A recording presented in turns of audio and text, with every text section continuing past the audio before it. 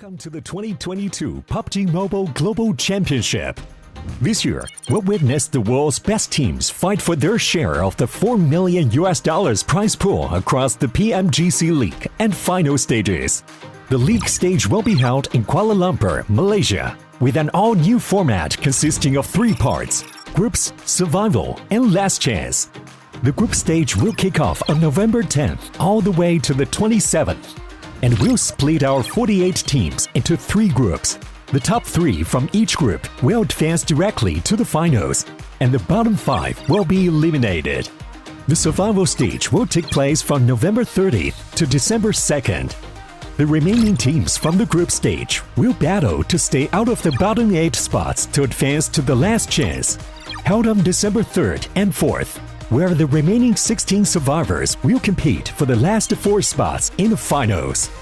The PMGC Grand Finals will be held from January 6th to 8th in Jakarta, Indonesia, where the 13 league finalists will compete with 3 special invite teams for the 2022 PMGC Championship Trophy and be crowned as the best PUBG Mobile team in the world.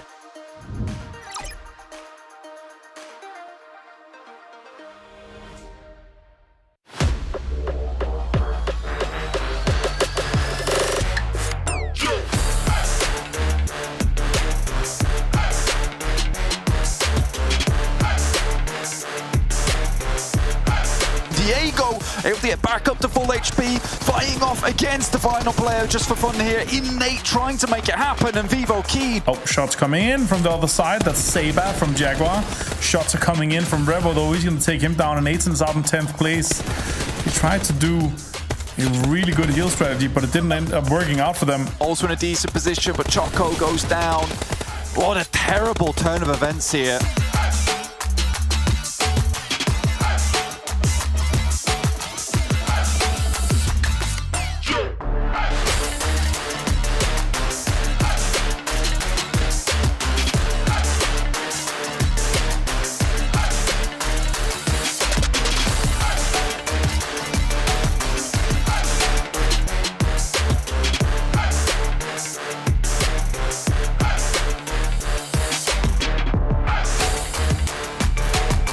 Eliminations, it will be 4th place for them, but Spec immediately on the case. The guys from Extreme Players weren't expecting this kind of damage, but they are pushing it back, but there it is. Tensor.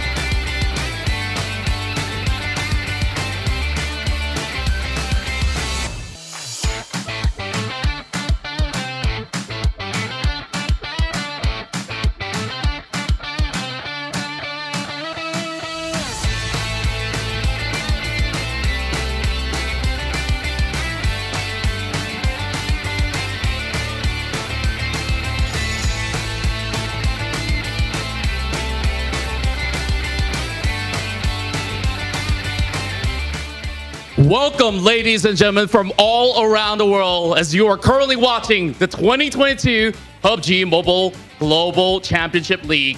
My name is Contra, your host for the entirety of this evening, as we're having all the matches here played live from Kuala Lumpur, Malaysia, where we have gathered the best PUBG Mobile team in the world to compete. And back in day one, we've already seen Influence Kemen dominate the group as they are currently the #1 team, but there are many great teams that are hoping to take over for the start of day 2. Let's see if anything changes for the rest of the day. And before we hit into our game, let's also talk to some of these players that's getting ready to enter the battlefield. And let's start off here with Titan Gaming. Hello everybody, my nickname Axer, I'm from Titan Gaming team. Of course, it's been a great honor to be able to interview you overall. And I really want to ask you where your team currently holds third place from Group Red after day 1. Are you happy with your team's performance from yesterday? Хотел бы начать интервью с вами. И сейчас у вас третье место в группе Red. Довольны ли вы результатом на сегодня? Конечно, я очень доволен, потому что обычно мы начинаем играть с 3-4 игры, а сегодня мы начали с первой. Yes, sure. We are very happy. Usually we start playing with the third or fourth game, but today we started right away with the first. And that's, of course, really great news for our team. And I really want to ask you another question here where your team did struggle in the very first match yesterday, but you guys were able to bounce back up very quickly in match 2 and kept your momentum going for the rest of the day after winning the chicken dinner. What helped your team step up so quickly after? Насколько мы знаем, вчера вы не на самой удачной ноте начали первую игру, но смогли быстро мобилизоваться и выйти на более высокий уровень. Что вам помогло в первую очередь? Мы всегда настроены на все игры, и даже хоть при поражении мы сразу забываем об этом и начинаем все с чистого листа. Новая игра, новые возможности. Well, our key is that we are able to start every game from a blank page and we get over it and recover very quickly. All right. And of course, with day 2 that's about to start really soon, which team do you see as the biggest opponent in this group? And in your opinion, could you tell us why? Ну, мы с вами приступили к второму дню наших официальных матчей. Какую из команд вы видите в соперниках и почему? На данном турнире все команды для нас являются соперниками, потому что все очень сильные, нельзя недооценивать никого. Well, at this stage we can surely say that all teams are very strong opponents and we should not underestimate any of them. All right. And I'm admiring the team spirit overall, and you guys have also been preparing very long for this. So also, could you tell us about your mindset going into day 2? Which placement do you see your team taking after today's matches? Я действительно восхищаюсь вашим настроем сегодня. И какой у вас прогноз? На какое место вы рассчитываете сегодня?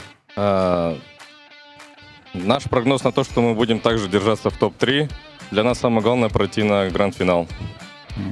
So we do see ourselves in top 3 today, and of course we'd like to see ourselves in top 3 in the grand final. Of course, I do wish you guys all the best for your pursuit for your chicken dinners. But before we also kickstart our very first game, yesterday I see you guys were also hanging out with Fox Gaming, and you were doing a little bit of dance. So could you also show us a little bit more of your moves? Of course, of course. All right, shall we actually start? So could you teach me a little bit of that? All right.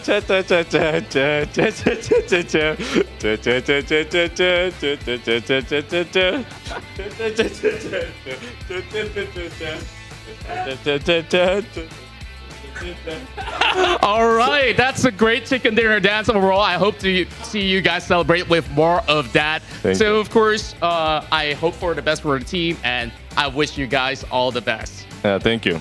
All right, that was Axer from Titan Gaming, and I do believe that we're going to be able to witness a lot of great action for the entirety of this evening. So make sure you guys stick around and see who will be the one to take home all the glory, be the one, and we'll start the match real soon.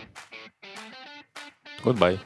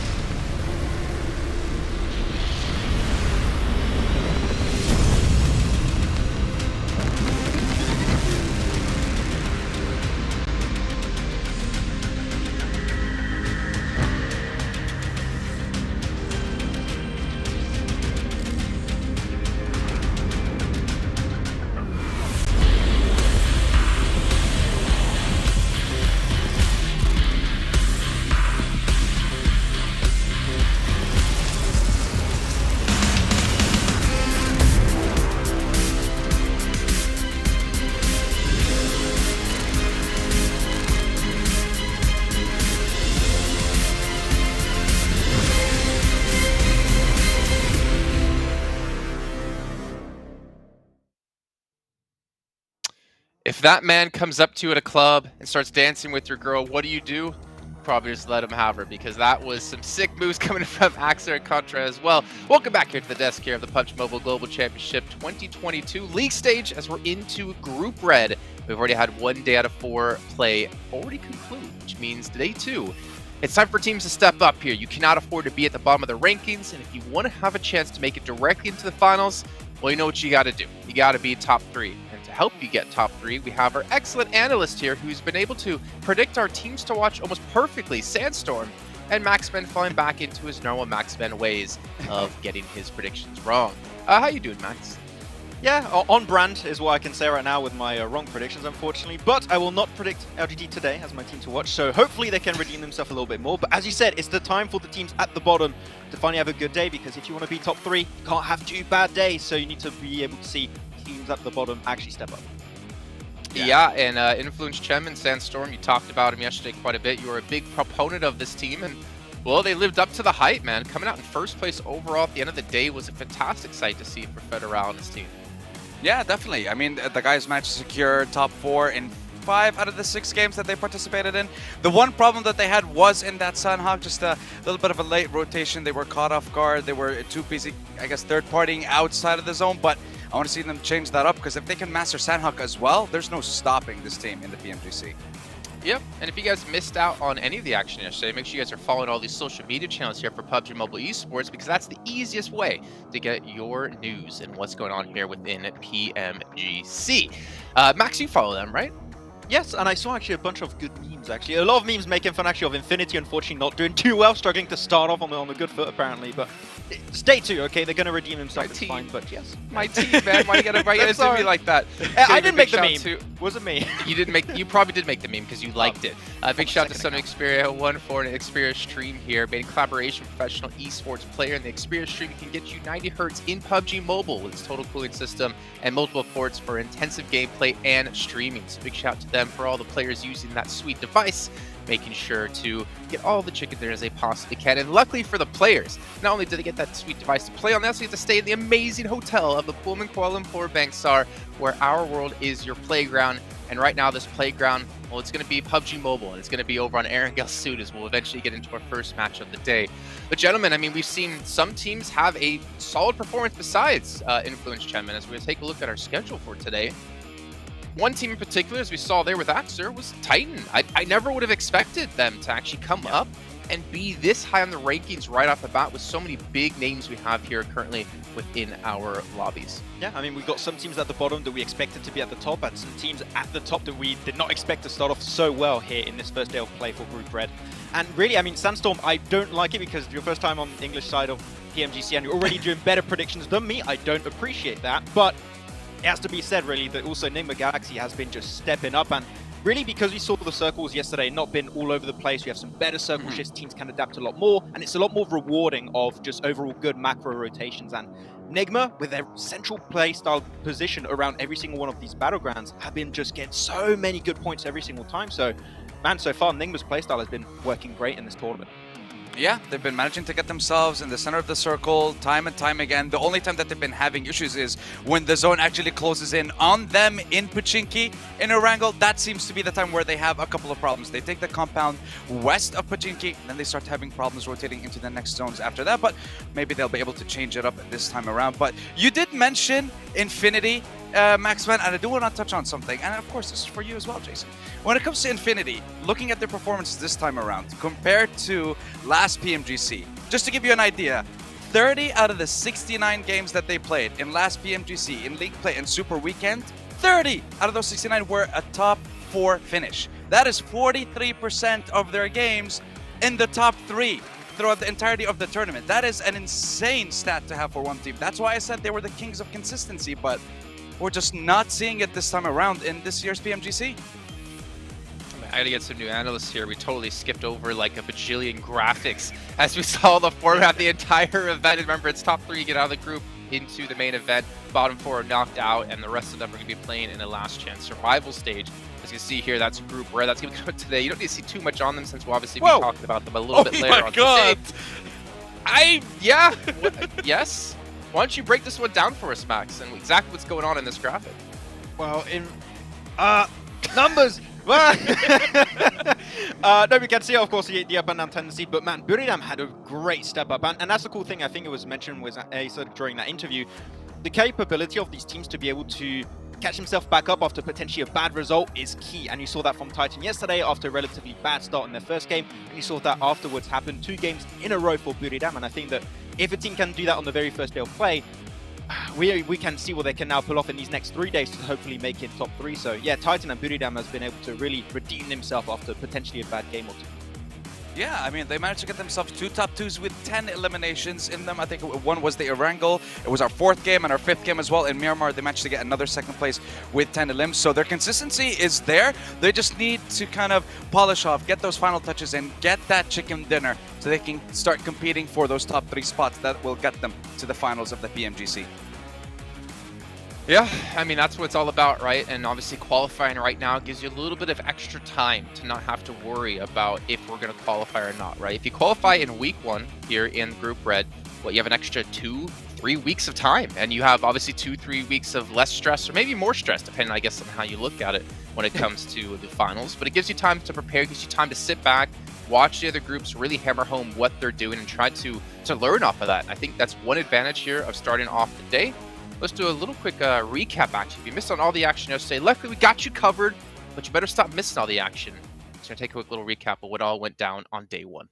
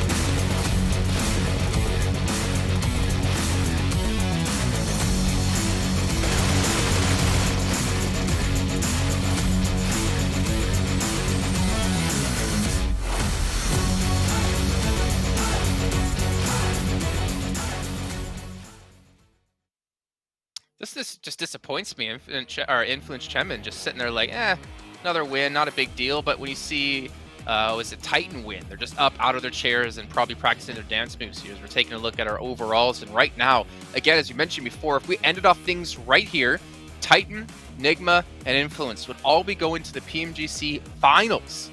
And then the teams currently in red here in 4th through 11th would be going on to the last chance survival stage. But as we see down the list, Bigatron, I will say this, quite surprised to see them in 5th, to be honest. I haven't really rated them that high.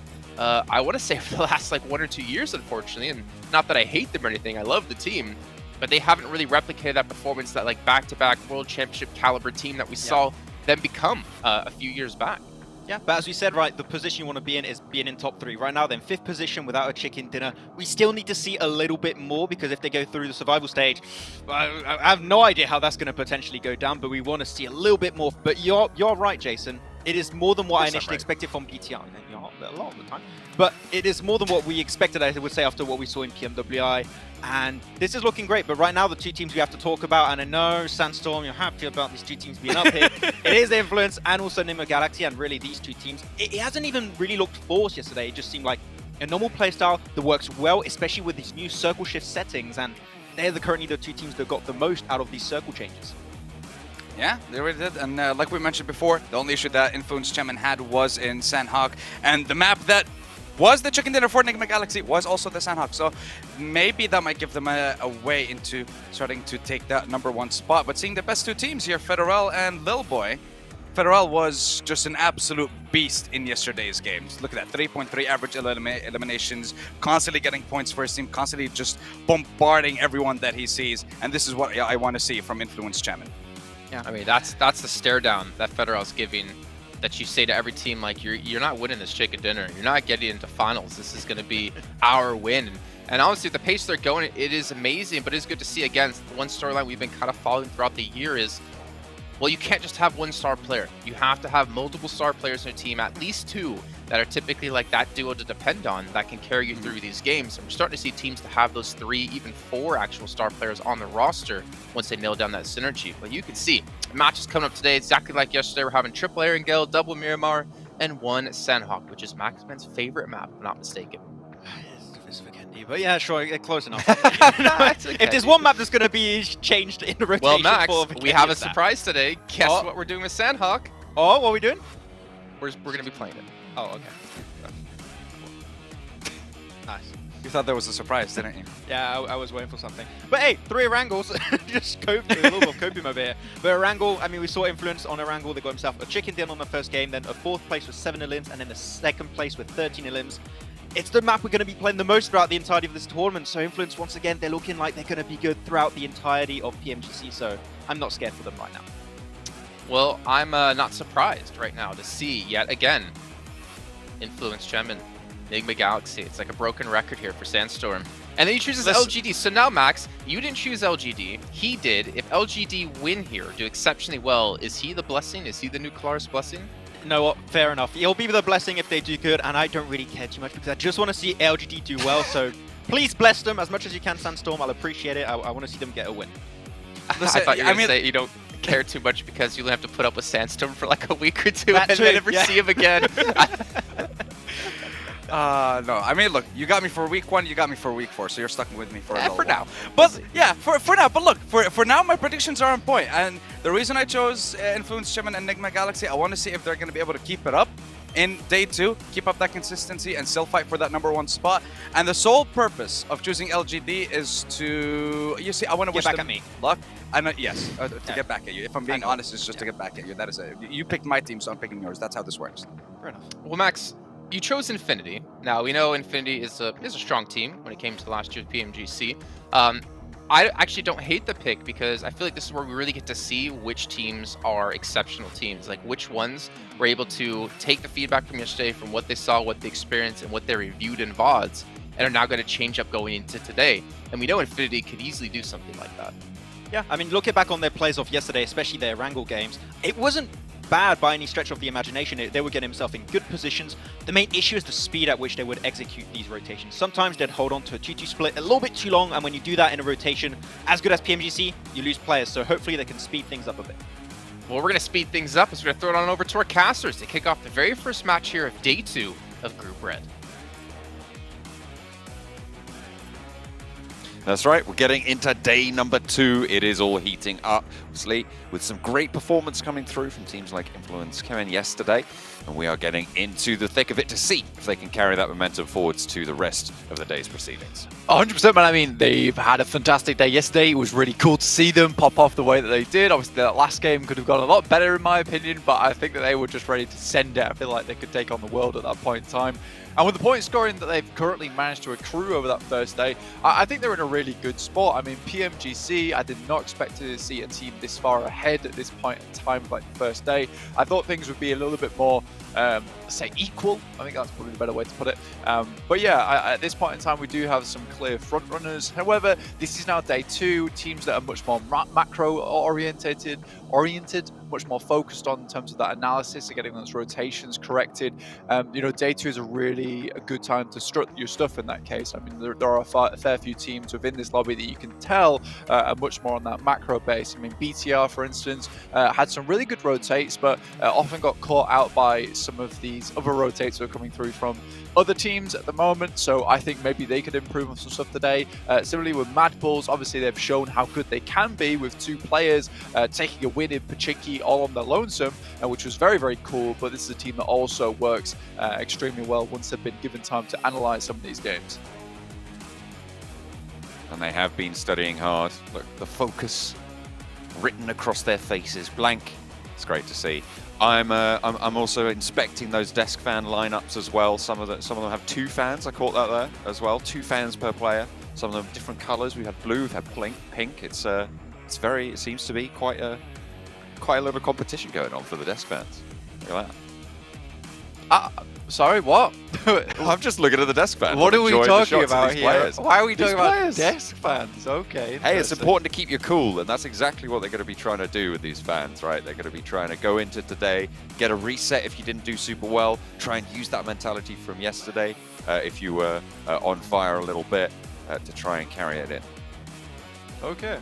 I mean, I like that we were talking about macros, and we were like, those desk fans, extremely important at the end of the day. I say what I see. That's what I'm here for.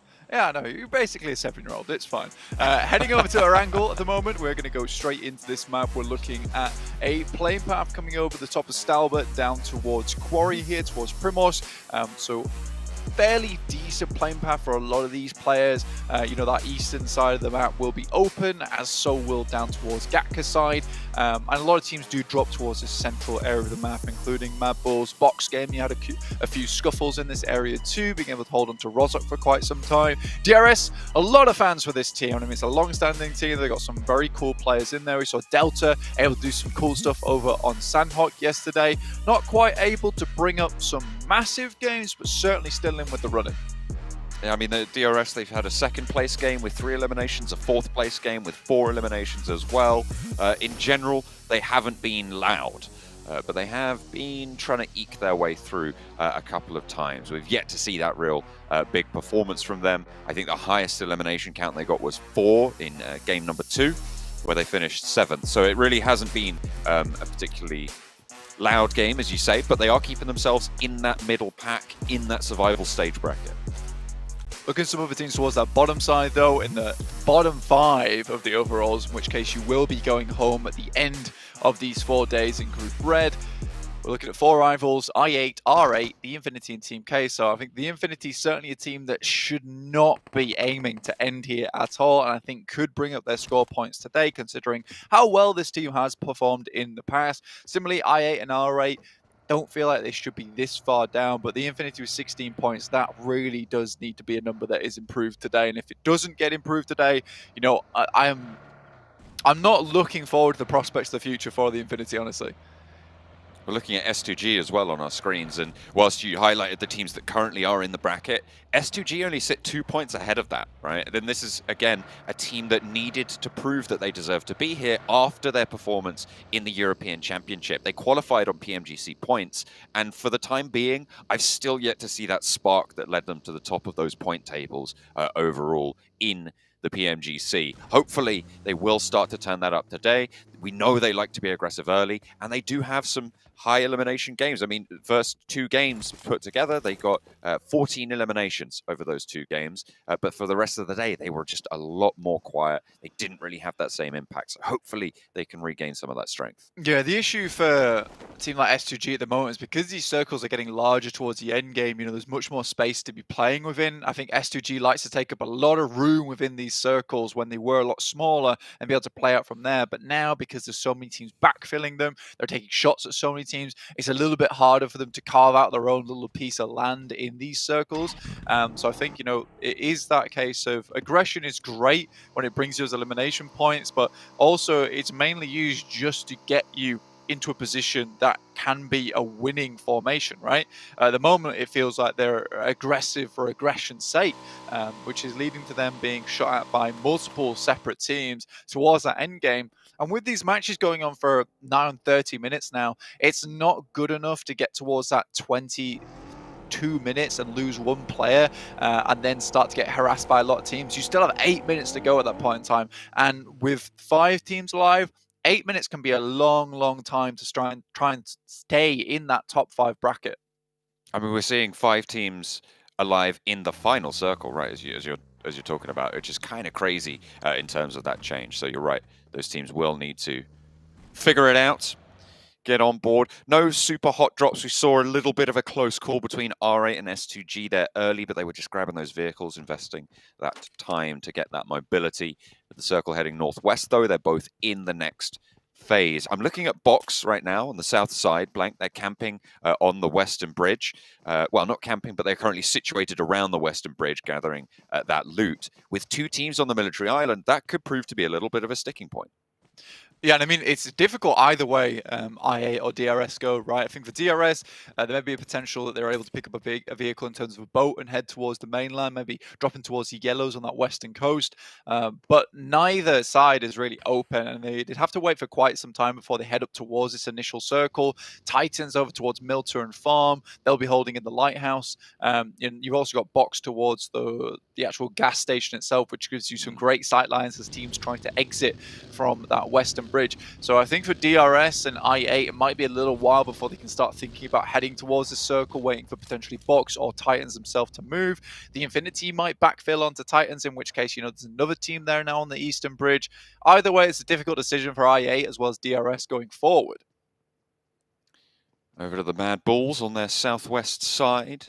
Just picking up that loot, sweeping it clean. No one really going to be moving through this area. Potential for Box to maybe try and swing out to the west. Maybe if IA or DRS manage to get across that bridge, they might swing out that way, but Mad Bulls should be ahead of the curve. LGD, they were playing in South George. They actually sent two players north of the river as well to challenge out R8's route out of the city in North George on that eastern side. So if they get caught unawares, could be a little bit problematic. It looks like they're going for that regroup as well, a little bit closer together. So holding that bridge on the western side could stop some teams trying to move in through there and trying to get to the north side of the river through that route.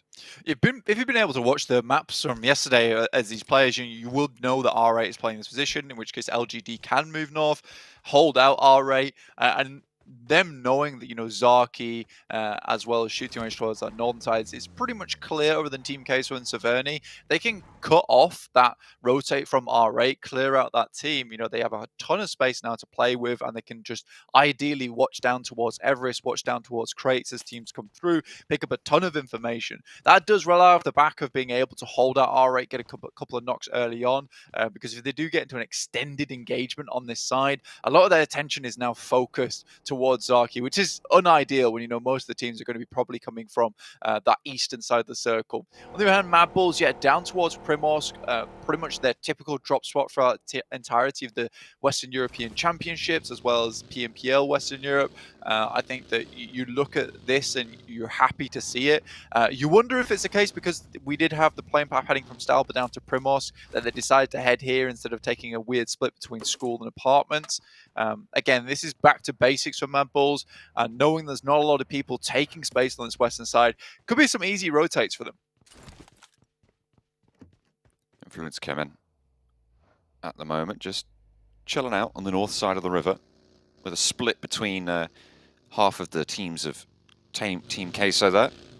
They're currently north and south of their position on the north side of the river. Mad Bulls making that move. Zerich will be scouting forwards for the team, giving them a lovely little hillside to move through. A knock over towards Team Queso. That's banned for business, as Influence Kemen, I believe, have spotted them. They should be able to just get that res and get back on their merry way. Ooh, okay. Jumped the gun a little bit there, but no harm, no foul. We'll slow them down a bit. Yeah, I think it was a self-knock from Screams there. And I don't know whether it was because he was jumping out of the vehicle or just changing seats to try and take shots back towards Influence Kemen. Either way, he does drop out the vehicle and skids his knees against the grass, which we all know is very, very painful. Does get knocked because of it. I do wonder how much it was Influence Kemen actually playing into that that caused that knock, but we'll see. It does massively slow down Team Queso, as you said, with Ayala, as well as Papi Potro heading up towards the northern side of shooting range. Now they need to head back down south with this circle centering up in the middle. Yeah, it's getting quite flustered for a lot of these teams now, especially with the river moving through the middle. Taking some shots. Not entirely sure what happened there. We're spinning it around. I think you had the vehicles moving in. MTech Storm on the top side of Everest with Monkey scouting it out for Mad Bulls. They'll know there's players there with Taman rocking up in the buggy, but they're happy to sit on that southwest side. The river split right now, horrible for a lot of these teams, but Everest should be a little bit of sanctuary for the time being. It's a decent place to play, I think, for Mad Bulls, because they're coming in from that western side. They're getting held out by most teams, so this will be a bit of a slog to actually move through. But we'll see how they make it happen. They're already sending Zarek out wide, which is fair play. Get him down towards the southern side of Everest, pick up some compounds, maybe a position to play later on. I think Mad Bulls are realizing it's maybe not worth their time trying to push through here, considering they have further to go. And taking a fight versus MTech Storm on top of Everest is just going to be a long, long while going. That's what I assumed happened. Yeah, that's an accidental press on the exit button, if ever I've seen one. Okay, yeah, that is unideal. And then the misres as well. There was a couple of missteps from Team Queso. Maybe it's a little bit of nerves sitting at the bottom of the table. They feel a lot of pressure, and why wouldn't you? Titan at the moment, though, putting pressure on S2G over in Ruins. Not really finding too many knocks. Silas with high ground off angle. Ooh, a lot of shots over towards 6, but back into the buggy, backs it up. Neither team taking knocks yet. I mean, Silas has currently got a really, really good position. This gives you a lot of oversight to practically most of the teams rotating through this area. Also playing along that veranda is just really, really fun, considering there's a lot of separate angles you can take of it with the actual wall dipping up and down. It's an interesting position to play. You can get caught off if a team tries to go very, very wide, in which case there's no walls on your side, so it's just easy to take shots at you. So I think Silas moves back after getting a little bit of influence from that position.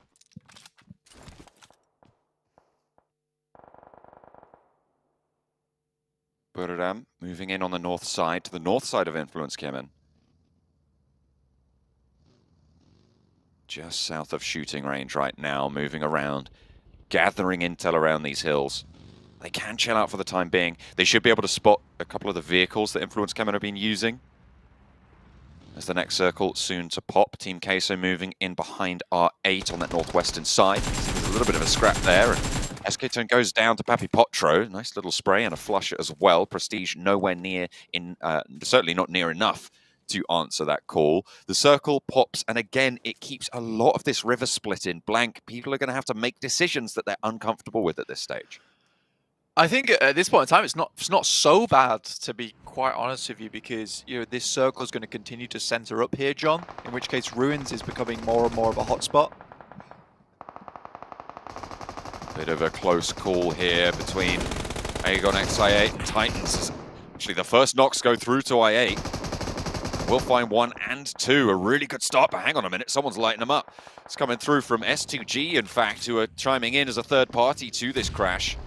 2 players already down for Titans, giving Teak and Puncher the last 2 standing. The 6 is going to get flushed out here. No way that you survive this. You've got to hit that spray. He's just there. Okay, there you go. Finally, 3rd time's a charm. Yeah, struggling just a little bit, honestly, but yeah, finally finds him. Titan struggling also. I think for S2G, they've got a great position in Castle. They really do. It's a really solid oversight position, as you were talking about earlier. It controls so many of those rotates and those areas coming through that people are going to really want to control. LGD's split in the meantime on that northwestern side that they took up very, very early is coming back to pay dividends. They've currently still got a 2-2 split, and they are controlling vital points of the map for potential progression in these next couple of phases. Bigatron suffering to the rundown from Buradam right now, losing one of their players, which is far from ideal, but the north side will still be treacherous. The land mass is shrinking as well on that north side of the river, so they're going to have to make that call. Do we head all the way south? Do we try and crash? Or do we just get pressured by the circle and play that edge on the north? I think for LGD, taking this 2-2 split as well is really interesting. I mean, it gives them options either way. But again, it's very much Chinese gameplay, honestly, coming through and covering all your bases, playing these 2-2 splits, very typical of China. But I think with the way these new circle settings are happening, you know, this is more than likely going to continue to center up down towards Ruins, over towards Everest, and S2G will still have a firm chokehold over the remainder of this circle. I would be interested to see if there is any hard shifts that come through that might be massively influential. You know, we do get smaller circles at this point in the game, but even if we did get one heading over towards the east, John, that, as you mentioned earlier, would cause some pretty drastic decisions having to be made here. Infinity spotted on the top of the hill as they rock up on the 4 rivals downed player. Loki already down, will not be rezzed here. There's no way that 4 rivals can strike out to this. They can't leave this position in Sunken as the circle does come through. It does isolate the south side of the river, but it goes right on top of S2G. And again, their powerhouse will continue to reign over this circle. Yeah, it's a great spot to be in, and I think for Silas, maybe at this point in time, it's a decision whether to just leave this compound alone and perhaps head up to one of his teammates over on this side. I think you can be pretty comfortable with where Hamzy G as well as Razy are currently playing. This would be a good spot to regroup on, a lot of high ground to play around from that castle position too. You still want to control as much as possible. For the next maybe 2 to 3 minutes, getting that information, maybe taking shots at some of these teams. But as more and more players move in towards the circle, more sightlines are going to be opened up, John. Ralph gets sprayed down there as DRS holding out. Enigma Galaxy somehow lose that player on the forwards. I mean, it looked like DRS were going to lose their swing out from Delta, but no, it didn't go that way. Smoke's now blooming. Delta can put those nades over towards that smoke, that cloud that is currently holding Ralph, and Lord will feel the brunt of it, falls down as well. Another nade to follow it up, sprays from Hamodi through the smoke. This is second place team Enigma Galaxy taking on DRS right now in the middle of the pack. We said we wanted to see a bit of a louder game from them. Is this going to be it? Free. A lot of damage, but not finding the final blow to rules. In the blue zone, though, it could tick away. Is dangerous and will be crunched in. Reload forced back into the vehicle, and you need to get on your bike. Hamodi falls, and DRS are doing a lot of work in the early game. This is looking pretty good. Again, though, they are stuck on the southwest edge. Rules not quite made his way in. You did see Freak taking some fantastic shots down towards him, but finally starts to move in the circle. With Lord down, as well as Hamodi being flushed, it's just Freak to send on for Enigma Galaxy here. One of the few times we've seen Enigma Galaxy in such dire straits towards this point of the game. Does a front flip as well. You can tell the pressure's getting to him just slightly in S2G. He's directly in the sightlines now. Always gets out, but just doesn't quite hit the deck in time. Freak falls, and with it, Enigma Galaxy's hopes of getting any points in this game. No eliminations, going out in 16th. That's a 0 tally. With the circle moving south, Influence Kemin did strike out towards that middle island in the river, and they are controlling Buradam, who have just been skulking on this northern side, harassing the back of Bigatron, as well as Influence Kemin in the meantime. But finally, it looks like they're able to open up on the cylinders and burn away at Buradam's backstock. Crash down from Kangzo. My name in the shack. Or the Gitoon, as Max likes to say. Little boy moving on up. Closest player for Influence Kemin right now. LGD yet to regroup on the south side of the river, but they might be looking over this way. A nade in finds My Name. And Buradam really, really suffering. They've managed to move players down south. You can see them in the river right now. So they're playing a little bit of swimmy game. The Sky only did manage to get across a little bit earlier. Covering with smoke, staying alive for now. I think for Influence Kemin, though, this is a little bit of a Hail Mary staying on this side of the circle for this long. You're going to get a few elimination points catching the stragglers, but at some point you will have to move down towards S2G's position, and that means going out into the blue on that eastern side, as you can see, or just crossing the river. And either way, because Buram's got there first, even with the two players in Kengso as well as Sky, Influence Kemin are going to be suffering to the hands of a lot of these teams watching their rotate. They could maybe cross towards the river on that western side as well, but again, LGD is waiting for that. So I think that Influence Kemin's kind of backed themselves into a corner here. That's also unfortunate with Zerich nading effect. Not sure what happened on that side of the map. Hopefully they can get it all back together. They are all alive at this stage. We have seen when the Ruins team's attention is turned southwards, you can kind of push up that coastline underneath the castle. It's got a lot of cover if you're not being looked at, right? From that specific area. You can get up there, and once you're there, you can put nades up top. But it is really a luck of the draw on the timing on that rotation. So if LGD have to move in early, Influence Kevin might have that opening. Crash coming through from DRS on towards Box's position. They've already taken down Break on the top floor, but Delta is low. They're looking to put more nades and more damage on in around the side. A nade cooked from Bensu.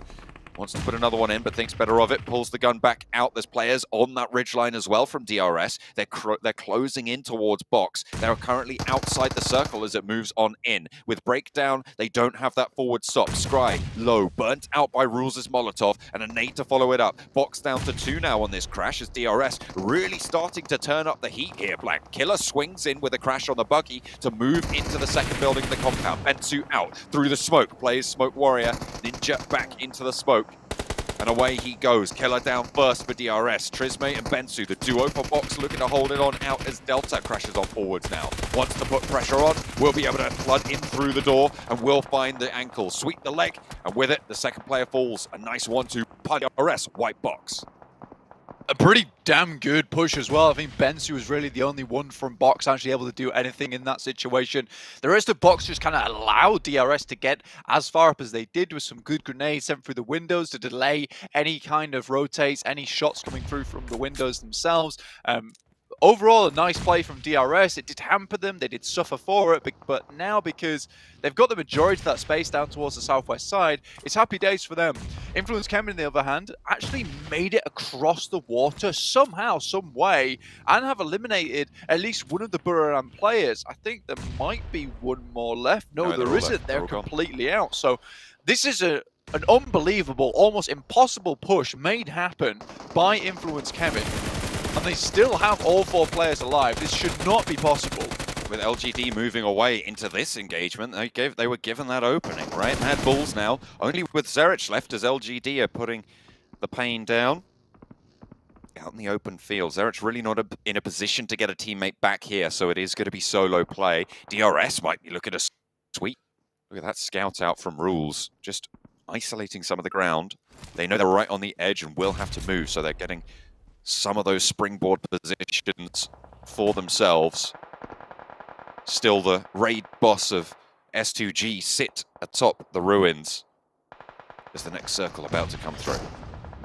More than likely going to see this move slightly away from ruins, but in fact, we do get a shift up towards that northwest side, in which case Kelsey and Silas have a really good position to hold on to. And because they were so dominant in their hold there and so many teams were crashing against one another, it's allowed them to hold this 2-2 split for a long time with a lot of control as well. So you might even see them just hold on to this for even longer with the amount of open ground around this position. S2G could play this one all the way out, and this is what you want to see. I am worried if this is going to be an S2G special, in which case, you know, they get a big game at the start of the day and then slowly fall off throughout. But if that's what it takes to get them into those positions, to get in towards that survival stage, I don't mind it so much. It's going to be a little bit squeaky going into the grand finals if they can make it. But again, this is all a little bit too early to tell.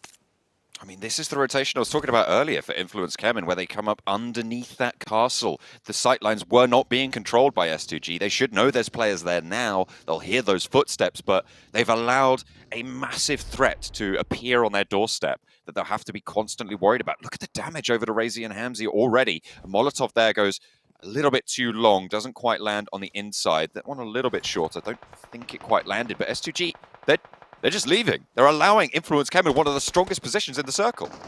I mean, this is right on the edge, so there is high ground available, and leaving this position is difficult, as you can see from Razy as well as Silas. Silas somehow lives with a various amount of HP here. For S2G, I think it should have been a regroup coming in a lot earlier, or at least controlling this position of the map. Again, you leave these 2 players here to specifically control the coastal side. And I'll say it again because it is 100% true. This is an impossible push coming through from Influence Kemen. This should not have happened from the very beginning of the game. LGD shouldn't have allowed this to come through. Buriram shouldn't have been allowing anyone to swim all the way across that water. It is a miracle that Influence Kemen have got this far, and honestly also a testament to their skill. Pervsky left as a backstop for them, but 3 players forward. Spray down from Reyes. He's been so accurate on these sprays, taking 1v3s. We've seen it from him yesterday. Looks like it's a repeat performance today. 2 players already fall to the barrel with backup from Papi Potro. Suki last standing now for the squad. 5 eliminations for Team Queso. Nades start to go through, and that's going to do the dirty. Papi Potro gets the last on the nade. 6 eliminations as LGD hit the dust. Several limbs on the game for LGD, but it's not quite enough for them to finish out of the top scorer. Now Influence Kevin continue to put the pressure over towards S2G, who are desperately trying to make their way across the rocks. Hamzy G left forward with some smokes as cover, but that's about it. You'd assume that the circle would move away from Influence's Kevin position though, and giving that up to them, S2G might be able to regroup over towards Silas and Razy, who did move down to provide support. I like that.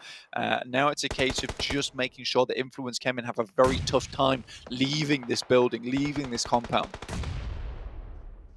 Chizzy holding out against the Infinity as forward position for MTech Storm. Logan Low, drop shot is there, but does get traded out. Forward position from Tizzy, isolated. MTech Storm left with just the one at the back as as the Infinity are going to be holding out for now. All of them are alive, but they're right on the edge of the circle. The circle centers on towards S2G, and DRS are pushing in from the south. Yeah, and more importantly, it moves away from the castle. So in this case, Influence Kevin will have to leave. And you wonder how many smokes they've had to use to get to this position in the first place, and how many more they'll have to use to get out of it. But S2G, I think they know where their sight lines need to be pointed at, where the barrels need to be sent, which is over towards Influence Kevin's position as they move down out of the castle. If they can eliminate that threat, everything becomes so much easier, because everything around this position is kind of spotty cover, and a lot of open ground for S2G to play around with. Got some nice sightlines, as you say, Razy. Lighting them up, letting them know this is our town. A lot of bullets being put down range there by Kelsey, but only suppressing fire over towards Aegon AI. Oh, there you go, Aegon I8. Silas sightlines up to DRS, who are pushing in from that southwest side. They've had a louder game than they've had so far in this entire tournament, Blank, and that's exactly what we said we wanted to see. Doing pretty well of it. It's not been extremely easy for them as well, having to push through teams like Box from inside their compound and getting a successful push on that. S2G's trying to keep. Oh, goodness me, Delta with a triple. So saying S2G's trying to keep 2 players watching over towards Influence Kevin's position, but they've allowed them to move a little far forward. 10 eliminations found for DRS. Fantastic game from them. Top 6 as well, already guaranteed, with Aegon XIA almost certainly going down very soon. Newsy falling with Mela, the last for the Infinity. There is a real big chance of laddering up quite significantly if they can stay alive. They are currently on the edge of the circle. They can regroup as long as those smokes last. They will be able to stop those sightlines, and Influence Kemen will have to push in, maybe drawing some attention away. But the nades, oh no, they've left one on the underneath. Those nades are huge. Oh, 1 player goes down fully, and there's 2 knocks on the back as well. Killer now last standing. Another one maybe putting the final nail in the coffin. That is a massive pickup for Aegon XI8. Killer gets an answer, but that could be disaster. Striking for DRS on the south side. The Infinity really struggling, hobbling along this game, but still get 4 players back up and running and fairly healthy at this point as well. S2G only 4 eliminations on this game with really strong position, just haven't been able to get many shots down towards any teams, with DRS just picking up eliminations all over the place. And sure, there's only 1 player still alive, but still putting in the work, finding a shot over towards Team Queso here. Influence Kemen using this half Coliseum wall to actually keep themselves somewhat safe from the guys from S2G. Very good rotations coming through for Influence Kemen, and I would not be surprised to see another victory at Influence Kemen with the way they've been playing during this match. It's all about choosing your moment now for everyone who isn't S2G. For them, it's about fending off the waves of everyone who's going to try and roll on up. At the moment, Reyes still out in the open. Papi Potro actually goes down instead. Reyes still alive for Team Queso. As Papi Potro leaves him alone. The Infinity being spotted. DRS. The difficulty now for Killer is to descend. Reyes down. 4 teams remain. S2G a little bit on edge at the moment. consistently missing these sprays, which honestly for S2G shouldn't be that hard. Influence Kemin certainly have to get rid of the Infinity in front of them. You've got a fair bit of cover, and again, this is what I'm talking about. It's spotty cover. You can move up in between it, get those defilades going for yourself. HamZG supporting a little bit, giving somewhat of some safety and help over towards Influence Kemin guys. Killer still going for DRS. A really good game for him to consistently be here without being spotted either. That rock is so tempting in front of Killer, but as soon as you move there, they know you're there. That's a nade, that's 2 nades, you're gone. So it's a really difficult position for DRS's Lone Ranger to be in. Silas continuing to suppress the Infinity. Federal down behind the rock. Within nade range of S2G, Killer does finally fall there. Could not make that push. 3 teams remain. Last circle here now. As we start to push in, Razy runs out of bullets. Kayovsky moves out, UMP in hand. A lot of damage done, but it's not enough. But there is a nade coming over the top. That might be the opening that Influence Kemin were looking for. But Little Boy going down as well. This is all over at the moment. There's so much going on. Law gets up, but that is now Influence Kemin out in a very messy last engagement. Now it's S2G up to them to finish the fight. They're trying to hold out on the top, and with the damage that was done to them, with Silas falling, that was the point that was looking out towards the Infinity. They've capitalized on this opportunity, and the circle will shrink to the outside of this church blank. They're going to have to leave. The Infinity in the foothills laying barbed traps for them as they want to step forwards. Look at that, trying to heal in the backside, but it looks like they might be fairly low on meds. I think they've got 1 or 2 still in the back pocket. Kelsey, the eagle eye from the top, playing on the eaves, trying to gargoyle and rain down from above onto the Infinity. For anything they can, I think he assumes God Tony's in this position, which is pretty smart of them, but Newsy and Logan both pushed off on their own. HamZG makes an absolute break out of his own, still just running around, do-si-doing.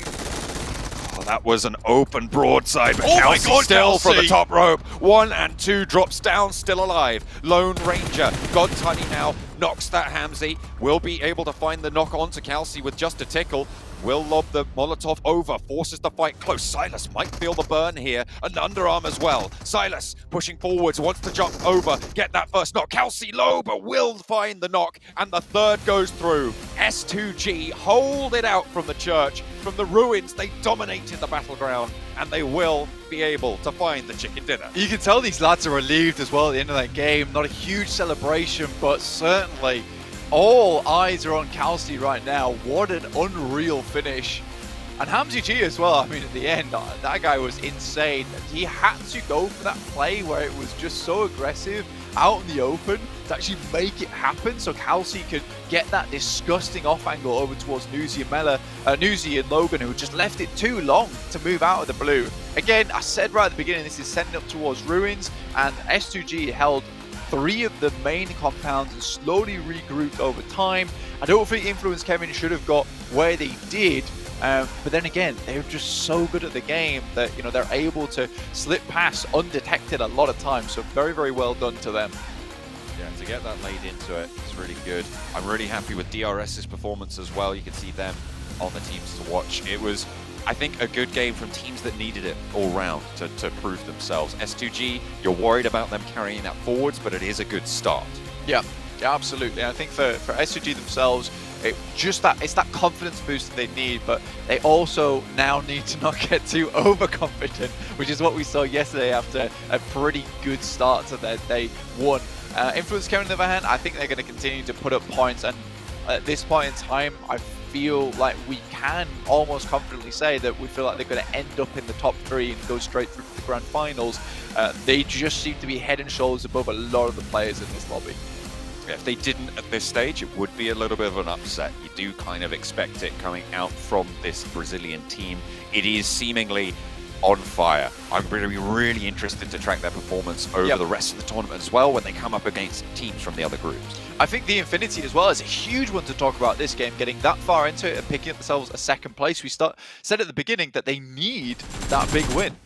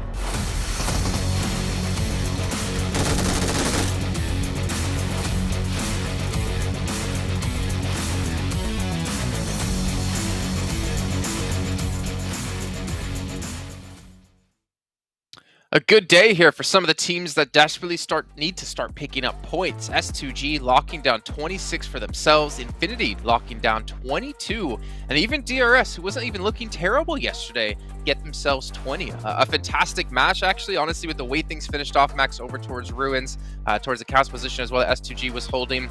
That was quite intense and I think quite methodical out of quite a few teams there. Yeah, I mean, I was a little bit scared, and I think Blank also during that cast, he was a little bit scared that SG might have rotated to get together a little bit too late, maybe a little bit too slow. They got back together. Luckily enough, Influence was not able to take down any of the players, so they remain as a 4-man team, and you really need a 4-man crew to hold down the castle, the church area of Ruin. So good execution on that side. And man, really, Calcigan on the rooftop play at the end was really what allowed him to get a good scope of that fight versus Infinity to close it off. And man, that push from Calci in particular, Sandstorm, really just locked things down for S2G. Yeah, it really was. And also him holding the high ground, or rather getting on the roof of the church in the very last seconds, that definitely helped him make sure that the team got the revives down, gave them enough time just to make sure that they secured that chicken dinner in a very much needed time as well. You guys at home, make sure to get your predictions in of who you think is going to win the next match over in the YouTube chat as we check in with our overall rankings. We're starting from the bottom this time, I think. We're starting with, obviously the reason we wanted to show the bottom first is just to rub this into Sandstorm. R8, 16th place.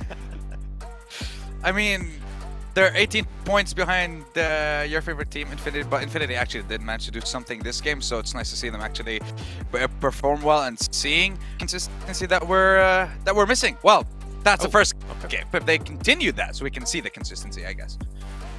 There we go, towards the top. A big lead being built up here for Influence Chemin. Then again, Nigma Galaxy did go out within the first 3 teams, so that's why that lead is being built up. It's still 20 points, almost 30 points practically, is a fantastic job here by the team from Brazil. But again, can they maintain it will be the question, as DRS has moved up now into 4th position. I mean, 68, 112, that there is quite the discrepancy between the two teams here. But, you know, then again, DRS, I can honestly say I did not expect them to have this kind of performance here in the group. And Max, you were even saying as well that you were kind of surprised too. A lot of individuals stepping up within that roster to really put on a good performance. Yeah, I think yesterday Killer's been doing some really good stuff, but today Delta in particular has really got himself some fantastic nades, some great pushes. They were super proactive too. Like, they wanted to make sure we have 100% control of the more western side, getting clear of teams such as MTech, Mad Balls, Box. Also, there was a great push on their spot. So DRS are taking full control of their fate in these games, and that's what we need from the team. You know what we also need, Max? More followers! More followers, yeah. Go hit up PUBG Mobile Esports across all those different platforms you can see on your screen. Not to mention even us, even all the talent, even all the players. Make sure you follow everyone except Sandstorm on the end, because that would just make things nice.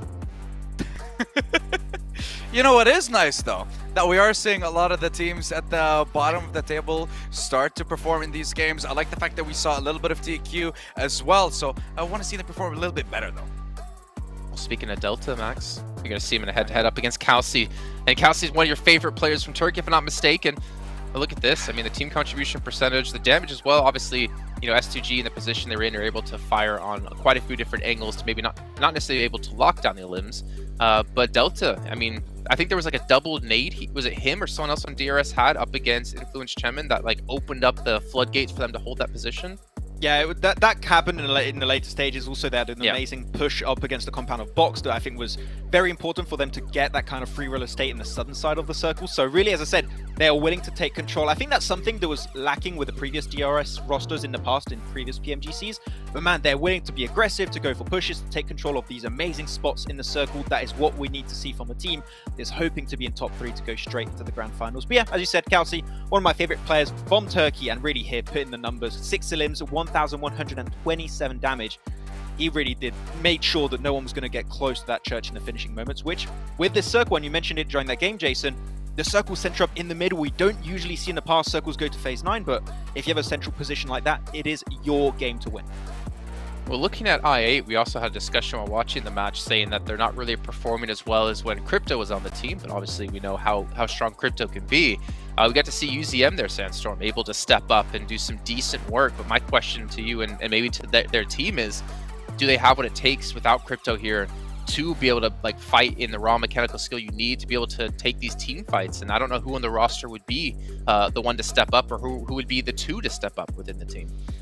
Well, from what we've seen on day one, their best performance was a top 3 finish, 6 eliminations, and then the rest were bottom 4, bottom 5 finishes. Not the best performance, and right now I wouldn't even set my sights on a top 3 finish for the team. Maybe focus on getting to the survival stage, because we saw the difference between even 4th or 5th and 1st place. Absolutely massive. So now we have a battle on 2 fronts, a battle for top 3 and a battle for the survival stage. Set your sights on that, and then maybe use the 2-3 weeks break between I guess now in the survival stage. Take that time to VOD review, study the other teams, watch the streams, and then hopefully make a change in those few weeks that will allow you to get to the grand finals through the survival stage and through the last chance.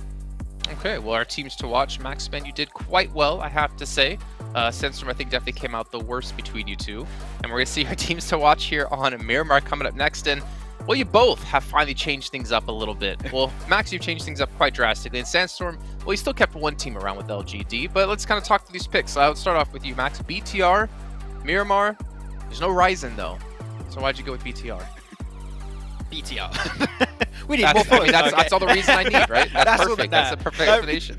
Really, as we know, like BTR has been looking like a really strong team in Miramar in the past. Of course, Miramar circles have been a little bit weird, especially that Impala circle, I believe it was yesterday, that was really rough. But I still believe BTR can pull the numbers over there. And I think Mad Bulls is in a very similar boat where we saw this team perform extremely well in the Championship and also Western Europe. So that's why these two teams, and also S2G, because they got a win, and I still want to test if I'm still cursing teams. That's why. Well, Sandstorm, you went with Buriram United Esports, and you went with Team Queso. I mean, LGD, we're not going to talk too much about that one. But why these two teams? Buriram Esports have been quietly, consistently showing up in every single one of the games that we've had. They've only had one 16th place finish, and then the rest were top 8s, top 3s, top 2s. So they're getting a lot of points, but on the down low. But the thing is, you can't really keep doing that and expect to end in the top 3. So I'm picking them now because I want to set my sights on them and see if they're going to change it up and try and see if they can fight for a top 3 spot, or if they're just going to focus on staying in the survival stage for now. And when it comes to Team Queso, I love the fact that we saw something special from them throughout this game. Maybe the zone didn't really help them out in the last couple of shifts. I guess it really went in favor of S2G. But when it comes to Team Queso, I want to see more of those shotgun plays, and somehow they bring it out in Miramar and it works. So I want to see that happen again.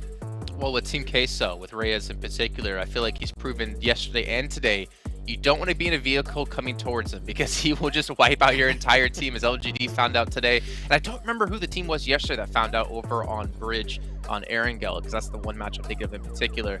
But yeah, I mean, Team Queso, they've shown they have some depth in the team. But again, the positioning, like we're seeing a lot of these zones compared to maybe the PMPLs we've been doing, stay more central. I feel like we haven't seen too many hardships so far in the event, and we're also seeing like teams who do get the early position are able to be rewarded. Like S2G, they had that spot pretty early and they were able to just hold on to it the entire time. Yeah, these new circle settings reward like both edge and central playstyles, because if you're playing central, you're still going to be in the center. We saw that work relatively well for, I believe it was Nigma Galaxy yesterday, where they just go center, circle comes their way, then they basically defend that spot. It worked out for S2G also in this game. And then you have Influence, where Influence, Kevin, just playing the edges of the circle, but it's not going to shift that far away from you anymore, so you have less effort to put to get in the circle every single iteration of the circle. So yeah, it doesn't really reward placement all the time. It more rewards like effective rotations and speed at which you kind of execute those rotations. So that's why you see those teams at the top being so consistent, because they adapted to these changes so well, and they're just looking great so far. Well, it did worry me though with at least S2G's playstyle of being center really early. It was, if we looked at their med sets from what we were talking about or watching, they didn't really have much of anything. So they were obviously not getting eliminations. They weren't running around looting for extra more. They weren't, rotating quite a bit. I feel like if they take any sort of extended battle, they're just going to eventually, like bleed out. They're going to be easy to overthrow if you just slowly chip away at them. And I think that was the main reason why they decided to just instantly leave. Not even think about fighting Influence Chemin for control of the castle. They just wanted to get together in the church, because in that situation, if you have any knocks, you just get the revive, no heals. You don't want to instantly lose any player, and we saw what they managed to do at the very end. They just managed to pick their fights at the right place, at the right time, play on their own conditions, and that's what managed to get them the chicken dinner in the end. But you said it yourself. They took control around phase 3, I want to say, and they moved that around phase 7. So they stayed there for a very long time, and by the end they had maybe 3 first aids in total between the entire team. So not much that you can do there, but they still played it very well. And Max, you mentioned something actually during the last match with LGD. Now you didn't pick them, though you picked him almost every single game yesterday as a team to watch. Yeah. But they got 7 eliminations, so they don't really get necessarily high when it comes to placing, but 7 elims is a good sign, because that's what I like to see, and I value in a team, teams that can pick up a lot of elims. So now as we head into Miramar here, we're going to throw it back to our cast those to get things ready to go here for match 2 of the day. Match number 2 on the cards. We're in for Miramar, of course. We are going back on over to the desert. Max said he wanted to see BTR step up here, and we've seen them do it before, but as Jason highlighted, without Ryzen this time. I mean, Ryzen's not been in the fold for quite some time now, John, so honestly, I don't mind it so much. I think you're looking at Luxie and Zuxi to maybe bring up the fold. They were pretty good on Miramar before, maybe they'd be pretty good again. There is a fair few teams here at the moment that have found themselves absolutely blasting off on Miramar though, and I think for BTR there have been improvements made 100%. I don't think it's enough right now to send them just leapfrogging all the way to the top of the leaderboard just yet. But I'm excited for the rest of the PMGC nonetheless for this team. LGD looked pretty good on Miramar yesterday, been able to pick up that high ground position and play from there, effectively holding out 2 teams at the same time with just 3 players, which was impressive in of itself. And so far, I think that we're starting to see this change from a lot of teams at the moment, which is realizing we're having a lot more center circles. So once you get to that zone 3, you can kind of estimate where this circle is going to end now, which is amazing. And some of these absolutely key compounds within the center of the circle now become very, very important. And fighting over those compounds, it is hugely valuable to yourself. It's no longer a case of, right, do we want to fight over this compound if a team's already got it? Because it might hard shift away. That's not a case anymore. So we might start seeing some more heavy engagements and more priority control over some of these compounds. And warm and ready to get into those priority compounds. Hello. Hope you're doing good. Get back into the game. Oh, he just Infinity. Destroyed you. Oh dear. He's doing that for me. Oh dear. Yeah.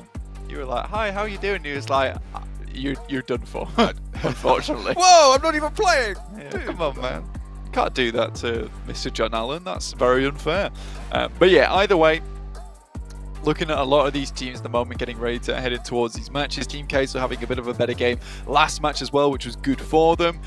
Something they desperately needed. And before I was cut off by the highlights, because those are very important, I can talk about it now at least, is, you know, we did see the Infinity able to get themselves a large game, the last one getting a 2nd place, and we were talking about how, you know, they needed that big game coming into day 2, considering how far they were down on the overall leaderboard. So taking a quick look at where they're currently set, they're able to send themselves up into 12th place. Not quite safe as of yet, but only 2 points behind 10th and 1 point behind 11th, so the stability.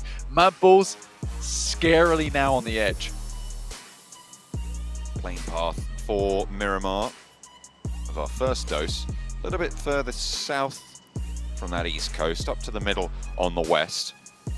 Cutting out, again, places on the north. We've seen that a couple of times so far. Torre Hamada quite far out of the way here. Wonder if teams will be making their way up there if the circle doesn't shift that way. Moving straight into the map now. Team Queso dropping down nice and early down towards Portapada-Iso. We're having Kengzo up towards that top side of the map as well. Power grid open. It's not hugely down towards the south, so there's still a lot of this area on the northern side that can be picked up. Mad Bull's going towards one of their backup drops down towards Los Leones, sharing that one with I8. Worked out kind of well last time, but this time I8 are surrounding, so it's no longer a case of being able to quickly move north here for Mad Bulls. They might have to struggle their way out of this, if not for the circle heading all the way down towards that south side, which is going to change things up drastically. Wow, okay, that is a really hard south shift. It keeps Los Higos Islands in. Could be quite an interesting dynamic, cutting out a lot of the major areas of this map. So teams that drop down towards the south are going to have to crunch themselves in on that south side as well. 4 rifles dropping in. Delta's got a UMP. Go on. Not the most long-range weapon, but you stick a 6X on it, you might be able to get something done. Bemburu gets a couple of holes sent in towards the parachute, but not much of anything else. Should be able to get out of the dodge nice and easily. I don't think you're hitting these shots, son. UMP, typically your close range weapon. It's very good at close range, but you might need yourself a DMR. They're popping shots back and... Oh, okay, hang on a minute. Maybe not. Happy just grabbing a buggy and getting away. Delta, I mean, if he had any other weapon there, you know, give him an M4 and that's 3 dead players easily. I mean, 100%. He was directly on target. And I mean, he had the 6x, so the M4 could have been absolutely influential, getting those couple of knocks. And 4 rivals could have seen themselves with a very bad start to their Miramar here. Unfortunately, slipping far down the rankings so far. 4 rivals with what was a fairly decent start to there yesterday. Again, only 2 more days remain for Group Red to sort itself out, find exactly who's going through to the Grand Finals and who will be going home. But I think for Influence Kevin, it's pretty much set in stone here. 112 points, second place at 83 is an unreal differential in terms of point scoring, but does make a lot of these lower positions on the leaderboard much more volatile. I mean, you can see that from 6th down towards 12th is really only looking at 18-point gap at the moment, which is quite intense, kind of insane actually as well. So I'm looking forward to seeing what happens on that final day. Should we continue to see some of these top teams remove a lot of the points from the lobby? S2G put themselves in a much safer position in 6th place now at 56 points after their previous chicken dinner. Overall, happy days for them. 4 rivals gathering up the vehicles on the north side. If you're going to invest time getting this far up north on that plane path, you are going to have to be very, very mobile for this south circle hard shift. So they'll be looting up for the meantime. After they've escaped the purview of the 6x UMP, they'll be all right. Titans, not seeing too much out of these guys so far. I mean, yesterday they were absolutely blasting out their mind. They were looking very good, super aware of all of their surroundings, but last game and last couple of games from yesterday, less than ideal for them, I'd say. So maybe need to pull up their socks just a little bit. Again, they are far ahead and away of a lot of other teams, but I do think this is a team with a lot of potential to keep performing, to keep scoring on those big matches. We just haven't quite seen as of yet. With this circle, though, I mean, I talked about key priority compounds, but with it down towards the western side of Los Leones, depending where the 2nd and 3rd zone go, which have like probably the most variability at this point in the game, you know, you could see a finish where you're down towards the south side of Chumacera, where you're picking up again some of those massive high ground mountain positions over even towards La Triera, or we head over towards Los Leones and we have ourselves a very funky little urban finish, which, you know, I don't think a lot of these players will be looking forward to. So right now, teams should be both investing in vehicles as well as smokes, because smokes for Los Leones are so important for crossing those roads late game. They really are vital. Really can't go without them. Top of the hill, MTech Storm, Team Queso. A little bit further down, this is on the south coast. Ayala, the furthest forwards on that rotation, as the rest of Team Queso are caterpillaring back up to regroup. Close towards most of the team from MTech Storm there. With this hard shift as it is, they will be playing on their south side high ground. Zurich nabs himself a party bus there, but could quite easily be taken out the back of it. Monkey's moving up as well. Everyone's got a party bus on the side of Mad Bulls, apparently. Trying to pick themselves up some heavy ordnance in terms of the vehicles themselves. So very nice and safe. But Reyes, got this 1-2 punch going on from either side. Bit of a crossfire going on. Screams also setting himself up in a decent position. And no compound available. So Mad Bulls do the only thing they can do, which is to isolate one of these players. Effect going down, though, is bad news. And Ayala has the auto shot. He's there. Oh, goodness me. Does get taken down in response. Skills's moves through. They can look for these reses with Team Queso setting up such a wide crossfire. It does mean that they do have the opportunity to pick both of these players back up. Effect, though, under fire from MTech Storm, who have looked over this way. They've turned their attention out after the shots start to pop off. Team Queso's position is known. So is Mad Bulls on the south coast. Mad Bulls, by the way, a team now in 11th place. Very uncomfortably close towards that elimination bracket from the team that was the beacon of consistency over in the European Championship. This is a slip. Absolutely, John. I mean, it's a huge turn of events for Mad Bulls. I don't think they're used to being this far down in the rankings either. Looking at them, though, realistically, I think that's a great position to take on the map, and a quick split-second decision to immediately head towards Isla. It's kind of unfortunate there is like basically 3 teams over in that area looking down towards them. Yep. But because they're able to regroup, that is one of those key compounds around this area of the map. Has a lot of good sight lines over towards so many rotational paths, and difficult to crash if you have 4 players within those 2 spots available. Bit more difficult to hold on to if you're just Isla on your own, but again, overall, a pretty good hold from Team Queso that just goes slightly awry because the players are not there to support. Yeah, a little bit too far apart maybe, or... You're right, there just wasn't quite the backup to support Ayala's position, which is unfortunate, but they still stay alive with 3, so they've still got a fair shout into this one. Quite a few teams yet to make that south migration. Enigma Galaxy, Freak still on foot, up towards the north in El Pozo. Wow, okay, that is another south shift blank, all the way over towards LGD.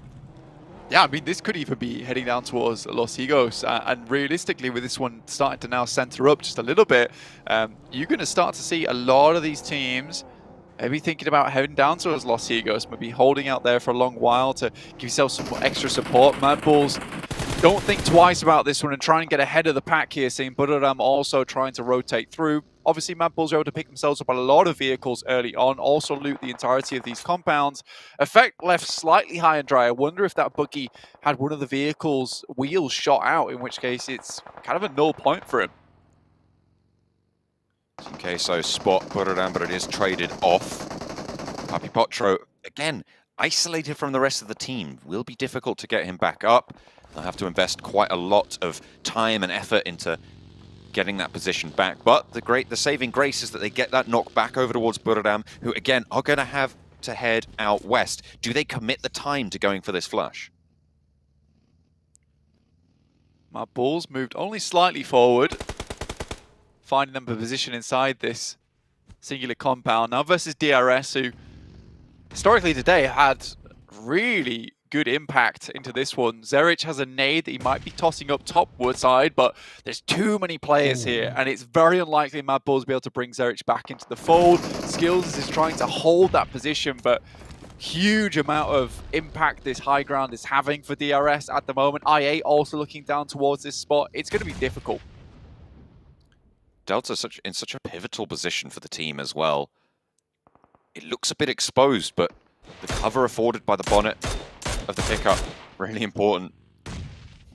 Thread the needle there, but they're not going to be able to get him back up. They just want to speed up the process of getting Zerich out of the game. Remove him as a information gathering point as well, which is really, really powerful, actually. When you're down, you can still feed that information back over. So finally getting that elimination will prevent them from scouting at any of those rotations. A nice knock on the long range from Skills onto Rules. A really tough game overall. It's getting even tougher as well, just purely because of these central circles, in which case you're seeing much less edge play now. So many more teams clumping up towards singular destinations. So you're seeing I8 also over here, DRS looking down towards Mad Bulls. And yes, they have the compound, but they also have one of the lowest grounds in the lobby on this eastern side. They're able to find at least one player and take out that sneaky player from DRS that was trying to wrap himself around. So Mad Bulls up to 3 and with a little bit more breathing room to work with. Yeah, Gianti gets found in the foothills. Tripped up a little bit there. Unfortunate, DRS down to 3. It centers again with a lot of water in this circle blank, and it's Miramar, so I don't usually get to say that for this map, but it seems like that's the way it's going to go. Keeping the Los Higos Island in still, but the majority is on the mainland. There'll be interesting decisions being made by teams like Budoram, like Titans, who are currently still on a wild 2-2 split, by the way.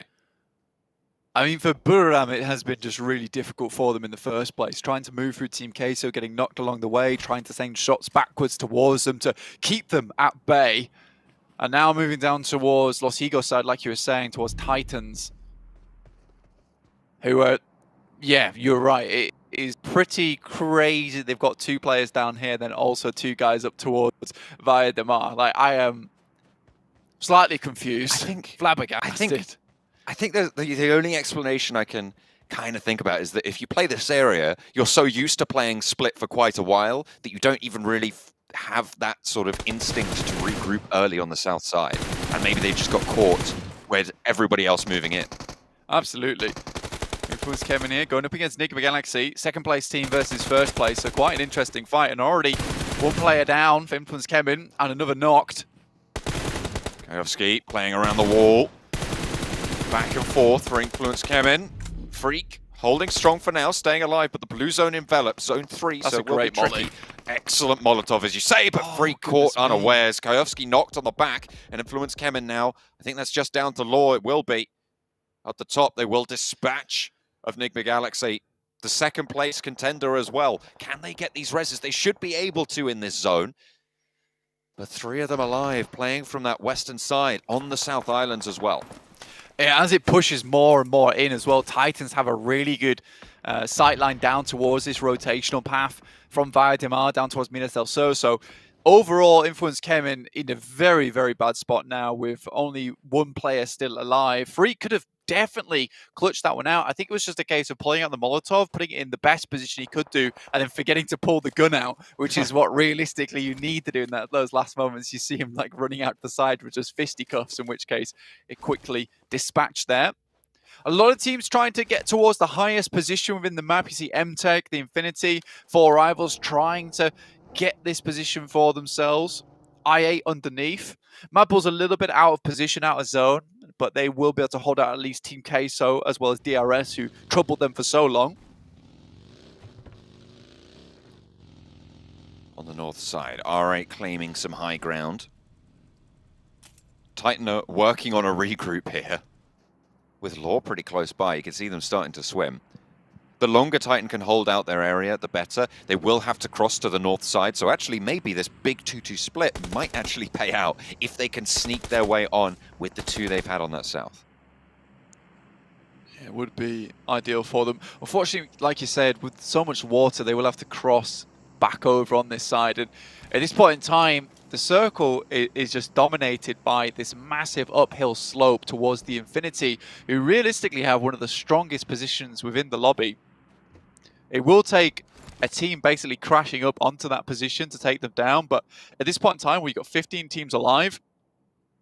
I don't think anyone's going to take their chances with that, considering they could be caught off making the approach, seen by separate sightlines in the lobby. I think S2G probably has the best chance at making it happen, considering this side of the circle on the west, where they currently are at, is much more free in terms of potential third parties. Most of the teams are on the eastern side of the circle.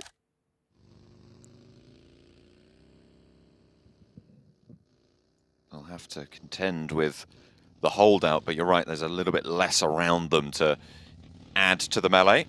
Buradam, they went south early. They went over to the South Islands after losing Sky only a little bit earlier. But now they're stuck in the same position as Titan. And they'll start the swim. Kangzo staying land-based to allow Tiger and My Name to go early. And we'll be watching for those positions from Titan to try and move them, or stop them from moving, rather.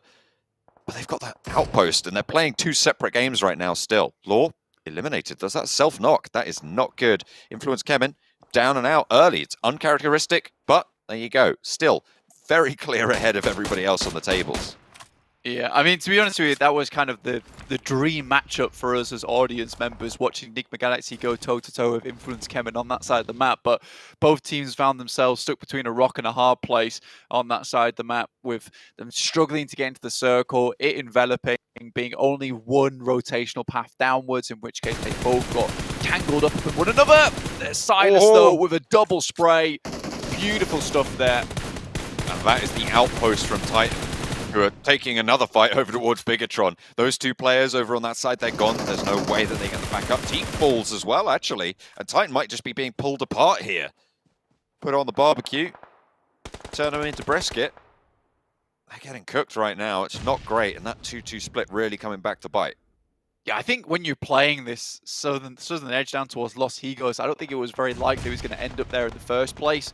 And I think you're 100% right what you said earlier on, John, which is a case of them splitting early and then tons of teams all just filling in the spaces, in which case they were just 2 worlds apart at that point in time. Essentially the 17th team.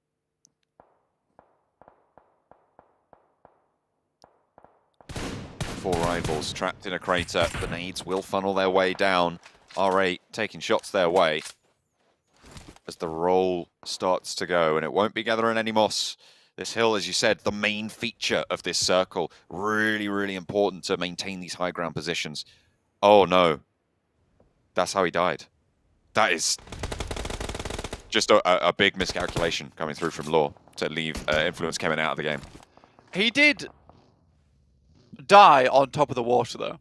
Yeah, but it's like 3 inches of water. Like, I feel kind of sorry for him. Well, I mean, his body was laid on top of the water, and it's pretty hot on Miramar, so I don't think there's any ice here. So I could feel for him in a way, you know. I feel sorry for the dude.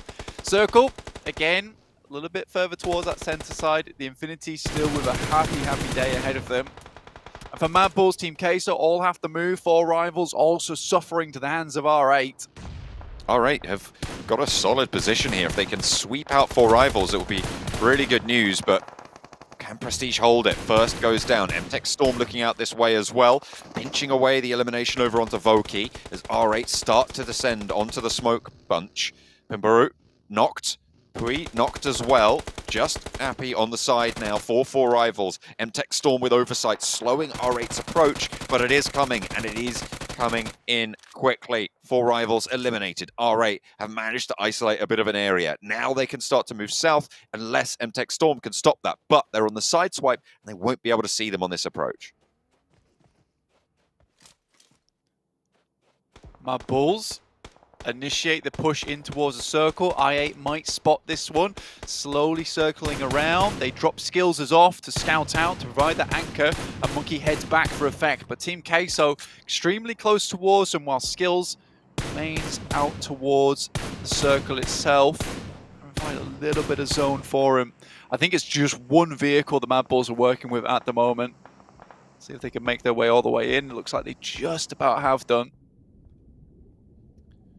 Titan with there too. They're still going.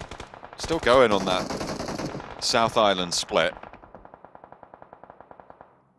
DRS predicted to win. Blank, I have bad news. They're already dead. They cannot win this game. Stop that. I don't think that is a prediction. I think that's just who the audience likes. I know it is a prediction, but you know, DRS is predicted every single game. I get it. Yeah. Take this seriously. They are dead, though, guys. Yeah, they are dead. So unfortunate. Titans actually holding on. In the meantime, Mad Bulls got ripped to pieces by Team Queso, all the way on that eastern side of the circle. Bit of a difficult push for them, but still very unlike Mad Bulls to be playing in this way.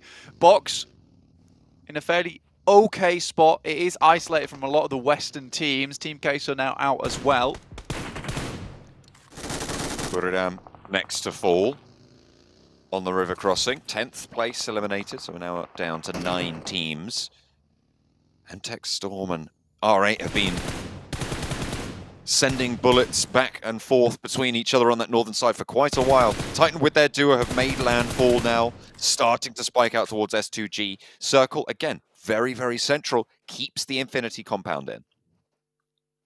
So they can still play from this position. Again, you're looking at almost this semicircle coming through from the top side, which is just clear unplayable for a lot of these teams. Making your way up this hillside towards the Infinity is going to be so difficult without them spotting them. And with 4 players from the Infinity still alive, they're on track for another really good game here, and could be basically pulling themselves out of the swamp at the bottom of the leaderboard very, very quickly here in day 2. Box with all 4 from the eastern side. Ooh, backed off. I spoke too soon. Scry Laid low there. Break takes a flak of damage as well. The Scry is flushed out, down to 3 now as MTech Storm turning attention. Aegon I8 sending shots over towards the Infinity's position, who are still holding up in their compound. They have some positions on the open ground as well, so they are not completely committing to the inside, which I think is a wise decision at this stage. Mela looking downwards towards a lot of these players. You can see the staging that I was talking about before, where you're just looking upwards. Newsy cracks one off over towards Bensu. Pulls out the M4 and will finish the business on that side. R8 tries to move up, and Godtunny doesn't quite find the shots in time. Prestige is playing a dangerous game as Godtunny tries to get the job done. I mean, you can't step up to that ridge because that's going to happen. I mean, you get backed off. If you try and peek down that low and that close, you will get sent away. It's a really good opening knock onto the Infinity's position. And look at that. Prestige is going to use that opening, the knowledge that they're going to be investing in this res to move on up. Now R8 have a little bit of a shot. Backup as well comes through. 3 players from R8 off the back of the knock onto Godtunny, forcing Mela to reposition. They do not have the best spot. Mela goes down. Godtunny did get the heal off, but the steps will give it away, and he'll fall as well. Trade off onto Bandar. Infinity's position is coming apart. D7 so low, but will be able to pop the heal. Newsy close. Prestige has spotted it. Nade is good, however, and over the top, he won't have a chance to answer. 2 players now alive for R8 as Infinity have 2 of their own. Newsy laid bare. Logan on the inside now, last standing for the squad on one of the strongest positions in the circle, and R8 looking to take it from them. D7 close by, in through the window. Early tags on, gets a lot of damage, and does the job as well. R8 wrest control of the compound, but in come S2G. From the northern side, they swung up, and Silas goes down as MTech Storm try to suppress it. Hamzy up to the position that R8 are trying to hold. Bandar desperately looking for this res. SK-Ton trying to get him up. D7 there on the high ground. Backing up to the building, blank. It's all popping off. Yeah, I mean, this was always going to happen at some point. I think R8 had an absolutely marvellous push on that side. And Godtunny, the greed comes back to bite him. BTI Jen Foster does find one of Titan's player, takes him down. That'll be them out. But yeah, it's the greed from Godtunny to try and finish off that elimination. Doesn't find it, gets eliminated on your own. You're completely right, John. In that moment, R8 takes the entire opportunity to send all the way upwards. This is a great third-party attempt from S2G, but losing a backstop like that is horrible. And I think that was to MTech Storm, and I don't think they were assuming that there was another team waiting in the wings here. Yeah, now we're having a full-on brawl in this position, and the circle actually heads down towards the south side. So LGD feeling very comfortable down towards the south at the moment, John. 4 players alive for S2G as well. Coming off the back of that chicken dinner, we wanted that momentum carried forwards. It seems like we might be seeing it. 7 teams alive, 4 eliminations for the squad. Bandar spotted. As MTech Storm, they've been hiding in these hills for so long, and on this northern side, they've been such a thorn for everybody on that side. Now finally, Bandar will feel the brunt of it. R8 down to 2. Break dead center at the moment from Box on top of the loot crate. He's trying to live as long as possible here. The Box, they're certainly not super safe. Any points that he can pick up for the rest of his team is perfect. Jem Foster has to drop a smoke and make a quick break for it across the field, but immediately gets spotted by YZZ. Really, really on the money here today is LGD. Bigatron eliminated as well. 6 teams remain now. Chicken just popping shots, and R8. It was a really heads-up and solid play. The speed of the decision-making off the knock on Godtunny was really, really good, but they are now suffering from cowering on the inside. I mean, you are just going to allow teams like MTech Storm to swarm out, to swipe, and spread that line of fire. So it's going to make your life so much harder, especially rolling down this hill. However, they'll both have to do it at the same time, and that is going to be tricky. Aegon I8, reposition lower. For I8, they've been taking shots from LGD themselves. I mean, we talked about how LGD was certainly a team to watch here. I mean, Maxman throws the LGD prediction in for this game. Happy days. It's the right thing to do. Considering on Miramar, they tend to have some good success. Chicken, it's a little bit dangerous there, but finally finds the third shot, which will take down that player, and R8 removed. MTech Storm playing a really good game there on the top side, realizing that so many teams would be battling for this position, and they could quite happily just sit along on that hillside for as long as possible. But it really has been LGD who've been the major problem for a lot of these teams. Maybe not getting the most amount of eliminations, but certainly knocking teams where they needed to. LGD making the forwards push. Spray from Silas doesn't tail it. Backstop is still there. Silas under pressure as well. The rest of the team from S2G, MTech Storm from the top have been the arbiters so far, as you said, staying on that outside, just chilling, making sure that they get those angles onto players who are looking out that way. Hamzy spotted. Shot's not over there yet. They're more focused on getting that res for MTech Storm. You don't want to overcommit here. Aegon moved on into a little divot that they have below MTech Storm, so no sightlines there that way. Saw Break pretty much just rattlesnaking it his way down, trying to keep the tail at bay and not make too much noise as he slinks away into the distance. S2G, though, looking towards LGD at the moment, taking shots out towards them. They did have that backstop in MVM for quite a while. He was trying to get as many shots available to him throughout the remainder of that position whilst the circle was still moving in. Now regroups the rest of this team. MTech Storm have done a good job to keep 3 players alive despite so many teams having eyes on towards them. These nades could be devastating, though. MTech Storm, blue zone at the back, will need to push down. 2 players in the purple. Aegon XI8, but Chicken felled by LGD, suffering heavily. The Mini 14 tapping, and they will fall to it. Aegon I8 given a lifeline by LGD there. So MTech Storm finally removed. That opens up quite a lot of rotation, and S2G now looking to dominate. Finally, Break is found. We're going down in 4th place. Still a good result for Box despite everything. And S2G on the lineup now, and LGD would love to look for some higher ground to play around with, but it is IA who's holding them back. 2 players from Aegon XI8.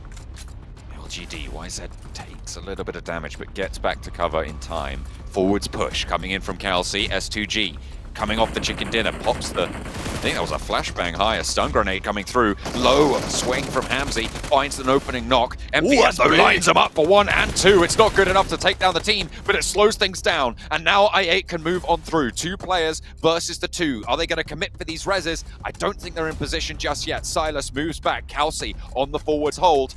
And things slow down again. Another flashbang over the top. Kelsey, the clutch maestro from that last game, looking to do it again here.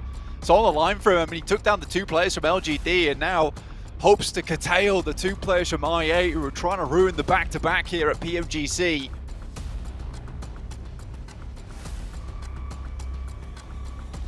Closer in hand. Oh, spots an angle. Excellent. Knocks over onto Silas there. Doesn't get a flush just yet, but brings them back to 3. We have to commit for the res. Kelsey's position spotted. So much damage pouring out from this Groza. Has a hell of a bite to it. Kelsey falls down for it. The spray is good. Looks for more bullets down range, but gets backed off. Does stay alive, and there's the sideswipe. The crossfire is there, but a slur of HP now. Looking for the first aid. 3 players alive and kicking for S2G. The back-to-back is good, and they stay strong. What a way to kick off day 2 from S2G when they needed to prove it. I mean, that was relief from the first game, Chicken Dinner, and just pure celebration coming through for the second one. I mean, they knew how much they needed these 2 back-to-backs to get them back into the conversation. Happy days for S2G here. Really well played as well. I mean, the push up towards the Infinities compound, realizing that MTech Storm is up there as well after R8 takes that, and immediately moving back down towards that south side. Really, really well played coming through from S2G to make this game work in their favor. LGD similarly with a really, really fantastic little hold on the south side. Unfortunately, the circle moves a little bit far towards the north, and I was sad to see them not get more eliminations from that position, but still, LGD seem to have a strong type of play here on Miramar.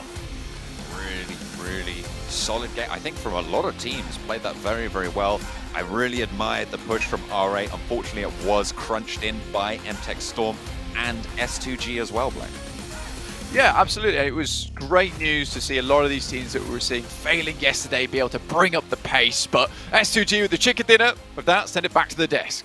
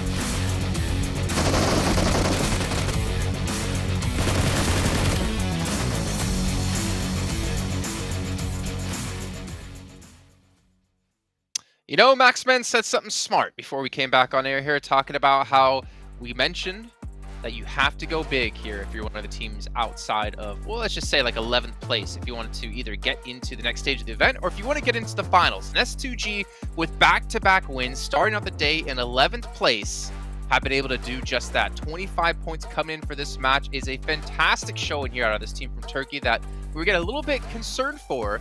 However, looking down the rest of the list, though, there's a couple of teams also stepping up here. Sandstorm, you could be happy. Look at 5th place. 10 points for R8 Esports. Yeah. I mean, look, one of the best teams in the world. I'm just going to put it out there. No, R8 Esports, 10 points, but realistically, I mean, you're not wrong. They wouldn't be here if they weren't one of the best teams in the world, so you're all right. Very true. Very true, very true. But no, I definitely agree. Like S2G, incredible performance so far. You're talking about a team that managed to reach 4th in the grand finals of PMGC for last year, consistently in their own region, and now finally seeing their resurgence in the second game as well, or rather, second game back-to-back now, first back for this year's PMGC. So very good start, and also hope to all the other teams, showing them that, hey, if you just have a performance like this, you can still not jump right through the survival, and you can start to compete for the top 3 as well. Just need to get check dinners. It's that easy. Yeah, it's that simple. For you guys at home who are watching, make sure you guys are participating and predicting who you think is going to win the next match over in the YouTube chat. However, I will say this. You should probably stop picking DRS, especially when they're going out so early like we saw before. Not that I don't like DRS. There are some other teams out there that you can go top for. 3. As we take a look at our overall standings, S2G have broken through in top 3 by 1 chicken dinner, because that is the initial tiebreaker. Let's go. I was questioning my math. I was like, am I right? Are they going to potentially go in top 3? And they did, from 11th to top 3. And we said it, if you have a bad day, you want to catch up, you can't afford to have 2 bad days. And I think someone just explained the rules in depth to S2G before today's games. They're like, oh, we have to be top 3? Okay, easy. And then they just start getting themselves back-to-back chicken dinners. And they showed the extent of what they can do, right? The first game, air angle, central position, great control. Kelsey on that lower rooftop position, great control overall. And here they're playing the west side, control fully on the edge of the entirety of that game.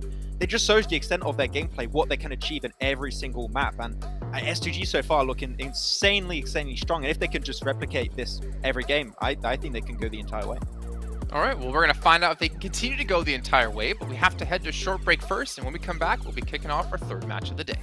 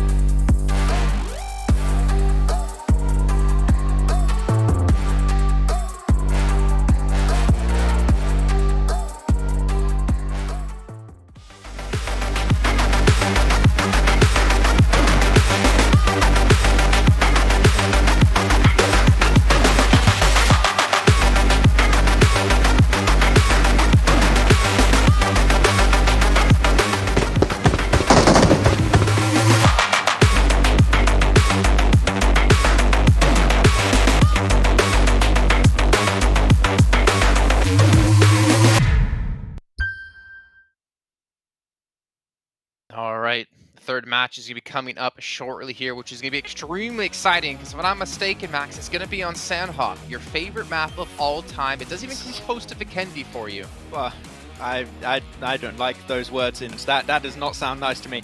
No, Vikendi is still the best. But Sanhok has got a lot of teams that can potentially perform well, and it was interesting yesterday, so we'll see how it goes. I think for me, what's interesting, though, is the fact that you can't heal in the blue anymore, right? That's the interesting thing, and I'm curious to see how teams continue to adapt to that so they can't really rely on that kind of strategy, which worked in the past. But you know what we're going to rely on, Max? The followers. Yeah, the followers. You're going to be following us over on all of our social media channels, so make sure you guys are hitting that one up.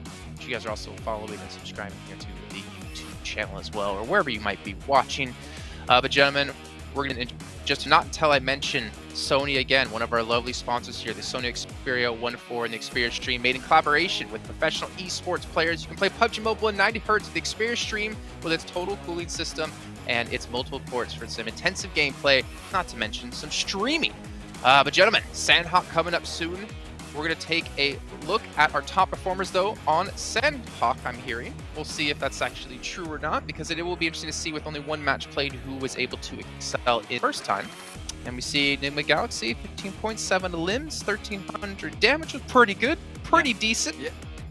That to me is honestly pretty surprising for the side of Enigma Galaxy, considering the fact that in previous tournaments they've always relied on playing with the heal stress. So now switching it up, going to the first Sandhawk, getting that chicken dinner, getting donations as well, is a pretty darn good start for them. And then looking towards the other teams, don't forget DRS, they had one player left, managing to get that second place spot, so sealing a lot of points in that one game, helping them out when it comes to the overall rankings. Right, And Sandstorm. Titans, still a very threatening team. We have to say, though, okay, that the circle did go the way of Nigma, okay? They dropped Same, circle was just north of Same, okay? Now the question is, I want to see how they can deal with a circle that goes away from Same. If it's a northwest No, island it's just going to be if it goes Same the again. mainland.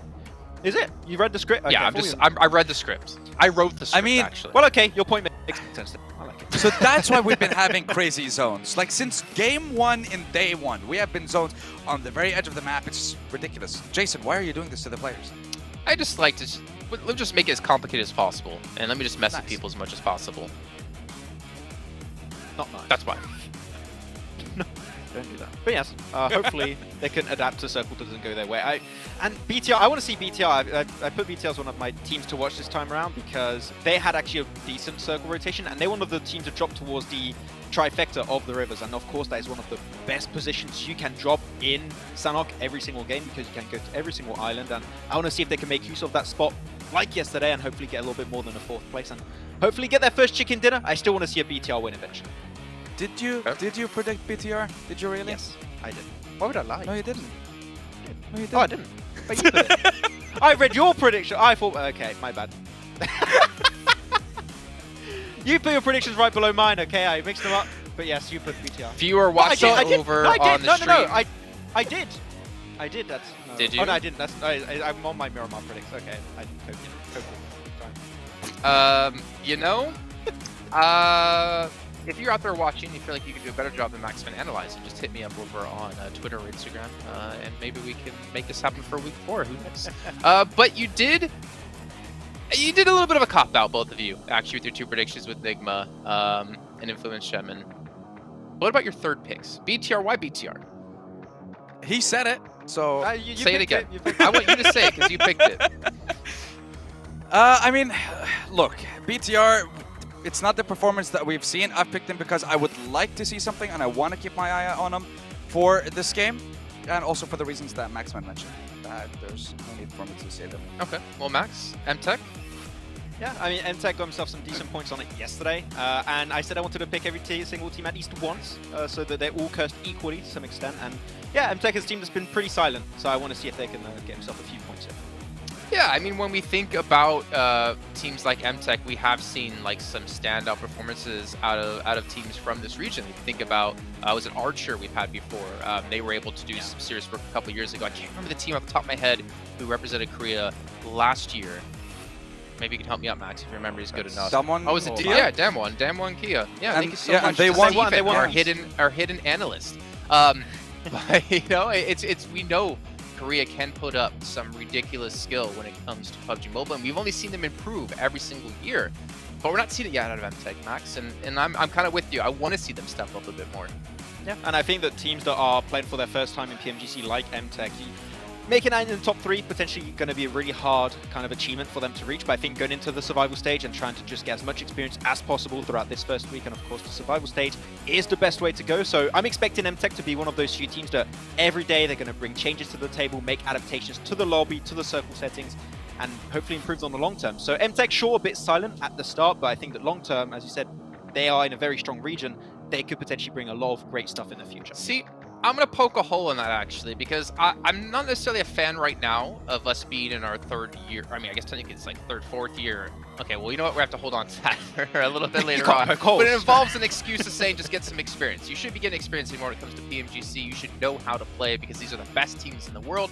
And you know what? Speaking of people who know what they're doing, it's our casters, John Allen and Blank, are going to take us into our 3rd match.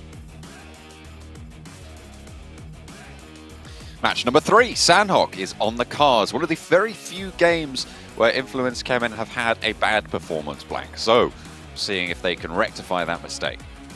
I like how Jason thinks I know what I'm doing. That's respectable. It's true. I appreciate that. Everything is on fire around me. Absolutely. The only thing that keeps this looking okay is the fact that I have a green screen behind me. And the reason I'm so well lit, well, you can work that out for yourself. Honestly, heading over towards Sandhawk at the moment, we're going to have the central circles. He's confused, even though he's the one who said the room was on fire. My room. What does fire emit, John? Smoke. That's true, as well as light, amongst other things. Heat as well, yes. Infrared radiation. Wow.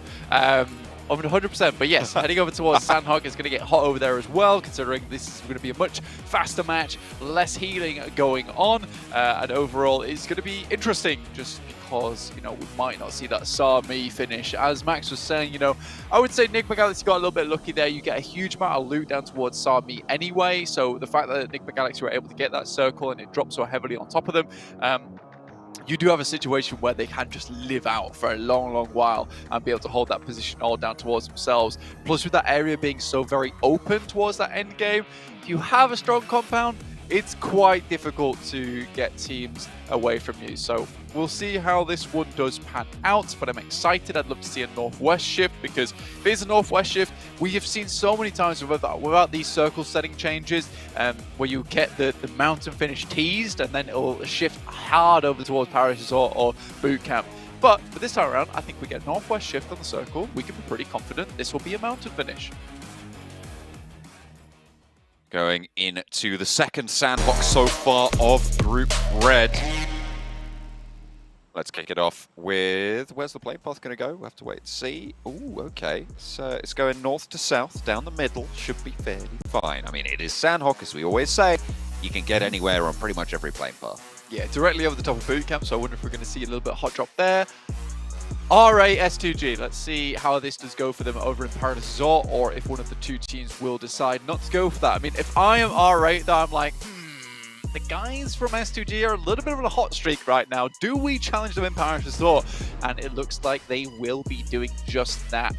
So we'll see how S2G comes off the back of this one. I think if you are coming off the back of 2 chicken dinners, you are feeling the momentum coursing through your veins. So I think R8 might need to be a little bit more afraid of S2G than maybe they are not. I mean, Mong Nai is completely open. That's a position that you can play in, a position that you might want to head towards. And the fact that R8 are still going to go for this, you know, that takes character, man. That seriously takes character.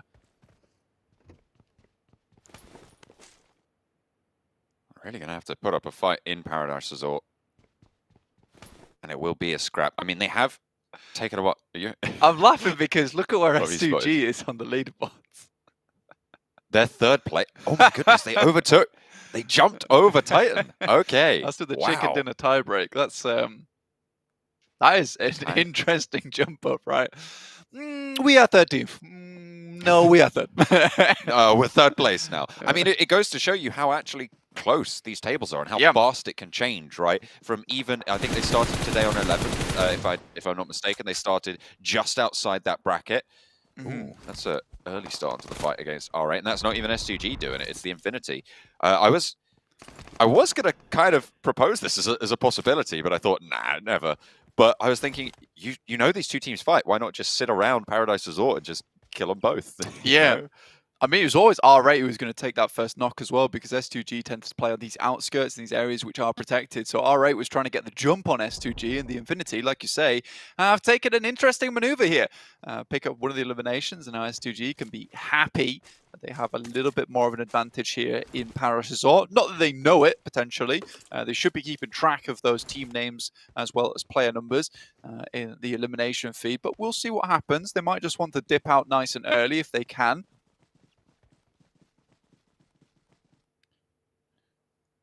If they can, being the operative part of that. Looks like MTech Stormer on the south side as well. There is the ring established around it's quite Paradise Resort to break through. So Oh, you guys want to fight in there, huh? Well, we'll wait on the outskirts. We'll cheer you on, but if you try to leave, we shall cage you in, which is what seems to be happening right now. R8 tries to move down the other side after being sent back by the Infinity, only to find MTech Storm on the other end. So we're basically having the exact same. You're right. Yeah, we're on the exact same engagement that we saw over in Miramar. We are over in Sandhawk. So all 4 of these teams fighting over the same position. S2G, as they did last game, leaving. We've had a great time, guys, but we've got a thing going on. We've left the dog in the car. We've got to go. Or more likely, they've left the chicken in the oven, in which case they're going to pull that out in maybe, let's say, 22 minutes time. I don't think they've left any chicken in the oven. They had picked it clean. They've got 2 in a row. They've had 2 dinners in a row. Oh yeah, I mean they have 3 separate households. Okay, right? They're living at large right now. It's 3 separate ovens to keep track of, and it would be an amazing result to get 3 chicken dinners in a row. And you are asking, you know, they need to prove themselves as a team that have qualified to PMGC through PMGC points alone. And yeah, this is what it takes. And I mean, in a short form tournament format, like, oh my god, short form tournament format like this one. Nailed it. Also a tongue twister, for me at least. I think that, you know, being able to pop off like this and get 2 outrageously good games will definitely support you in the long run, especially when it comes to, you know, just completely qualifying through to the grand finals, which is short form as well, or even the survival stage. So, you know, consistency is great, but sometimes a little thrown out the window with this new format that we're seeing. LGD facing off against Freak. Enigma Galaxy haven't had the best of starts for today, going out 16th place in both games so far, but they are still in 2nd place on the tables, which is quite impressive. They have had a little bit of a lead opened up on them by Influence Kemen, but with that last game's performance, it didn't get too out of control for now. Can they hang on to this spot, though, in 2nd place? Losing a player early, not good news again. You're down 16 3 times in a row. Doesn't really feel like a fluke, does it? So Enigma Galaxy struggling somewhat. BTR taking it to the guys from Team Queso. Actually finding Ayala there. In the meantime, Influence Chairman doing what they like to do best, which is just decimating Box, apparently, over towards Quarry side. Wow, okay. It's a little bit further, yeah, as you say, over towards that Quarry.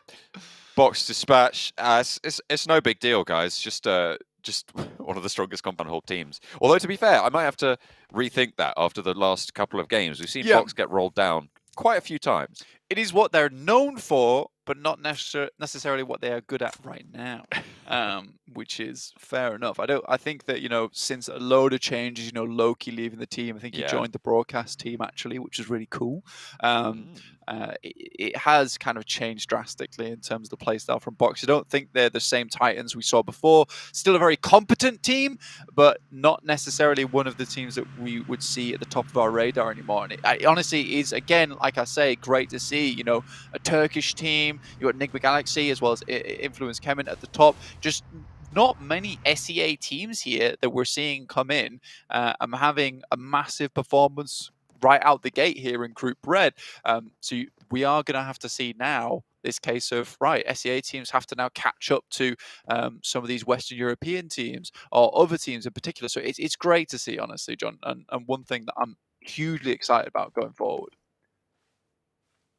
As you should be. I mean, it's great to see all these teams match up as well, because this is a bigger conflict of regions, right, coming through than we saw at PMWI, which is kind of the last major international cross-regional, across all the regions tournaments, which was really kind of only the top teams and invited teams as well. For sure.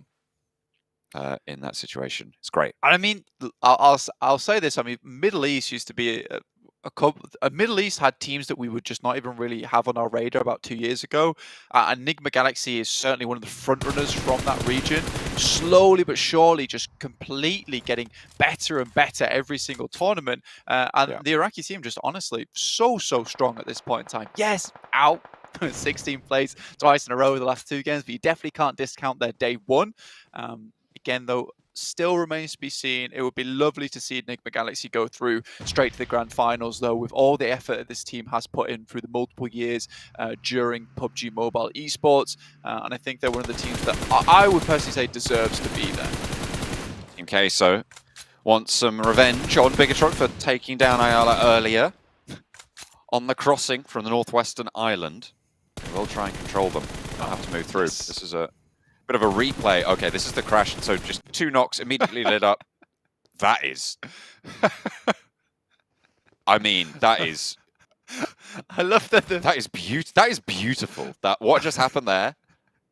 Not if you're a box fan, but influence for Brazilian fans. I can't stop laughing because all I saw from that fight was Bensu run out, try and take the fight, get immediately put down on the floor, and the rest of the team go, "Oh no!" And they're just all trying to vault through all the windows and getting blasted in the back. It's like, wait a minute, we need to get back in the compound. Let me tell you something, Wayne. Let me tell you something. Let me tell you something. Yeah, so very unfortunate for Box Gaming there, but again, that is influence Kevin to a T when it comes to those types of engagements. Give them an inch, they'll take a mile. So very well done to them. Maxman, if you can hear me, which you probably can, I had to shout to get your attention. We're over towards Sami. So, I mean, Enigma Galaxy have lost 1 player, but we'll see what they can do, Max. Happy days. There you go, there's your answer. How long is the fuse of fragment with 5 seconds. 5 seconons. Should be an easy one. You can pull up PUBG Mobile. It actually gives you the timer in game. So whoever put 7 seconds, I'm disappointed in you, man. The research wasn't there. The groundwork wasn't there. I guess if you're guessing, it's a 1 and 3. But like, get it sorted. You'd never be a PMGC with answers like that. Screen goes down for Team Queso. Mad Balls, find it. Yeah, 46% of you would be in PMGC. So hats off to you. There you go. That's right. That is the only qualifier. You need to know how long the fuse is on an aid. Tips level 3 hat. Never said that again. Oh dear. Mad Bull's currently at 4 players, 1 elimination. Typically kind of decent over on Sandhawk, but I need to stop talking about Mad Bull so much these days, considering they're currently in the bottom 5. They're up for elimination so far at this point of the tournament.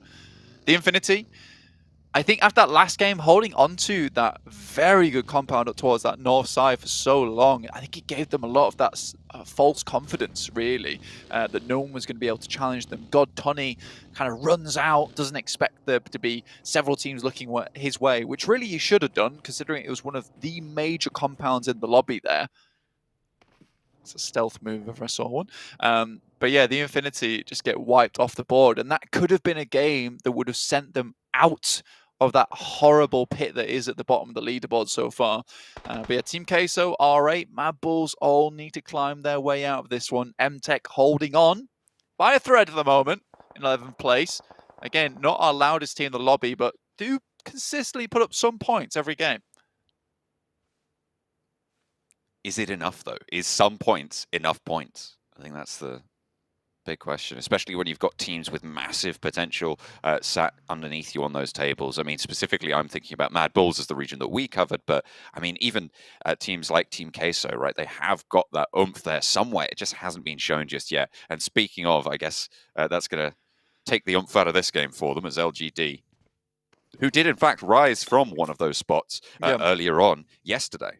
Yeah, 6th place now. Now, I will say one thing, and this is kind of the caveat you always have to hold in your mind when you watch PMGC, is that when you're looking at some of these Chinese teams, you have to remember that it's a massive change of pace from the PEL settings they currently play on. So day 1 is always going to be rough for them, but that skill level that they have over in China with all the scrimming they're able to do against the top teams in the world, which, to be honest, there is quite a lot of them over in China, and the only reason we don't get to see so many of them is there's limited spots for PMGC. That scrimming potential does start to come out around about day 2 as they start to get used to the lobby more and more. So it's nice to see LGD start to perform a little bit better as we head into day 2, because that's what was to be expected. With Zuxi dropping off that balcony, he might have had a broadside on one of the Titans players there. Good spray up towards Puncher from the window from Jim Foster. Finds a second as well onto Teak. 6 taking a lot of damage, and Bigatron doing a lot of work against 4th place Titan. Vehicle goes up as well. This is a really good hold on the edge of Sami. They're going to have to leave soon with the blue zone pushing on through, but Titan are on the outside, so dealing with that, excellent opening for them. It is somewhat surprising that no one's taking these compounds down towards the south of Painan on either side of the river.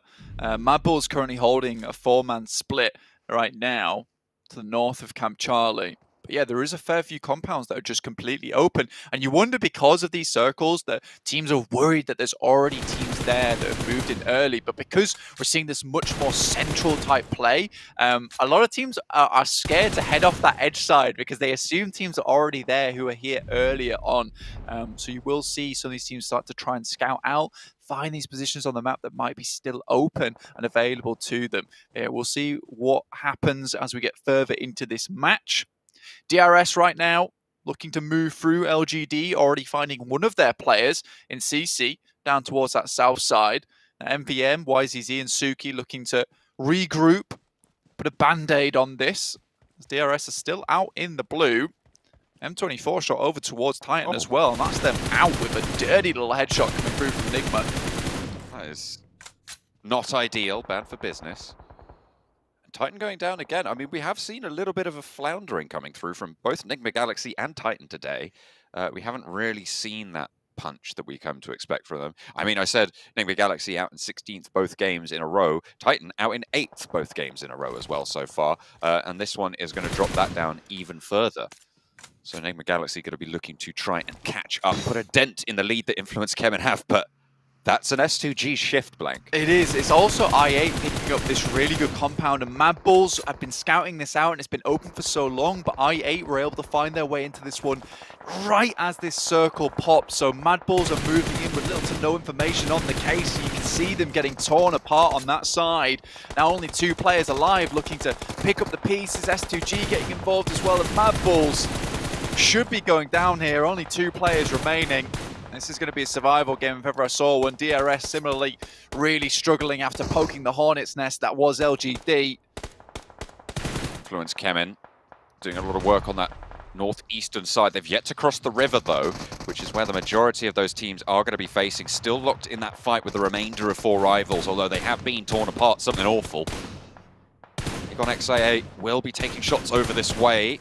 Appy does have the DBS, so you do have to be a little bit worried about taking those close fights, but there's only 1 player there. Kajowski yet to get rezzed. So Federal struggling to find that opening to get in, but shouldn't take too long.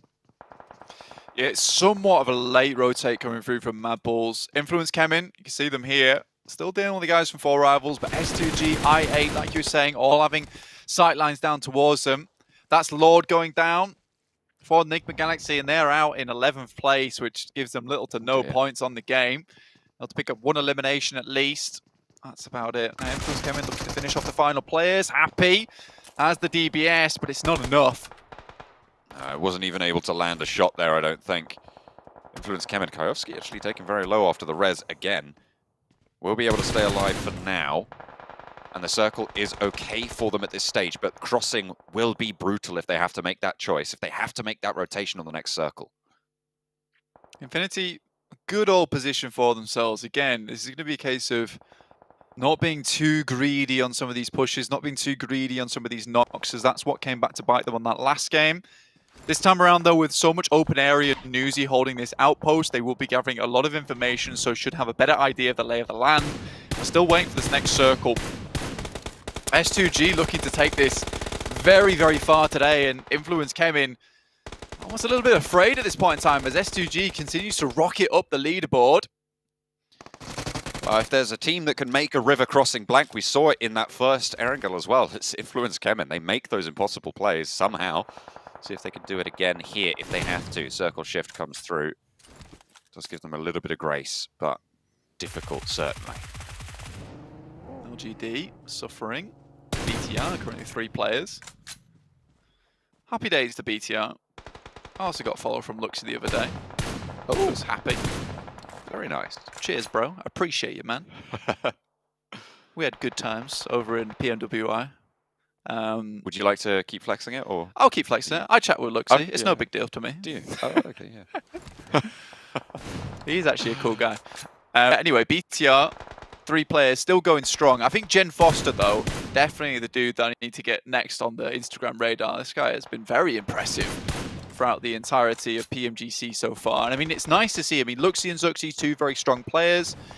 Misery, that new addition, looks pretty good as well. But Gen Foster, you know, this guy was not the mainstay. He wasn't the dude that you thought to yourself, oh, he's going to be making the big plays. He felt more like a fill-in towards the start of the year, but he's really come into his own as we get through a lot of these tournaments, and it's great to see that he has developed into such a good player, and that comes from the backing of a lot of the coaching staff, the analysis staff, through from BTR, and you'd imagine they have a really good foundational base around them. Unfortunately, Zuxi gets caught out in the open, trying to make his way in. Shots over towards both of them, getting lit up. You did. You really did there. Both of them fall. Please, Gen Foster. Picking up quite a nice bunch there. Gen Foster, as you say, last standing for BTR on that southwestern side. Next circle soon to come through. S2G are now in Pioneer Blank. They're on the northern side. Yeah. Nothing really to do other than just look out the way they've got, and they get at the edge of the circle again. Influence Kemen, though, keep a slice. I mean, it's enough, right, to work with. Again, this position that I8 took was so open for such a long time. And my advice to a lot of these teams at the moment, which I will give as this concludes, because Buriram is under pressure. My name on the inside there, popped a stun grenade to slow things down. Stays alive on quite a lot of health. 2 players on the outside for Buriram as well. Sky only peppering the Infinity as they try and move up, but the bullets just aren't landing. The vehicle goes up, a nade in through the window. That's going to hurt, but actually seems to have sailed wide. The burn is good, though. That'll back them off the windowsill. Unfortunately, though, one of the players goes down. One of the teammates is out. Aegon XIA will be taking shots over towards the Infinity as well, as the edge of the circle really starts to heat up. Blank is all popping off on the shack. God, Tony looking to get some more nades for his window. The Infinity have restabilized. Got to a bit better position, but it's not quite good enough, as Sky only actually able to find God Tunny, which was the major outpost that was supporting the rest of the team. Now S2G hears this commotion, starts to move down. You can see they're taking a little bit of peppering, though, as they move through. Calci still alive and kicking. That nade dangerously close on target. Influence Kevin looks over towards LGD. They will have to move shortly, but right now, like you said, they still have a slice to play around with. 2 eliminated. Knocked on the side of the Infinity. And nobody's going to commit to going for this river crossing. Right now, they have got a second place locked up for Influence Kevin. The question is, who will be the person fighting for it against them for that top spot? Influence Kevin seem to know that. They don't have to make this choice yet. I mean, LGD have to pass through a wall of bullets on the side of the guys from Influence Kemen. Shots are coming back their way from YZZ, but I don't think that LGD can last out much longer. Just about managed to get himself behind that tree there. Now for him, it's all about the placement points. You know how much ammo is left in the back pockets? These guys from Influence Kemen. 10 eliminations now for them. What a great game. Really, really solid ramp up. They've just been those turrets on the other shore that no one's going to commit to pushing. I mean, you're very, very safe, but now they're going to have to leave. Already the low HP players moving early. Silas did get knocked for S2G, so they had to invest a lot of time. But they're getting lit up now. Oh my goodness me, S2G absolutely burning away at those health bars from Influence Kemen, but they're still alive. Blank, they're not out of it just yet. However, they are really flagging. Aegon XIA also looking to move at this stage. Move for S2G, they lose a player, Hamzy G on this side, but more than enough players to finish out this game. Mela doing some great work. Silas takes a huge amount of damage, but Calci, once again, this guy is on fire today. And I said that the chicken was in the oven. They can smell it now as the Uber pulls up outside. Oh dear, Koyowski still down for Influence Kemen, but they're getting back. They are winding up again. The smokes are starting to bloom. They want this push up. S2G right now have got control. Aegon XI8 and Mela falling down on the opposite side will be opening up that ground for S2G to move down further south. But can this crossing happen? Can Influence Kemen go for it? The circle, though, means that both teams don't have to make a cross just yet. Heads towards the riverside, in which case both these teams can happily just stare at each other all day long. With Influence Kemen still technically at 4, S2G is at the disadvantage. they can invest into this res, which they do. They will have the numbers. Oh, Look at that supplies are low, Nomads, though. yeah. Oh, IQ.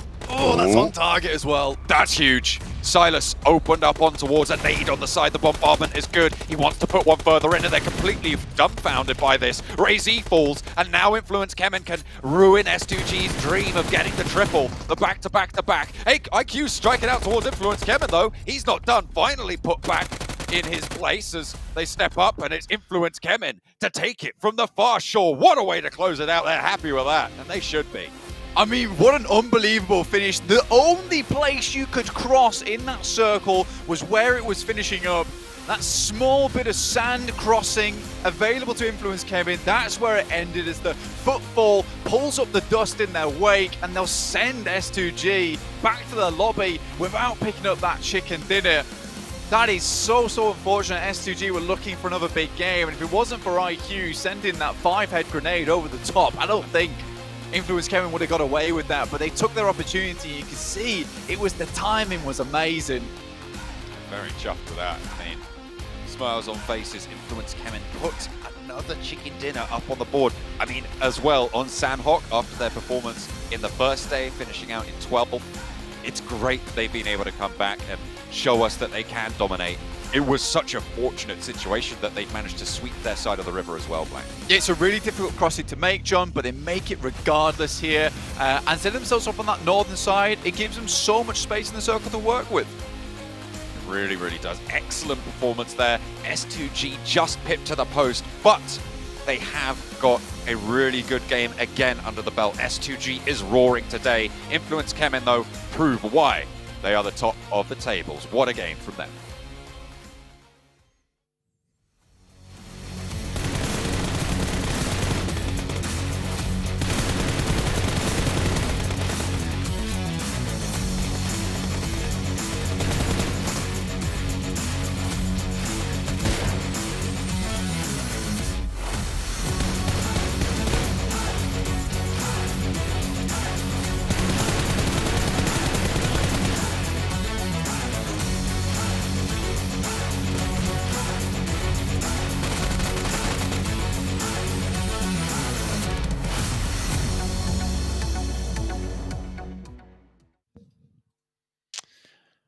I don't know what's going on in this game. I feel like it's like a glitch in the matrix. S2G able to do some serious work here. 19 points for themselves. Includes Chen, 28 points. That's a lot of points. But the edge playstyle is so good. Once again, with these circle settings that have been changed specifically for this PMGC, edge playstyle is great because you're never going to have the circle shift super far away from you. You're never going to have to make your way through 10,000 teams. And especially, Sandstorm, the decisiveness that I'm pretty sure we saw during the championship, but the decisiveness of we have one shot to take the chicken dinner. We have one opportunity, even though we have to cross the river, we can full send it, fully commit against S2G and the last player of IA. Man, and the team play, the shot calling, whoever's doing the shot calling on their side is just so quick on his feet, and it's been working flawlessly so far. Yeah, definitely. That, though. Go ahead, Sandstorm. Oh no, I was just gonna say it was that IA player that gave Influence Chemin the key that they needed to get into the zone, get into the position to give them that chicken dinner as well. And we were talking about it. We were so close to a back-to-back-to-back chicken dinner, but IA unfortunately did. I mean, unfortunately for SUG, but fortunately for them, they still managed to get a top 3. So very well played and a very good start for them in the second day of the competition. It means we have a battle at the top right between two teams, but we still obviously are focused on the top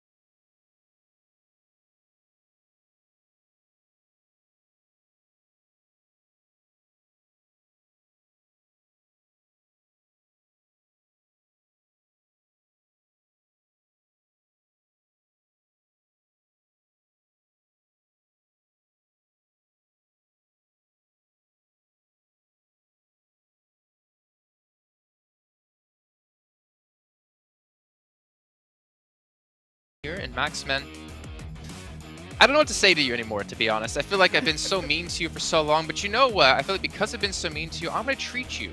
I'm going to send you over to the Pullman Kuala Lumpur Bangsar Hotel, where their world is our playground. And that's going to be fantastic for you because you're going to get the VIP suite, the presidential suite over on the top floor. You're going to get a great spa day as well. And then you're going to wake up realizing this was all a dream and never actually happened. But let's take a look at a head-to-head here from this last match. Get an idea of the two players. We're actually looking at Mela here at Federal, and I feel like we've seen Federal almost every time like as a top performer. And I don't know when he's going to stop, but you know what? I don't know if I want to see him stop. I don't think he he is will. At the Pullman right now. He's living the dream, clearly. But yeah, I mean, so far Federal has been up there. The thing is, and we mentioned this many times, right, Sandstorm, normally you want to have a team-wide effort when it comes to a team being on top and being hyper-consistent, such has been the case for Influence Chairman. The entire team is performing. They're just doing so well, and it's worked out for them in the regional tournament, in the championships, and here again. Like, I don't know what can stop them now. That's the thing. Like, when you're looking at Influence Chemen, this is a team that has multiple players coming up with a lot of eliminations. You're talking about Lil Boy and Federal consistently being in the top 3, top 4 when it comes to MVPs for the tournament so far. And the fact is, you're talking about the MVP for not only Brazil, but you're talking about the MVP for Americas twice in a row. This guy doesn't stop. He's just an elimination machine for this organization. And we're seeing it time and time again. This might be their 4th or their 5th game where they managed to get double-digit eliminations. That is not something to snuff at. It's an incredible performance, and they're going to keep it going for the next few days as well. Well, that's the game plan for them at least. And if they keep this performance up, they're going to have a nice little break until the finals kicking off in January. They still need to continue to perform, and I don't think we're going to see them really stop performing at this rate. Like, I kind of question the first day of play. I was like, this is like got to be a fluke, right? But for them to go into day 2, maintain this kind of level, gives me high hopes for the team, actually. And to see a new Brazilian powerhouse team like we had the old Lukes originally is going to be something I'm excited for. But we have Eringo coming up next, and I'm also excited for that, gentleman, as we did have S2G take the first one of the day, and that was honestly a very cool finish, I'd say, as we saw. I was Calci on the high ground, eventually able to push things down and close things out for their first chicken dinner of the event. I mean, also during the interview, they said, right, they're scared of one team. It's Infinity Rage. And if a team was called Infinity Rage, I would also be scared, potentially. That's a very spooky name to go up against. But yeah, a few teams that we're looking at right now. And I picked DRS because they get picked all the time. So like, you know what, we'll just go for it for the sake of it. But DRS have been... the crowd. Exactly. I want to be the good guy here. But DRS have been able to get himself some good results in 1-1. Delta in particular, we talked about him in the first game. He's really been able to get some really daunting impact on the teams around them. So I want to see if they can keep pushing themselves further and hopefully get their first chicken dinner. It will happen eventually, I hope, but I still want to see it happen. That's the same case for the side of RA and why I picked them. One last time. It's never going to happen. One last. Never. Well, listen, a man can dream, okay? A man can dream. I picked them one more time, one more chance I'm going to give them. If we don't see something right now, then their target should be survival. Top 3 is just a dream at this point. Okay, well, I didn't actually get a chance to see who you picked. I heard you say R8, Sandstorm, but who were the other teams you picked? I'm looking at Influence Chemen. Again, the consistency is still there. And the side of S2G, who have managed to get 70 points in 3 games already so far. So I want to see how many more points they're going to be able to get, and will they be able to get close enough to Influence Chemen as well. Okay, so typically just picking the top-ranked teams. Okay, I see your game plan. In the meantime, let's head over to our comment. Max, you're shaking your head. I'm shaking my head as well, even though that's the exact same strategy that I use. But John and Blank, who do you guys actually going to be watching out for here when we get into this match? Everyone. That's kind of what I'm here for. You ready to give well, not a prediction, a team to watch, because Jason keeps talking about them like they're predictions, and I don't feel comfortable being put in that box. I mean, he was just asking which teams we thought were going to do well. I think S2G, Influence Kevin. Yeah, that's fair. Influence and then Kevin. Also, who is the other one Sandstorm keeps picking? Enigma Galaxy. There we go. So all those 3. But now I'm just top joking. 3 teams. The top 3 teams. I like them teams. Those are good teams. And I think they'll do well. I think genuinely I would like to see Titans do a little bit better today. I think they had a strong day yesterday. And they were extremely happy with the results that they were finding. And I think that's what made me so happy about watching them. You know, they seemed like they really appreciated that they were getting those wins. And I think that, you know, when it comes to PMGC, you appreciate a team that wants to be there, wants to be part of the action. again, not to say some of these teams don't want to be there at all, because they certainly do. I think some of them just realize that they are that good. I mean, you look at Influence Kemin, they have some pretty pop-off little winning celebration moments, but I think you can also see in them, they're like, we know we should be here. We should definitely be at the top. Certainly have got that confidence. Right now at the top, it is a 44-point differential. It is pretty huge, to say the least. It's more than some teams have got in total already, and that's the lead that Influence Kemin have into first place. Back over to Erangel coming in for match number 4 today. S2G, second place though still. I mean, that 44 point differential is probably the crazy thing, but that's only because Influence Kemin have been the most consistent team out of any of these teams. I think that if you look at any of the others beneath them, there has been pop-off performances from every single different team in this lobby, finding points where they can, when they can, and that's the most important thing to look at. Influence Kemin, on the other hand, they've just been putting up points all the time, and I think this is a team that I would say at this point, definitely going through to our grand finals. We'll definitely see them there representing Brazil. You know, 7WG, he'll be happy with that, absolutely. And I bet he wish he could be here right now commentating over on Group Red. Well, sometimes just doesn't go your way, but what can you do? Still, where's I'm sure my they'll UK be very teams at? Yeah, I know, right? Like, come on, guys, like get it together. Yeah. Come back, please. Yeah. Oh dear. I'm sure there's 2019 vibes. Yeah, I'm sure there's some hidden talent over in the UK, and if it needs be that I put together a team from the UK, hit me up. We'll get something going. Let's drop it to PMCO. Let's get this. Let's get this ball rolling. And we'll, I will message the entirety of the UK. Come on, let's do this. But yeah, heading over towards the western side of the map is our first circle. Again, I was going to say this last game before everything started popping off in a massive way, but if I have any advice to these players at the moment with these new circle settings, with the PMGC format, and with the way these teams are currently figuring out this lobby, I want to see more teams picking out the center spots within this lobby, picking out some of these high priority compounds and battling out for them. You know, Mad Bulls had a real good chance at winning that last game, but instead they stuck around the edge side of that circle, and that's what they're used to. It's what they're good at. However, at this point in time, I think they need to change up their game plan, because they were so close to taking up that position that I8 held towards that. I think it was the 6th shift on the circle, but they waited too long to make that movement. This is literally playing chicken. Oh, wait. That wasn't... That's me. Hey. That wasn't part of the... Whoa. Come on. Give that point back. Yeah. Don't like that. You know, that's they were just having such rude. a good time, and he was doing so well. Yeah. That's like everyone playing with water guns and then someone pulls out the BB gun. It's totally unacceptable. Like, you're not playing the same game as us. Yeah, it's just not okay. Like, that hurts. It's like freezing your paintballs. Whoa. I didn't even know that was a thing. Yeah. Have you come up against that? Only the once, but Only the one they got time. kicked out fairly swiftly. Yeah, that just sounds like actual bullets. It's just projectile impact. Small that doesn't cannonballs. Yeah. I mean, yeah, no, it's horrible. It's awful, but that's exactly how it felt just then, you know? Amazing. Anyway, I think there was plans to do paintballing at PMGC one time. Yeah, I think. I can't remember properly, but I'm not sure if that happened or not. I think there was a championships where we saw one of the teams go do paintballing. I think it was one of the Brazilian teams, if I'm not mistaken. Ooh, I can't rack my head around it, but I'm sure I'll find it at some point. There's a couple of paintball places in Jakarta. Oh, is there? Okay. Yeah. All right.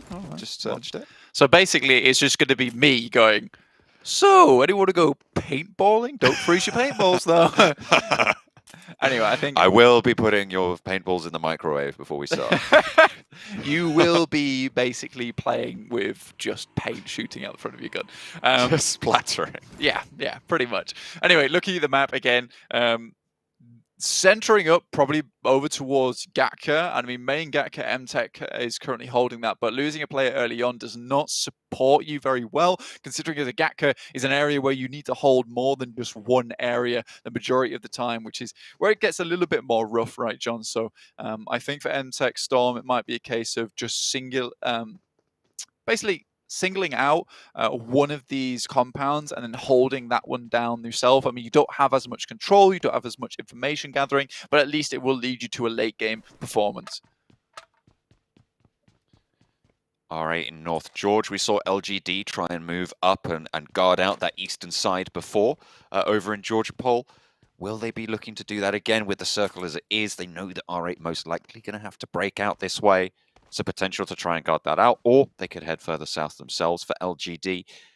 Titan on the east side will have to move west from Milta for rivals, as we're on board with right now, in Roshok, who will have to shift a little bit south, but they are in this first circle, so they've got a lot of time to figure it out. Yeah, 4 rivals certainly need to figure something out at least. Being in 15th place with 31 points, it is not going well for them whatsoever. R8 also kind of throwing away their Sandhawk opportunities with only one of those a day, where it's probably the most in conflict for, you know, those random wins, those random chicken dinners that you might be able to pick up. And dropping there with S2G, I feel is starting to become a bad idea. With Mongnai being open, that's certainly a position you can hold. And I mean, you even look towards Erangel right now, you might not be able to see the map on your feed, but over towards this western side of the map, you know, yellows on the coast are completely open, which means the Mad Bull's rotation up towards the northern side is completely free, as is LGD down towards that south. A lot of these teams grouping up towards the east is maybe unideal. I mean, BTR currently holding Yaz with Influence Kemen also in that area. I mean, you're sharing that position. Do you have to? Maybe not. Is it a very influential position? Yes. But there's other areas on the map that you could head over towards and save yourself a lot of trouble in the long run. S2G really like Ruins. I mean, why not? I've had good experiences there today. Hovering around the zone for a while. LGD still yet to leave from the crates on the south side of George Pole. Just picking up that loot, snaffling it all down. The Infinity on the east side moving into the circle past Potato Hill. They're trying to seemingly get a little bit more central, potentially post up in the hills just to the east of Pachinki.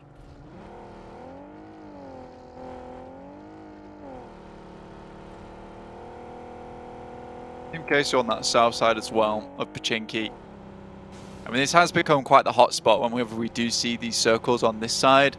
I think you're looking at a lot of these higher ground spots down towards the south, even Pachinki becoming that hot spot later on if we do shift over there. I mean, we've seen a lot of those endings of the games where if you get yourself a good spot in Pachinki, you could saddle yourself up quite easily to a chicken dinner. Even Mad Bulls on that game where they had only 2 players in the center being able to pick themselves up that single chicken dinner for their own. Currently in 13th place though, unideal. DRS playing on the fin. And will be fairly safe for now, but they are right on the edge of the circle, so if you stay here, you are committing to that edge style of play at this stage. More likely, they're going to want to look to break out a little bit further west, but you've got the Infinity who have headed in ahead of them now. I mean, DRS did have God Tunny out wide for a long time. The rest of DRS were down towards Novorep Noya. So for them, it has been a little bit of a journey to get up here. Titans also becomes a problem, as a lot of these teams are going to start to backfill now with Buriram also coming in, BTR leaving late from Yaz. On the other hand, Influence Kevin made a massive rotate over the top side underneath Saverni, down past box towards S2G. That's in ruins. Killer though found by God Tunny. And now DRS in a little bit more of a tricky position. Again, like we're saying, Titans can backfill on this. Buriram also coming down to backfill on this. You know, the more I say Buriram, the more I enjoy it. It's a fun word to say. Yeah. You know, Buriram, it's got a tempo to it. It's got a rhythm. Yeah, love that team name. Love that team as well. Circle, probably the hardest shift we've seen all day. Probably even over the past 8 matches, I would say this is the hardest shift we've seen on the Circle. Heading down towards Sosnovka military base. A very interesting shift and definitely sends a lot of these teams into panic mode, I would say, because, you know, a lot of these guys have been thinking, right, we're having a lot of central circles at the moment. We can figure out which compound is the best quite early on and then play from there. But it is these zone 1, zone 2, zone 3 where a lot of that change can happen. You need to be quick on the trigger, quick on the ball to make those movements. So this is kind of cool, very fantastic. Very Pierce still in, but it's those lighthouses as well as the gas station, which could be real hotspots. And this was always going to happen. Tons of action appearing on your screen as teams all make a massive migrate down towards the position on the south side of the map. Goodness me, Enigma Galaxy really suffering. Ray-Z just rolling straight on up into Enigma Galaxy and seemingly causing enough chaos for the rest of the team to rally on through. Already a fight with Team Queso was popping off in this area, so they had their attention drawn other ways. But now the fight breaks out between actually Burdam rolling up into it as well. S2G into the mantle, into the breach against Team Queso, and Burdam further on across the hill. You have the Infinity holding in the yellows. The nades start to fly. It is chaos. Blank, you're talking about panic. This is exactly the situation that causes it. Yeah, Burdam made a really long rotate down from that northeastern side and now just tossing all their nades in straight away. And I think these teams expending so much utility this early on makes a lot of sense, because you know that one of these central spots right now that S2G currently is in, there's a lot of teams around you. So if you can clear one team out quickly like they did with Enigma Galaxy and then send another team packing, you have this tree line to play in. It's a very important area of the map. A lot of people underutilize it, but for S2G, they realize how important this area is. Enigma Galaxy, though, 16th place, 16th place, 11th place, and a 16th once again. Today is horrid for Enigma Galaxy, and that buffer is the only thing keeping them alive in that top 3 at the moment. And it is not long-lived if they have that eaten away. Plenty of teams will gladly take that spot guaranteed through to the finals.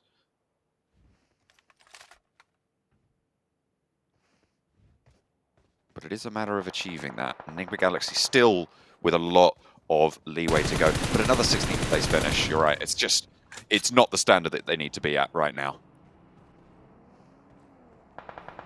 Something needs to change, and I think, honestly, it's less of Enigma Galaxy getting worse, but more of these teams adapting to the playstyle of the lobby at the moment. I mean, Enigma Galaxy were always quite a central focused team, in which case they were getting a lot of work done in the early game, getting towards positions that were very, very high priority. But now a lot of these other teams are realizing, you know, well, we can just send center and then be fairly comfortable. Enigma Galaxy are not prepared for the amount of crashes coming their way. And I think Freak is probably the one that's holding them together a lot of times as a singular player. We do get another pretty hard shift up towards that northeast side with so much water cutting all this out. We have, you know, DRS holding on over towards farm side, this coastal area. There are some towers in this area as well to play around with, and Influence Kevin has just stayed out of the action for as long as possible. I mean, they've got a couple of knocks here and there, one elimination, trying to clear out space within the lobby, but this is one of the hardest circles to play that we have seen all PMGC. It has been really, really difficult as well, considering the previous massive hard shift, Blank. All these teams are a little bit off kilter on these rotates, and the positioning in general of the teams will be a little bit unfamiliar. And having to shift down on a essentially 40% playable terrain circle. Yeah. I mean, we should see Zone 4, the circle, attempt to move away from the water as much as possible. But that also has the caveat that this moves down towards Titans are playing on Sosnovka military base, which would be an unbelievable result. We're more than likely going to see this center up over towards that northern side, but because the circles are now smaller over on Erangel, you know, you are going to see still a lot of space being inside of that blue, inside of that water, in which case a lot of these teams are going to be rather playing on the edge side, and this is where edge play becomes a lot more beneficial towards yourself, because everyone inside the circle at the moment who made this mad dash in and now going to be fighting off against one another tooth and nail, as if this game was more towards the 25-minute mark. LGD looking to sweep around towards the north. They will be in the queue behind R8. Who seemingly should be aware of this. Bandar hops out the vehicle. A little bit spread right now. If a big crash comes through onto one of these locations, R8 do just lose a player. But this reposition coming through from R8 looks to be good to set up for a little bit of a scrap now. Behind the shack, taking up position. CCC wants to put those nades over. Suki as well needs to push in. They need to move away from this circle. SK Ton looks to put the bullets down. Prestige as well, posted up atop the hill. B7 not quite getting the knock onto CCC, will be allowed to skirt away. But now the fun starts. They have to kick it into gear for the fight, pushing on through. And speaking of, Mad Bulls moving up to the compound with Box. Box have not had greater success in holding on to these things right now, and Mad Bulls are going to make sure that that continues. A nade through from Bensu looks good, but they are going to be trading it 1-for-1 on the flushes right now. Break falls down, Bensu in for the challenge, taken low, but nade in hand could turn it all around in a split second. Skillses seems to have been able to dodge it into the bathroom, out through the window. Tree looking for cover, will not be able to find it as Effect handles his one, and Box yet again getting put back on the back foot. Bensu pops the heel, but 3 Mad Bulls on the inside. It's going to be a lot to handle. I mean, this is one of the first engagements we've seen Mad Bulls being able to take toe-to-toe a 4v4, and they look pretty strong, as we would expect them to be. Skills is going for the pre-fire, Bensu struggling, and Effect sends the grenade from the back, and that should finish them off there with Box Gaming now out. Mad Bulls pick themselves up 4 eliminations for their troubles, but they still have further to go through the Infinity, as well as S2G, up towards that northern side. With a circle shift like that as well, it is now becoming more and more about BTR, as well as Buradam, who have managed to find themselves some beautiful spots over towards the coast. They've been hunkered down there for quite a while, Blank. I mean, they kind of just sent in there and hoped, and it's paid off this time around.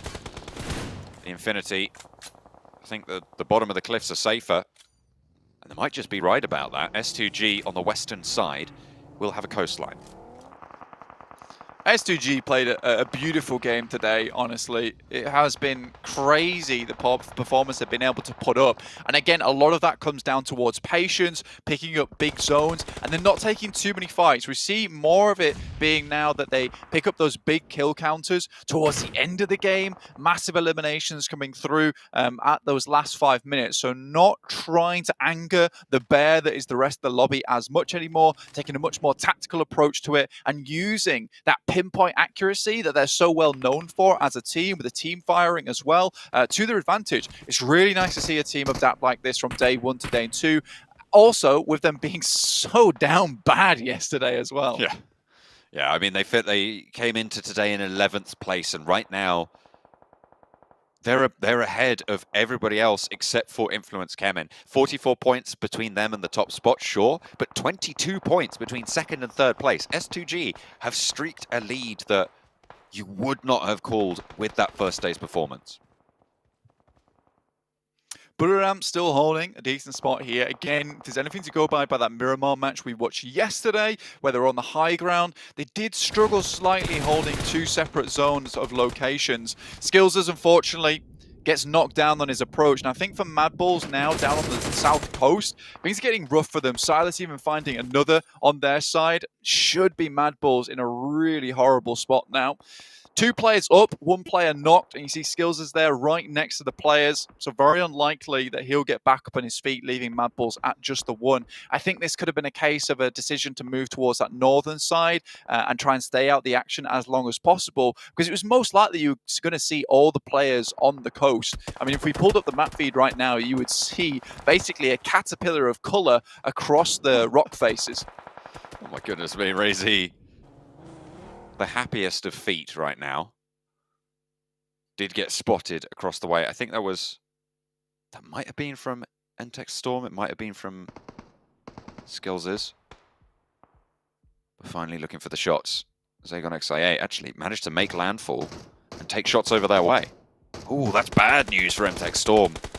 Allowing Aegon XIA all the way up there. That allows Razy more power over this gulf that will need to be breached. S2G will have to send around the headland after this shift. I mean, you can see on the map feed on the right side of your screen there just exactly what I was talking about. I mean, it's a crazy rough circle to be playing in. Titans, though, able to get off that southern coast up towards the cliff face itself. There is a few positions where you can start to try and climb up the ladder that is the mountain, but it is quite difficult, especially with a lot of teams watching down that way. BTR has Jem Foster holding out towards the west, which is great. I like this play. They're having a lot of players put focus over towards the eastern side. Jem Foster isn't necessarily looking for eliminations or knocks. He's informational based. The rest of BTR looking to hold on to the eastern coast. Ooh, Ayala backed off from going for the sprays over to S2G's position, but they are going to have to move now. The circle is shunting. And where can they go? They're going to have to swing in, maybe even crash onto LGD. We have to wait and see, but RayZ down low. Oh, he's knocked on the downswing as well. S2G, they've been so powerful in these circles so far, but the last player, TZ, gets felled, leaving 3 for S2G as RayZ takes the tumble. MTech Storm out, 13th place. Team Queso going for an absolute wild ride their lives up towards Buradam and directly past S2G. Mr. Bones in charge of that wild ride. It is really not fun on the skeleton charge there. Silas wants one of his own, and this is the difficult move I was saying. I mean, what can you do? It's almost better to send into the water and try and swim around that headland, but Newsy's there, waiting. He's been there for a long, long time. Silas needs something special to be able to win this fight against Newsy. Won't be able to pull it out the bag. S2G dismounted. 7 limbs, still a good card. I mean, S2G had the right idea of it for a long, long while there. Unfortunately, the circle shifts away from them. They have to move down. But Team Case are coming their way. They all started spraying, stood up, and basically opened up sightlines to so many other teams, in which case 2 of the players got knocked. Silas is like, goodness me, I just need to send out of here. Team Rocket this over towards the other side of the coastal edge. And I think for them, it just all comes crumbling down because they get a little bit caught off guard. R8 taking shots, Influence came in, slowly have worked their way down from that northern side, but Federal going down, one of the clutch players from that team, is a little bit scary for them, and with them being so split up, it's going to be difficult to pull that player back up into action. Buradam on the cliff sides as well, playing on the edge. I'm currently counting about, I think it's 5 teams playing on those cliffs right now. Newsy down there as well for the Infinity. What happened? A lot of shots lighting up towards 4 rivals here. Really difficult position on that northwest side, so do not blame 4 rivals for taking a lot of punishment there. DRS as well struggling to get away from those docks. Yeah, we always assumed this would be the circle that would take place, so not too much differences happening in terms of where the circle is playing. But R8, Influence Kevin both have to make their way in. BTR are really looking good this game. And again, Jem Foster has played a very patient game, which is absolutely necessary. Tiger from Buradam as well, hitting these beautiful nades off the top side onto the areas where you would assume most of these players would be at. Only one more nade left, though, and he has to make this one count, and he's in the complete wrong direction. Yeah, not going to happen there. We'll just blow up in the middle. But that does give you info that there's no one there. Still, not going to act on that. I think he had some steps down there. And we'll just be suppressing the line. It is a really difficult position there. You can see that overhang on the rock. It means that there's a lot of safety. So unless you cook your nade just right, you're not going to get the damage. Yeah, I still think the Molotov as well was maybe just a little bit off target. I think that's the last player for Influence. Kevin still up now in law, waiting on his lonesome. BTR, again, really well played on this coastal side, but soon they'll have to deal with Titans. We're working their way up. Like I said, there is availability to move up towards this coastal side. It takes a while, and it looks like Titans are just taking their time, looking for the best moment. But whilst waiting too long, they've been spotted now by I8, who have had to move their way around that coast as well. Buradam up to 5 eliminations on the game so far.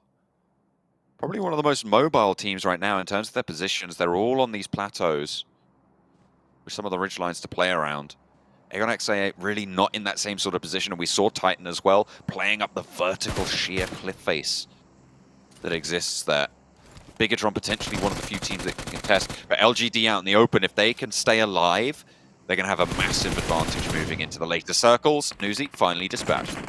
Yeah, for LGD, it's actually a really good spot that they're currently holding. They're in a ditch. They have some smokes out, some vehicles that are providing them cover, and it is open ground. So when this circle, and it will do, starts to shift away from the coastal side a little bit, these teams are going to have to start coming out from underneath this cliff face right into the purview of LGD. The main thing they have to be careful of at the moment is R8 sneaking up towards their position, sitting on the back of the buggy, which means they can shoot down towards LGD with the extra elevation it provides. It's an interesting ending towards the circle, and LGD have to play their cards right. These nades, though, were always going to be an issue, and they've not kept R8 at bay enough, and with 2 down, life is looking very difficult for the teams from LGD. Yeah, it's not good for them right now. Ooh, another flush, another knock. That brings them 2 active. On the far side, though, and the shots from Buradam, who are going to slow R8's approach down. Sure, the nades can get in, but making this cross for R8 still seems nigh on impossible with everybody looking out their way. SKTon, if you'd have just kept the Mini 14 or had more bullets there, might have been able to get that knock, but 2 players from LGD, their little blue tails staying alive. Yeah, I mean, it is the smallest of divots here. And again, that is what the buggy can sometimes afford you. And it was a really good play from R8. They set up the smokes in front of the buggy, popped their player on the back with the most amount of nades, and then he just tossed him over the back because he could use the third-party perspective to just kind of look down towards where LGD were and perfectly place these nades from the maximum distance, essentially. So it's really, really well done. I love that play coming through from the guys of R8. This should be a good nade from Luxy. It does enough damage to keep DRS in dire straits at the moment. That circle shift, I mean, yeah, you're right. It's keeping actually quite a lot of the coastline of this circle. All right, with a mad crash. Oh, 1 run down. Traded 1 for 1. MVM has to hit the deck straight away as Buradam are looking over this way. 2 players from R8 get bonked out there. Prestige at the back was playing backstop. Smoke needs to bloom. They need to force this res for LGD. It will not be possible otherwise. Buradam's crater, again, just so powerful, but they're going to have to leave it soon enough. Prestige mounts up for one last go around. Can he make it? Can he make the spray down? MVM has other ideas. Up to the vehicle, taken low. Prestige looking to stay alive for R8 and take down LGD's central stronghold of a ditch. Prestige burning, but not feeling the heat just yet. Wipes the sweat off the brow, backs it up, wants more of the spray, and takes the whole slice. Oh, the fact that he was able to survive that is actually incredible and get all the way through with R8 also looking down towards them. Titans dispatch the guys from I8, pick up 5 eliminations. Just about a minute ago, these guys were only on 0. So Titans have done a good job. Now, Jem Foster stepping up. This guy has been a major player for BTR so far. He has 3 players to contest with. He has remained very silent this entire time, which has been very cool. Takes a huge amount of damage, though, from Sky Only, who sent wide for Buradam. And now BTR have to respond. They cannot be passive in this late game. Titan with 4. Buradam rezzing back up to 4 as well. Bigitron with Jen Foster down, acting with 3. And the wild card of Law from Influence came in to bring us up. 4 teams total remaining blank. No one's making this push just yet, but the next circle gonna pop soon.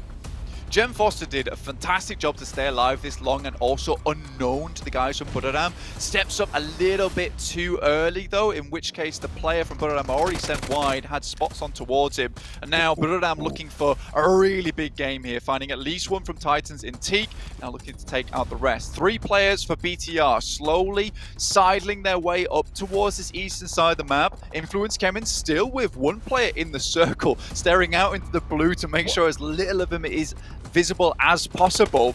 And again, this is a top 4 from Influence Kemin. They'll take the points where they can. This is more coastline still in the circle. Given the way it was falling, this is kind of crazy. It still has Bigitron's coastline in there on the east side. I think Titans still have got a little bit of space to play around with as well. But they'll need to be careful about how they back off if they have to go for these engagements. Buradam really want to control this and take Titan out the equation. Kangzo got a little bit bold there, but fortunately doesn't fall for it. It was a great shot to take a look at exactly everything that's going on. Law down there, currently on the downhill, will have to move into the circle, and he'll become visible in the process, but he's lived a long time, and I'd say he's already done a great job for his team to get this many points and this far. BTR would love to translate on this game, but Buradam have played a fantastic 2-2 split throughout the majority of this. Axa also goes down, but Kengzo remains on the spray for a little bit too long, and this is an opportunity now for BTR to try and capitalize. Zuxi doesn't hit those shots, and he will go down to the play zone. Influence Kemin eliminated, 4th place, 1 elim. Not the biggest points total, but still a podium, and it's good news to keep that tally going, to keep that lead extending. With S2G already down, they can just keep that buffer rolling on up, but Titan looking to put a dent in it here. Unfortunately, Buradam controlling every single move that they make. Bigitron wanting to do the same to the team in green as Titan lose 1. Sky Only right now is really the key to the victory of this game from Buradam. He has to keep BTR at bay all on his lonesome whilst Buradam deals with the remaining players from Titan. The fact that he's able to remain in that position for so long has been so good, but look, C, who is a long-range specialist, finds at least one of them, but is instantly refragged there from Sky Only. Once again, this guy is putting in the work for the rest of the team. Brings BTR down to 2. Zuxi looking to suppress that rotation, but it's not going to work on out. 3 players is the maximum we're seeing. Sorry, Buradam back up to 4. I didn't realize they were going to be able to get that res, but the zone is closing. It will crunch everybody in. Titan will be the first to fall. They have no way to get up here in time. And they will be unfortunate with it. The nades are there, though, and Puncher might be able to do a lot of damage to Tiger. Takes the challenge, takes the fight, and actually wins that out. There's a way up. That's a route. If they can win the fight out with Kengzo, there's a nade up top, but it's a little bit long. Kengzo wants the engagement as well. Can they just stick this res? I don't know. Titan playing with Puncher there. Teak out in the zone. That could be testing everything. This is a cook. Will it be good? Up a little bit too high. And a second one to follow it up. Kengzo looks for the challenge. Puncher caught in the barrel. Doesn't go down on the first peak. Kengzo looks for a second. Puncher will be burnt on out, and that is going to be the end of Titan's role. But Buradam now turn their attention to the 2 remainders of Bigatron. 4v2 here. Sky Only completely the MVP of the entirety of this match. Finds another one over towards BTR. Just misery remains. And he will be spotted out in the open. It is going to be Buradam rolling it on down. Celebrations for the second Erangel of the day. A great performance from Buradam, playing that coastline perfectly.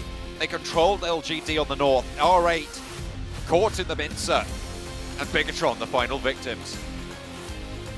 I mean, you look at Sky Only there, and seriously, this guy was playing from the sky. This guy was an AC-130 on the map, just delivering devastation to every single other player inside of that zone there. Buradam, all they had to deal with as those 3 players was anyone coming up from the coastal side, but it was Sky Only who dealt with practically every single player that was playing on the edge on that northern side. Without him, that would not have happened. He practically put in the shift there for Buradam, and without him, that chicken dinner might not have gone their way at all. I mean, you look at this guy, 10, 20 damage done, 7 eliminations, 5 knocks as well, and hardly any damage taken. That is the key factor for Sky Only. He has to stay alive in that position. He's all on his low, so if he gets knocked, the entire game plan gets flown out the window. And even so, he was still making those aggressive peaks, man.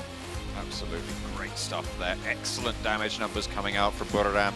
They played very, very well there. A difficult set of circles as well. The hard shift down towards the south really, really made a lot of teams worried. But Buradam prevailed. They take home an excellent chicken dinner.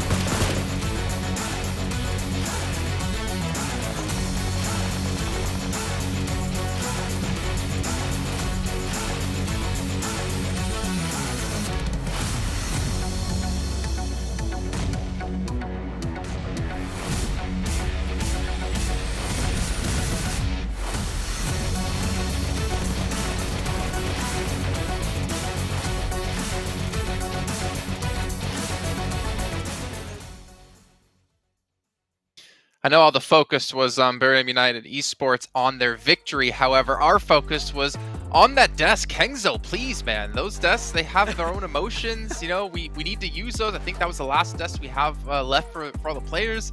But you can just see the excitement for them and how much they wanted to close that game out. 28 points is phenomenal here for this team from Thailand, showing that they've got what it takes, as well as Infinity have been able to step up today. But a massive victory, but it also kind of awkward and kind of questionable victory we were discussing, Max. I don't like how much focus they were putting on Titan. It's like you're getting knocked constantly, you're getting naded up by the players down below, you're spending a lot of resources to get rid of Titan. maybe if you keep focusing them down so much, you might give an opportunity for BTR to like take more control of the circle, which at some point they were doing. They were taking some sneaky shots from the distance. It was not looking great. The moment Totem goes down, they still has a 4-man. They can take more control, but you know, it's still a strong win, and especially Sky Only, as Blank mentioned during that cast, like he was really the one to enable Buriram to get that win. Sandstorm, any thoughts? I'll be honest with you. I was just looking at the leaderboard, and R8 got 4th, so I'm happy with that. So you know that means that they're no longer the team in 16th place. But no, definitely. Okay. Because I know what's coming, Jason. Let's see our overall standings and see where R8 is sitting, or maybe some of the other teams have made some movements. And we do see Buriram United Esports have been able to get themselves into 3rd place. So maybe that's why they had a little bit of emphasis over towards Titan there. Maybe want to punish them and keep them out of the running. But honestly, I think the biggest story that we've seen is either S2G stepping up today with 2 chicken dinners, or Enigma Galaxy just not even participating, it feels like, today. They have fallen from top 3 down to 5th, and this downward trend is just continuing. Yeah, completely the opposite of what you want to be seeing for a team that got themselves to the top 3, but definitely have to give it to Buriram and to STG. Buriram, I mentioned them at the beginning of the broadcast. I'm just gonna go over, hey, all right, it's not in the last place, but back to Buriram, of course. These guys, they managed to get, I mentioned this before, a couple of top 2, top 3 finishes on day 1. Day 2, though, they haven't had the best of performances. They managed to get, what, 16th, 11th, 10th, and then they managed to get a 6th in the previous game, but finally, a chicken dinner in their name, skyrocketing them towards that over 100-point mark, getting themselves in the top 3. So now they're no longer slowly getting up there. No. They're just breaking the door down. They're coming in. They're announcing to everyone, we're here to play, and finally we're going to compete for those top 3 spots as well. I'm surprised we're not talking more about R8, actually, because R8 had a really good push on LGD this time. As much as I was unhappy about that happening, Prestige, getting in the buggy, has that little bit of extra elevation in the smoke and just nading down that little dip that LGD had, which was a really good spot, by the way, but the way they pushed it afterwards was clean. So we saw some sparks coming out from R8, so maybe get himself some more good places. We'll see. It wasn't even that. It wasn't just that, by the way. It was also the fact that Buriram were watching Prestige. They were seeing him right behind the smoke, and they were waiting for those nades to hit the side of LGD. So it was, again, perfect timing from them. They didn't want to ruin R8's chances of destroying another team. The way they saw it is just 2 teams fighting it out. They get to clean up the kills or the eliminations at the end of it, and then they get themselves the points that they want. So also very well timed from Buriram. All right, well, ladies and gentlemen, we do have to head to a short break here, but when we come back, we'll head to the next match in just a few.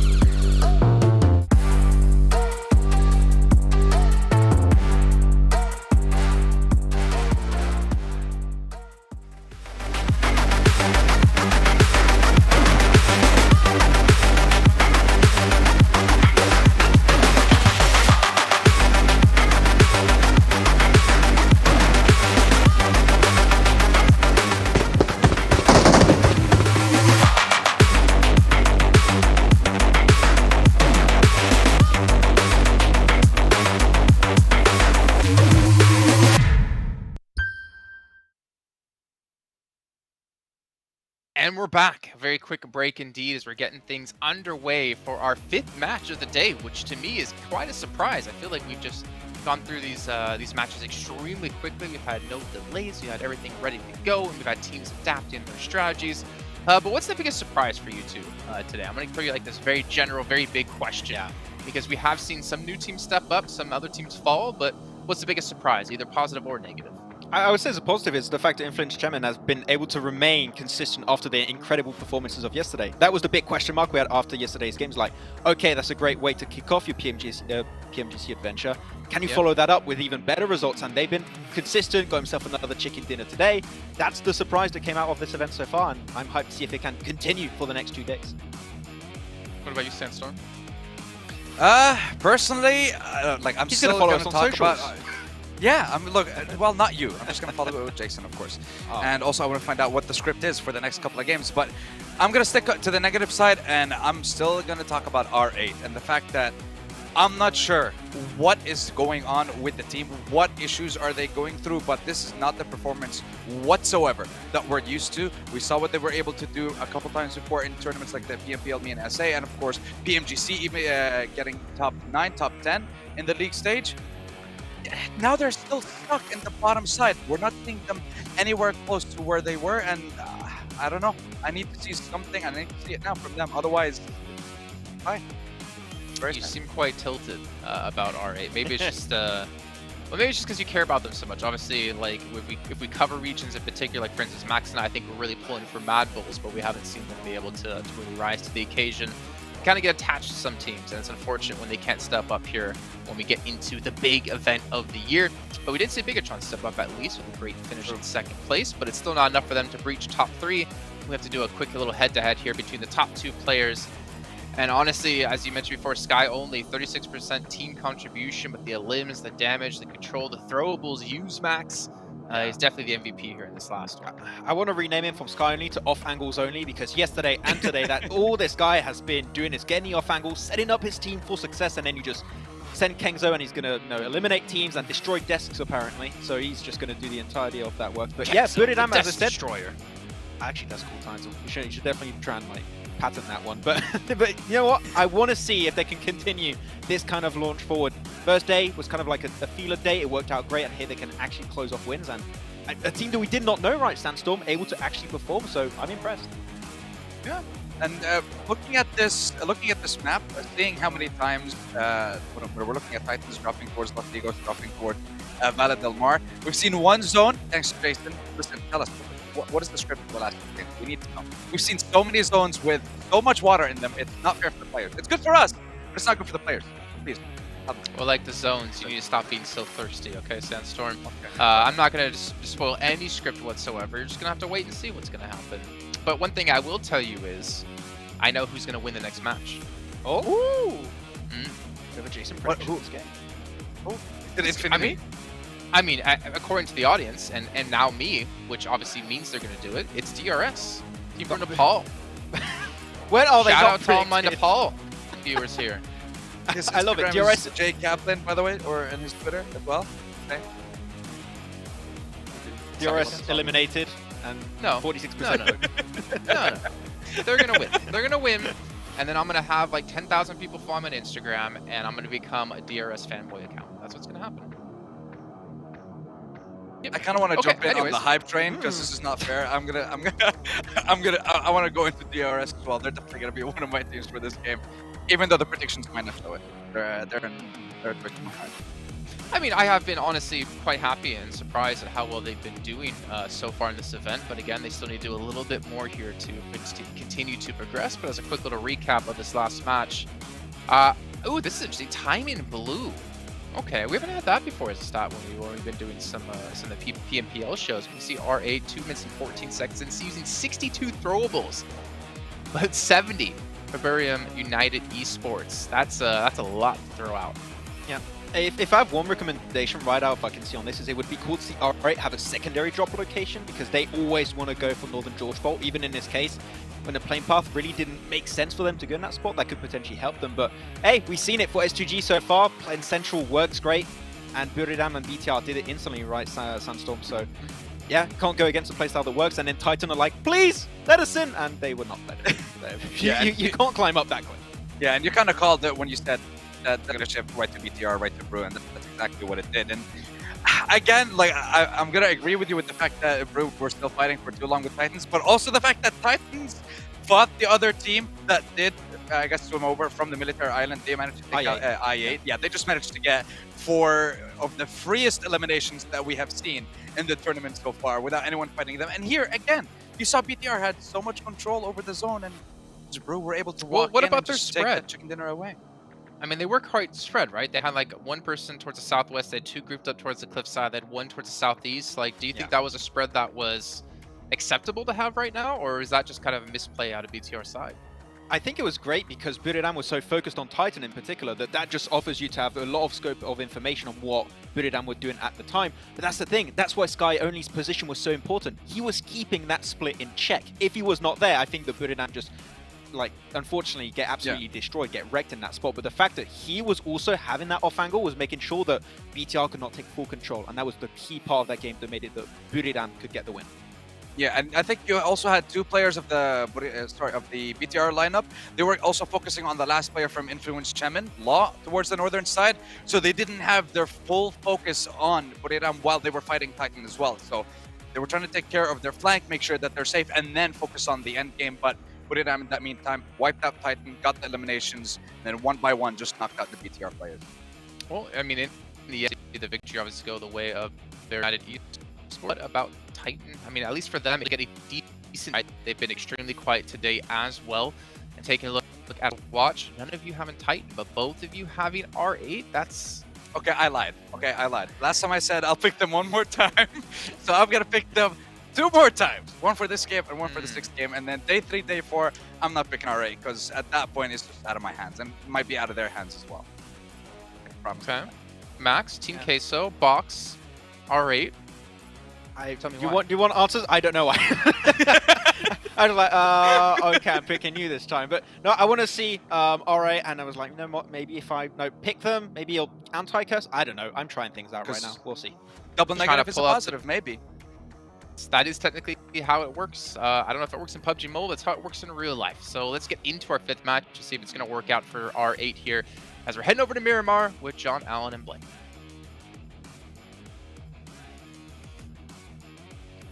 Oh, sorry. I was just picking my what I was going to have for dinner. Sorry. We're getting into the well, not the final game. We're getting into the 5th game of the day here, Blank. Yeah. As we are getting underway with another Miramar.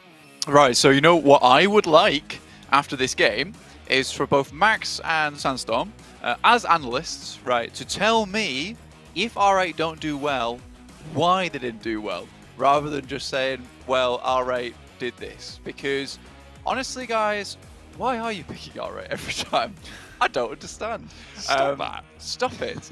But yeah, we're heading over to our Miramar now, and hopefully we can digress in towards this match and figure some things out for ourselves, especially on Miramar, where we did have that pretty interesting circle at the end of our last Miramar game. And to be honest, the circles all day have been fairly interesting, fairly central, but centering up on some very difficult zones to hit up towards. We're going to take a quick look at some of our beautiful venue shots at the moment, because we do have some great setups at the moment. It's great to see all the players here as well. Your Team K, so we just saw Influence Kemin as well as MTech Storm, all doing some fantastic stuff today. Absolutely. Today has been a sort of a water-themed day, I think, as they said over on the desk. There's been a lot of water features in these later circles. I mean, certainly on the Miramar, most notably, had a lot of water in fairly late into the game. Went down very, very coastal there, which cut out a lot of potential areas for playing. Hey, there's no time for sleeping. Come on, get back in there. You got to get back on the grind, right? Look, I know these games are easy for Influence Kevin, but it can't be that easy. No way, can't be, right? Oh well, we'll have to see just how easy it is for them here on Miramar. The first one of the day did go the way of S2G with their 2nd chicken dinner they were able to claim today. See if they can repeat that performance, or is there going to be another pretender to the top spot on Miramar here? We'll have to wait. Match number 5 underway. Taking a look at our overall rankings at the moment, things are starting to heat up just a little bit towards the top of the tables, with Titans, after that last match, being able to grab 96 points, sending them just underneath Buriram United Esports in 3rd place now of 104, quite close to S2G at the moment, which is great to see, honestly. But yeah, a lot of differential able to happen still towards that top 3. Kind of locked in for the 1st place spot at the moment of Influence Kemin. S2G though, Buriram both battling it out head to head at the moment for that grand final position spot.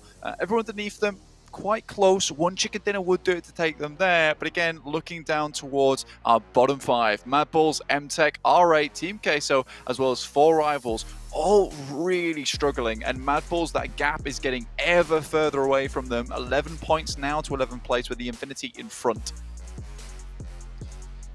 It is a real close race as we approach that halfway mark, right, where we can see a little snapshot potentially of things to come. Things do in general sort of start to even out, get a little bit less volatile as you play more and more games, but it is a good indicator at that halfway mark with 12 games under the belt after the end of today as to who is going to be really in the running for, first of all, the top 3 spots, and as you say, those bottom 5 with Mad Bulls looking to break through that ceiling. An 11-point barrier, though, for teams that are currently putting up numbers that do not make up those averages. Not ideal, but it is one pop-off game that changes everything, as we saw with LGD yesterday. I mean, they got right back on track as well. On the road again for LGD, 84 points. Really not that far behind anymore. And this was a team that was, like you say, John, really struggling yesterday. DRS similarly 9th place. They were just trucking along and they're up to 72 points now. So in pretty good contention between that 5th down towards 9th place at the moment, which is great to see. But we are starting to see these little stages of drop-offs. Obviously from 11th to 12th place, 11 points. 10th up to 9th place is 12 points. So there is some difficulty now in jumping up. And I think for these teams down towards the bottom 5, you really do need to start thinking about today in these last 2 matches, putting up a stellar performance, because for MTech Storm, we now realize that, you know, those couple of scraps of points that they're able to put up every single game, it's right now not enough anymore. Down to 13th place with 48 points, not good enough, and it's not going to see you through to that survival stage. And honestly, this point in time, I don't really think it is even in their interest to be looking at getting up towards those first 3 places on the leaderboard. I don't think they'll even hit that, even with some big pop-off games from them with the consistency we've seen out of these guys. Team Queso, almost the opposite in terms of consistency. Well, I suppose they have been consistent, if nothing else, as of 4 rivals towards the bottom of those tables. It's not been the greatest of showings for a couple of these teams. But when you come to the PMGC, every team here is a champion in their own right. So it's very, very difficult to swallow that pill. Certainly going to be bitter for quite a few of these teams. Influence Kemen towards that eastern side, super safe right now, John. LGD above them in El Azahar, a team that would like to continue to put up those points. Pretty much getting a lot of their points through from Miramar as well. Had to do very well in that last game. They were kind of left out in the cold. LGD is a good team at identifying where those limited spaces in the circle are, which are away from a lot of other teams, and picking up on that. I think that's a really cool trait to have as a team, specifically when you do have a lot of these more central circles. Find those positions on the map where no one really wants to play them, but they are still sort of playable, is an interesting gameplay style. But again, it seems to be working. They don't seem to be getting the most amount of points in the world, but they're certainly getting themselves up towards those top placings every single game. At the end of the day, to get through to the survival stage, or even sneak your way into one of those 2nd or 3rd places at the moment, that's more enough to do it. I think, again, we'll say this, John, is that 1st place, very much inaccessible, unless we start to see a performance dip from Influence Kevin. I don't think we're going to see that, though. Hasn't really shown itself just yet. Even in the engagements that they've lost, it's always been a circumstantial situation. And in general, I think they've made correct plays. Sometimes it's, you know, a little bit of a pop-off. Maybe it's getting caught a little bit on a rotation. But the decisions that they're making, I think, are solid pretty much every time. I'd have to go back fully and look at all of their rotations across all of their games, but it feels like I haven't seen them put a foot wrong yet.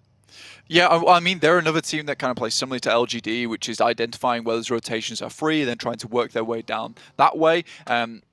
Definitely for Influence coming from Yaz, it was more difficult for them on that last game where they had to send downwards through so many different teams that already sent in. BTR was on the left side of Yaz, so they had a much easier approach down towards that coastal side. So instead, they try and stick out on the edges of the circle and try and play that as long as possible. But again, you see that in that last game where, yes, they didn't get the most amazing ending performance, but that is the terrifying thing about Influence Kemen, is that even with a bad game, they were still finding some good performances regardless, which is great to see.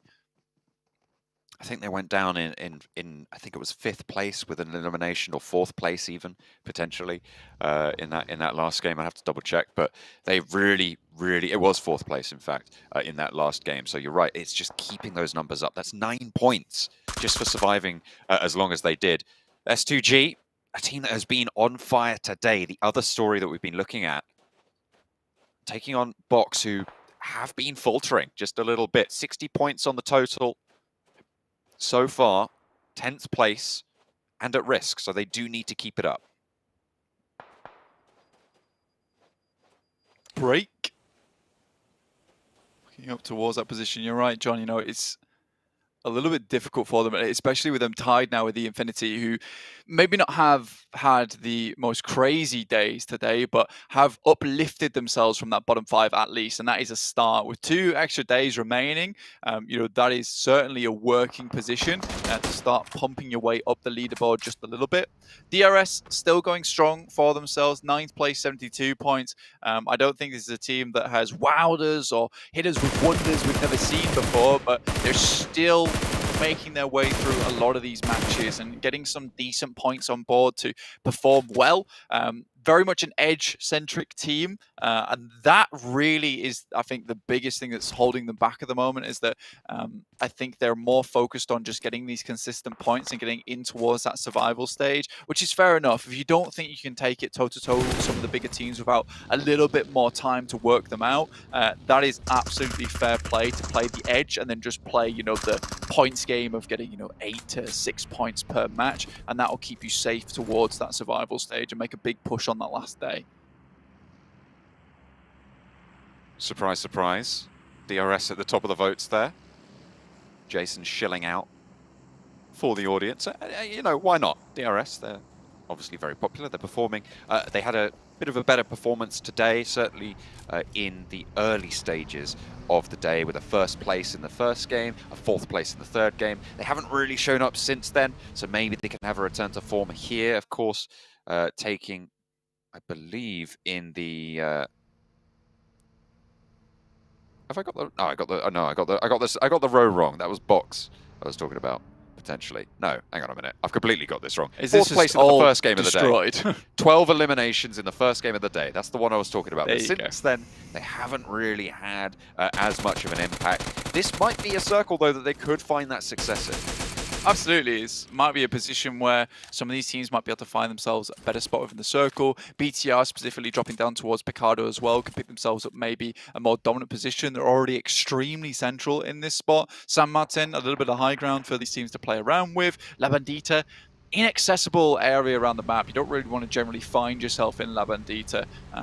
Again, this is a weird place to finish in terms of a circle, because you do have some treacherous terrain throughout this one. I mean, throughout most of PUBG Mobile, everyone will tell you that this crossing that a lot of these teams are making their way down from the south of water treatment is kind of Death Valley. If you get teams set up on either side, if you find yourself down towards one of these kind of not great compounds underneath San Martin, you're most likely going to get taken shots at by absolutely everyone. So anyone that's getting in right now is getting some saving grace that not every team is set up, but teams like Titans, the Infinity, Nigma Galaxy, S2G that haven't already found their way into this circle should suffer quite heavily.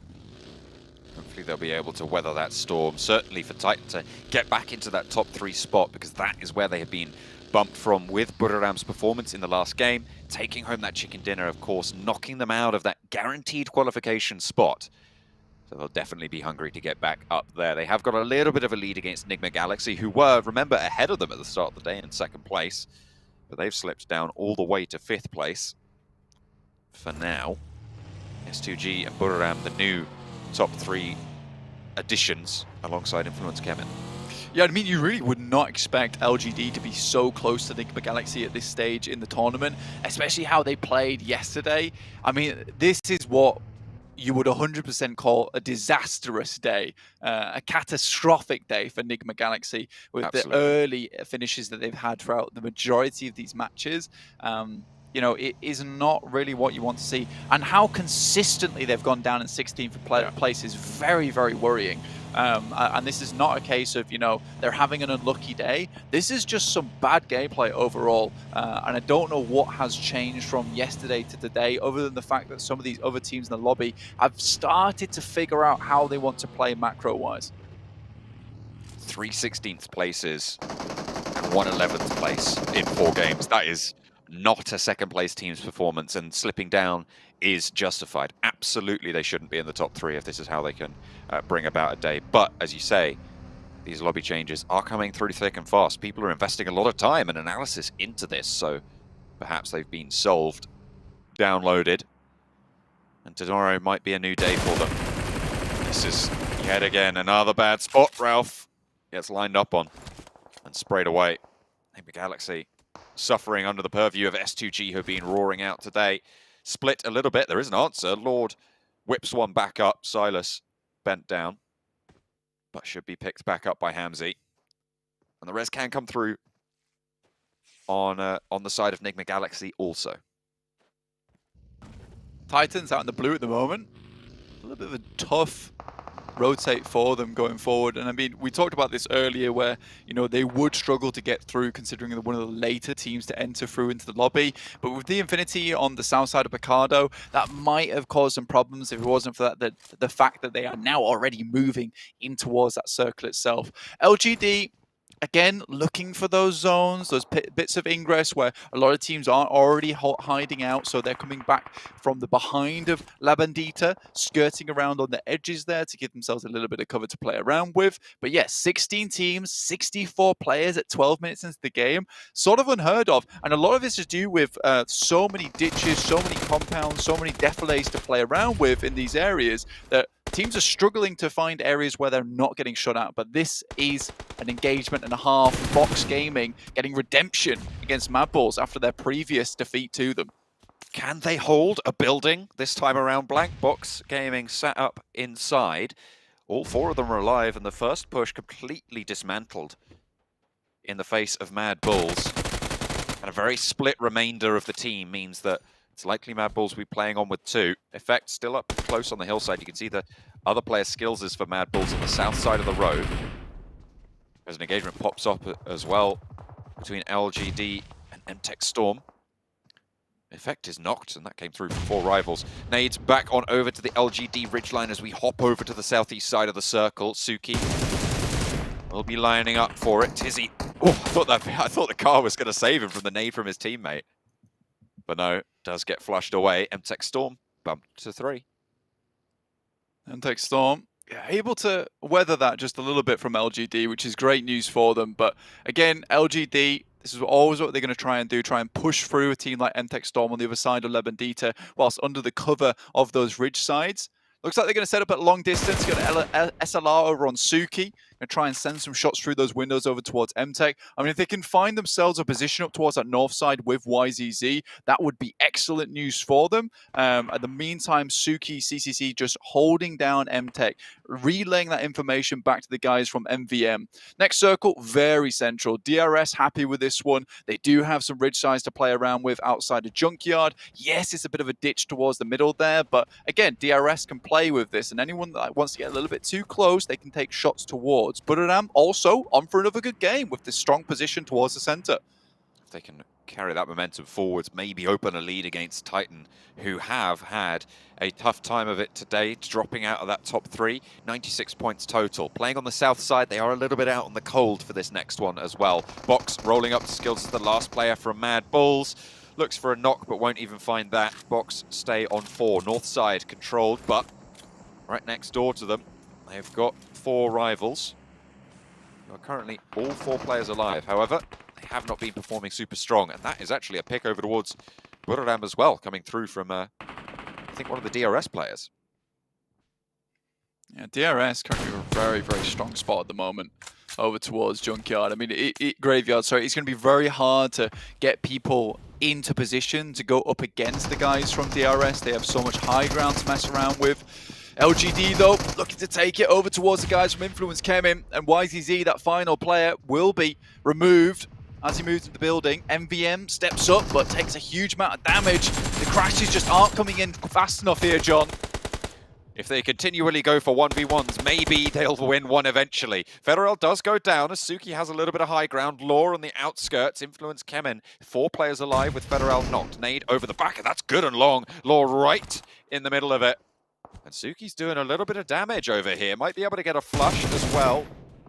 Law can't quite crawl behind the vehicle. Does manage to get away, but is bleeding out very, very fast. Lil Boy wants to move in, find the final player of LGD. Suki taken very, very low as Kayovsky has the high ground position. Law crawling out. There's a nade. It's good, but in the meantime, Law falls for it. And that means that Influence Kemen on 3.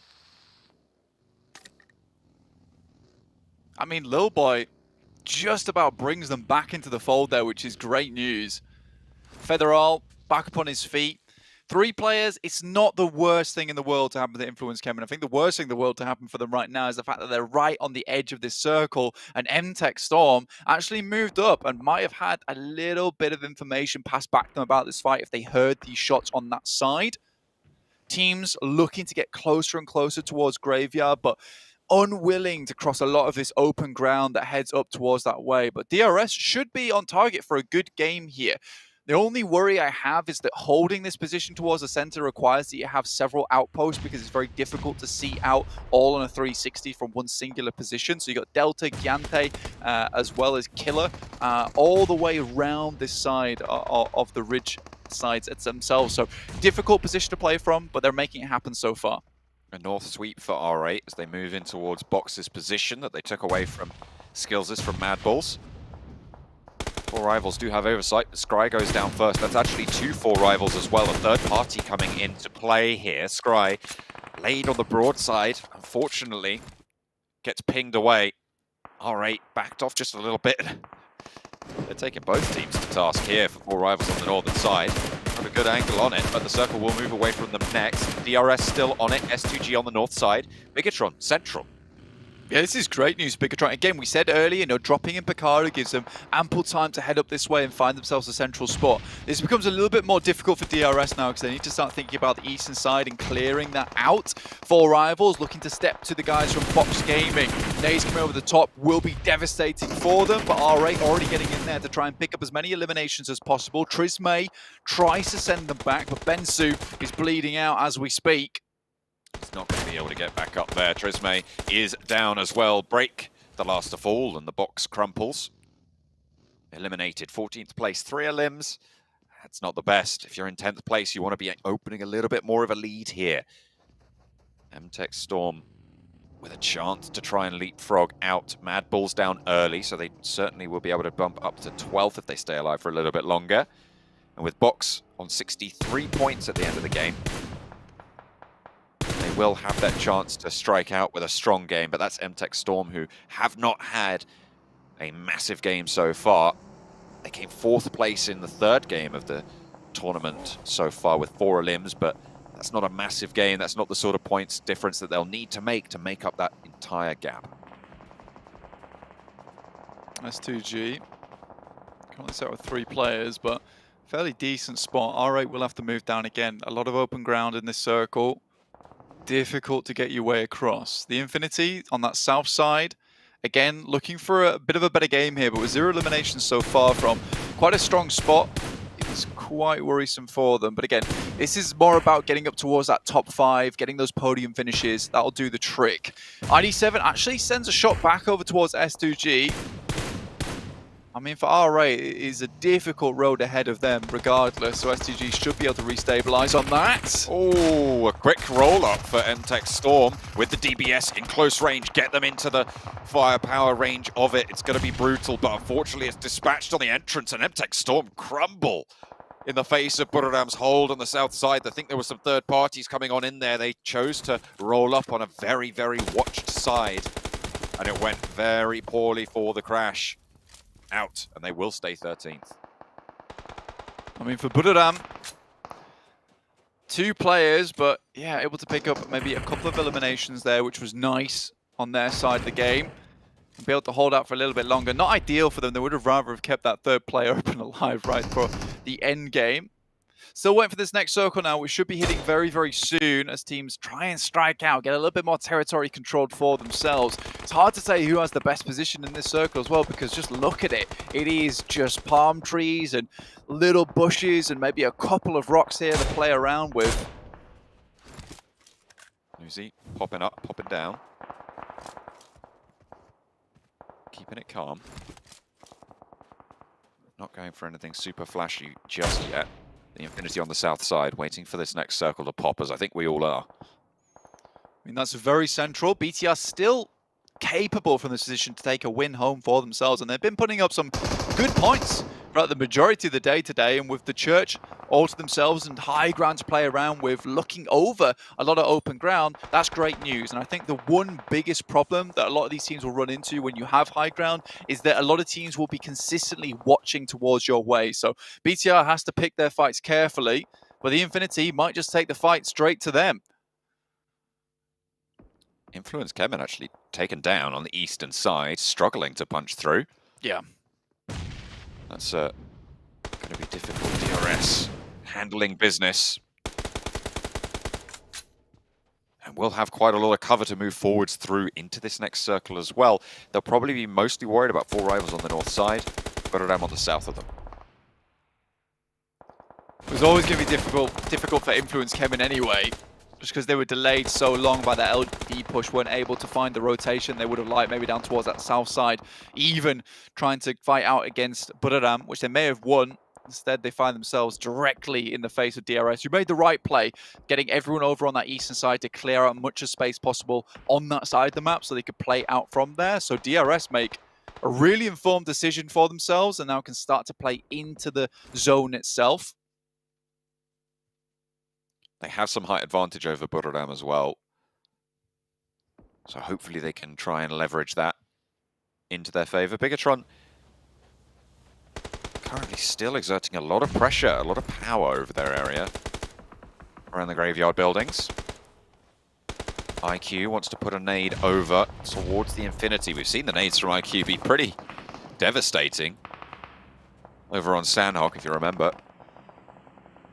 Tore apart the defense for S2G and allowed Influence Kevin to come through from the opposite bank, but this time around not going to be able to land them on towards Enigma Galaxy, who are looking to post a good game to break the run that they've had so far today. They did go down in 11th, and they have now guaranteed to beat that, which is their highest placement of today already for Enigma Galaxy.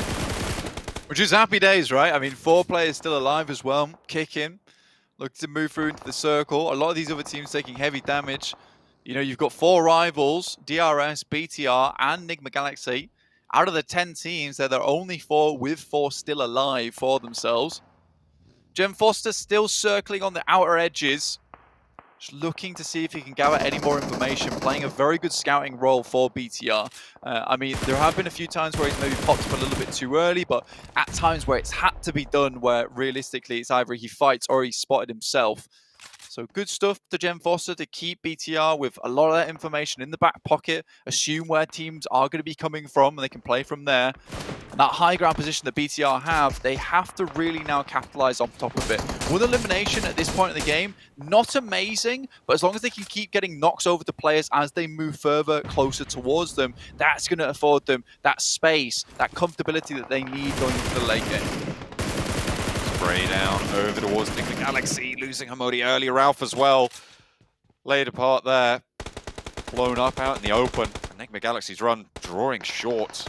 They made it all the way up to the heady heights of 9th so far, Blank, but it looks like they might be stopped in their tracks. They are still taking a fight with S2G, as actually Nick on XI8 will be rolling up onto the compound as well, so potentially a little bit of respite to get themselves back up to 2.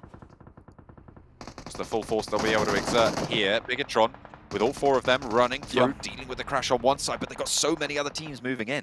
I mean, this is completely off the back of Jen Foster as well. He's provided all this information, which is why you do see Luxy as well as Misery rotate so quickly back over towards this building. I mean, Jen Foster, again, being a key to BTR's victory on these games. S2G moving up, though, and Zuxi going down is pretty horrendous for them. They're going to have to quickly get him back up on his feet so they can stabilize in the position they are and get some fortifications down. 7th place again. It's that they occupied at the end of the first day. See if they can improve in the last game. They got one more run today before the halfway mark. Exerts itself over the lobby. The Infinity on the south side. Logan, last standing in a challenge with my name from Buriram. Will not be able to win that one out. No elimination, 6th place. I mean, Buriram have gotten quite far considering only 2 players. So, yeah, regardless of what happens there, Buriram still up with a good result. S2G only 2 players, still also exerting a lot of pressure alongside the lobby with that wall to play around with. Zuxi's trying to finish off Kenzo here, but can't quite hit these shots. One more would do the trick. There it is, finally able to tap through the frame. Kenzo trying to crawl back up to cover, but it won't go his way. Only the 1 player now remains for Buriram up the top of the hill. 4 rivals taking heavy punishment from S2G, right up towards DRS as well. Look at a post good numbers here for DRS. 4 players alive, playing with some decent high ground and oversight. Happy is low, will be sprayed down there. Killer stands up and takes everything that they needed. There's 4 rules is there, should be resable. These 4 rivals are backed off as Zuxi might be able to steal away the points for Bigatron. Gets at least one of them. I mean, for DRS, the circle is just off the edge for them, so they'll have to get onto the cliff face, but it's still a good position to play. Jem Foster makes a desperate dash for it, but Killer finds Calci, leaving Hamzy G all on his lonesome with that MK14 in hand. This should be a good game for DRS. I mean, they did the right thing. Like I said earlier, a very good informed decision over towards that eastern side to hold that out and then play from the cliff face. They will have to move off the top. Similarly, BTR have to move up, but luckily that is that ridge in front of them. They might be able to create some impromptu cover with some vehicles too. Again, this is going to be full-on warfare, a 4v4 between 2 teams that have held high ground for a very long time during this match. The issue for Bigatron is that they're going to have to give up this rooftop position, which has afforded them so much power. Will have to fall off. Shot from Rules. He's spotted exactly where they are. Playing the lead, and look how much of the circle DRS are actually able to play with here. If they can take down Bigatron, that's it. That's no one else who can really step up to them. It is a battle between these 2 teams, with Jem Foster falling. They don't have that forward launch point. I think for BTR, their saving grace is that if they can get Jem Foster back up onto his feet and they can last till the next zone, which should be popping shortly, DRS have to come down this mountain, right?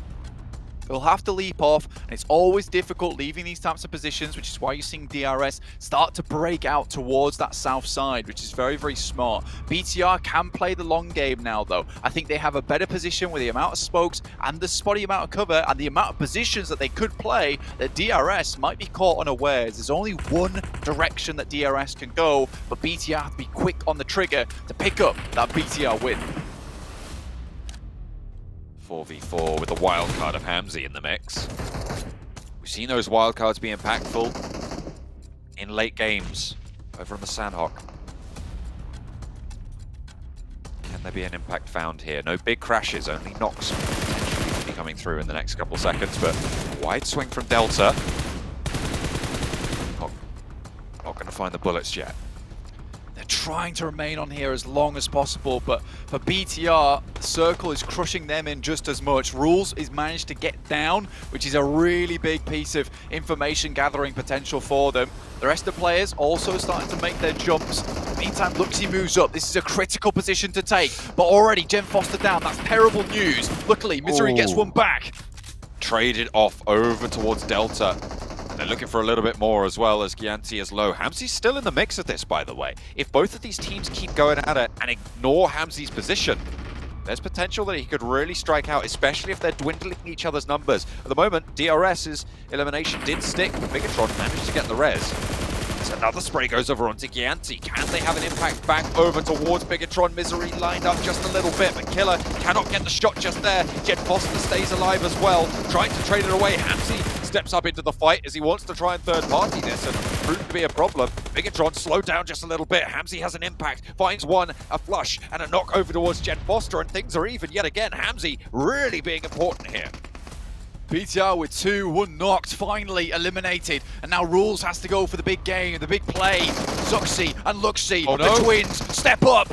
Luxie finds it finally just over the top of the ridgeline. They were able to claim it back. It went a little bit pear-shaped there, but they were able to make the salad in the end and pair that with the chicken dinner. Bigatron, eating hearty game number 5.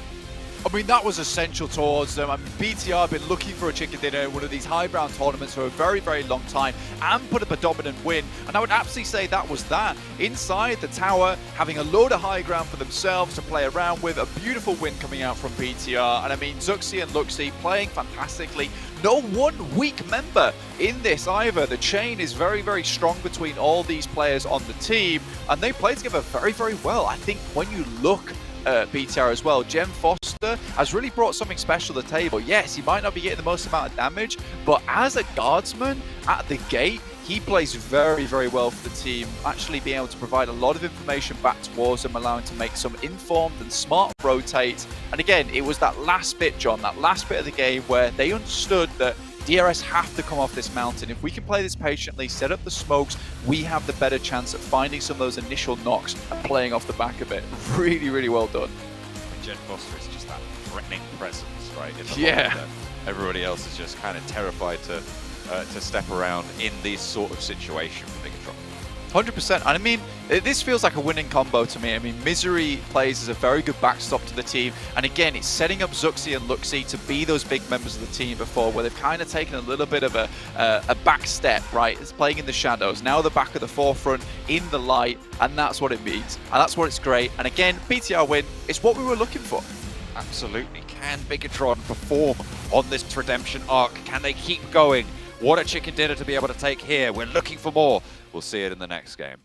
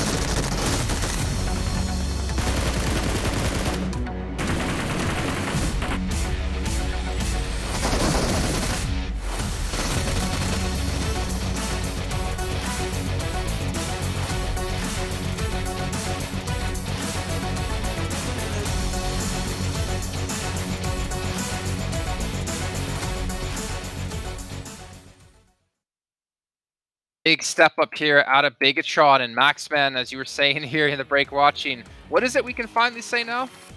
We can finally say BTR win for real this time. We gotta say, it feels so good. We can, yeah. I mean, 28 points. We've seen BTR have a really good step up today. Again, they got second place in the prior match before this. They get a first place here. They're starting to build up some points and build up some steam to potentially get straight through to the PMGC Finals, Sandstorm.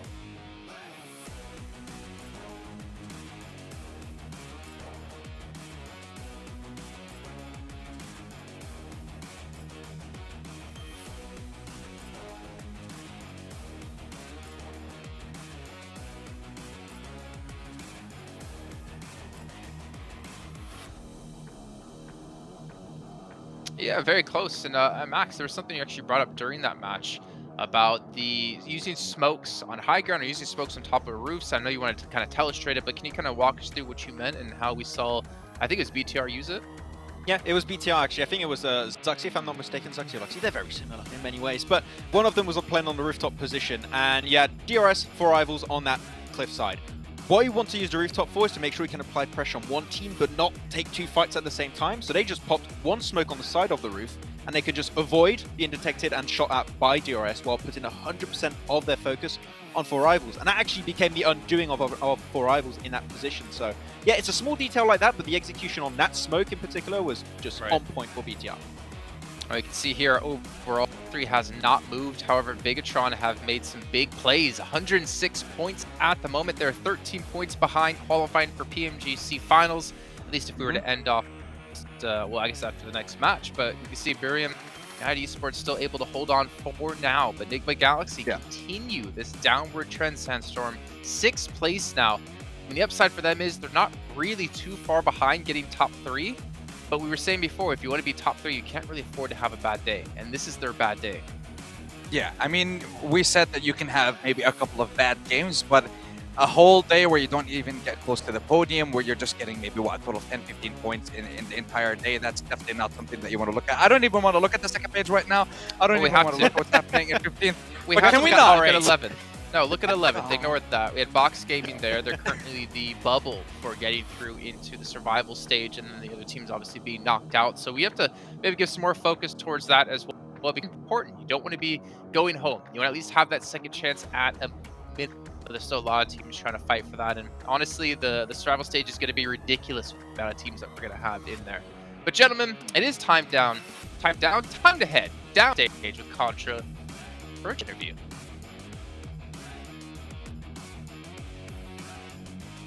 Joining us here in this interview is Buram United Esports, as they've been the match winner for Match 4. And of course, could you please introduce yourself to the world out there, and how do you feel about your performance for today? น้องช่วยแนะนำตัวหน่อยนะคะแล้วก็รู้สึกยังไงบ้างกับวันนี้ performance ของวันนี้ สวัสดีครับผมบุรีรัมย์ไมน์ MP ครับก็วันนี้ก็รู้สึกดีขึ้นมานะครับจากเกมแรกแล้วก็เกม2ที่ผ่านมาก็รู้สึกโล่งใจมากขึ้นแล้วครับ Okay, for today he said he much more better for like previous 2 match. Yeah, it was so exciting for this. I see. And overall, you guys play really aggressively for the past 2 days, which helped you guys get a lot of elimination points. Was this your strategy for today, or have you always been trying to play very aggressively? สำหรับวันนี้ดูเหมือนว่าน้องจะดีใจมากกับการเล่นแมตช์นี้จะถามว่าอันนี้คือถือว่าเป็นกลยุทธ์ของน้องก่อนที่จะเริ่มเล่นเกมนี้หรือเปล่าคะก็ส่วนหนึ่งครับก็เราก็เล่นสไตล์อย่างนี้อยู่แล้วแล้วก็เน้นไปหน้าไปเลยครับ Okay, this is always what do you mean? He always play like this as usual. It is the most strategy from them. Yeah, and after all that hard work, it has been able to bring you guys a victory in match number 4. So I really want to know, how important was that chicken dinner to you, and what was the first thing you told your teammates after the win? หลังจากที่เล่นอันเนี้ยสิ่งแรกที่น้องได้บอกกับทีมมันคืออะไรกับการชัยชนะในครั้งนี้ก็เล่นกันให้เหมือนที่กับซ้อมมาครับแค่นั้นเลยthey say we play just as they rehearse.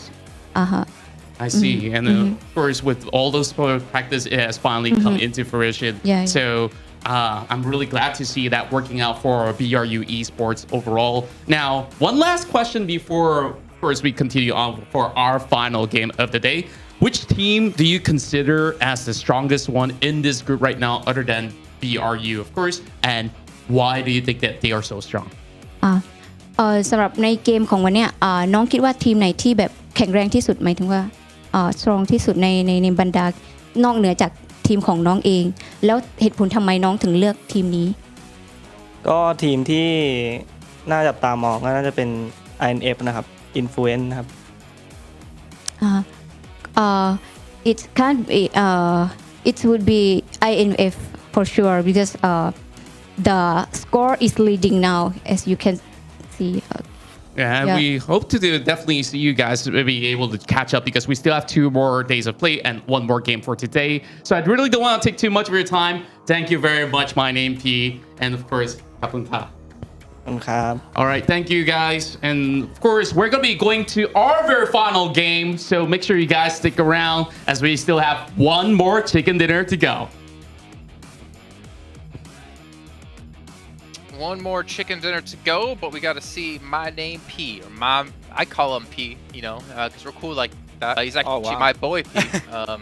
If anyone's been following the last couple of years, he knows what I mean. But we can see a head-to-head between him and Zuxi here in this last match. And, you know, it's weird, because with Bigatron, I feel like I just get toyed around a lot, because I want to believe that Bigatron can be as strong as they were in the past. And sometimes we see glimpses of Zuxi and Luxi.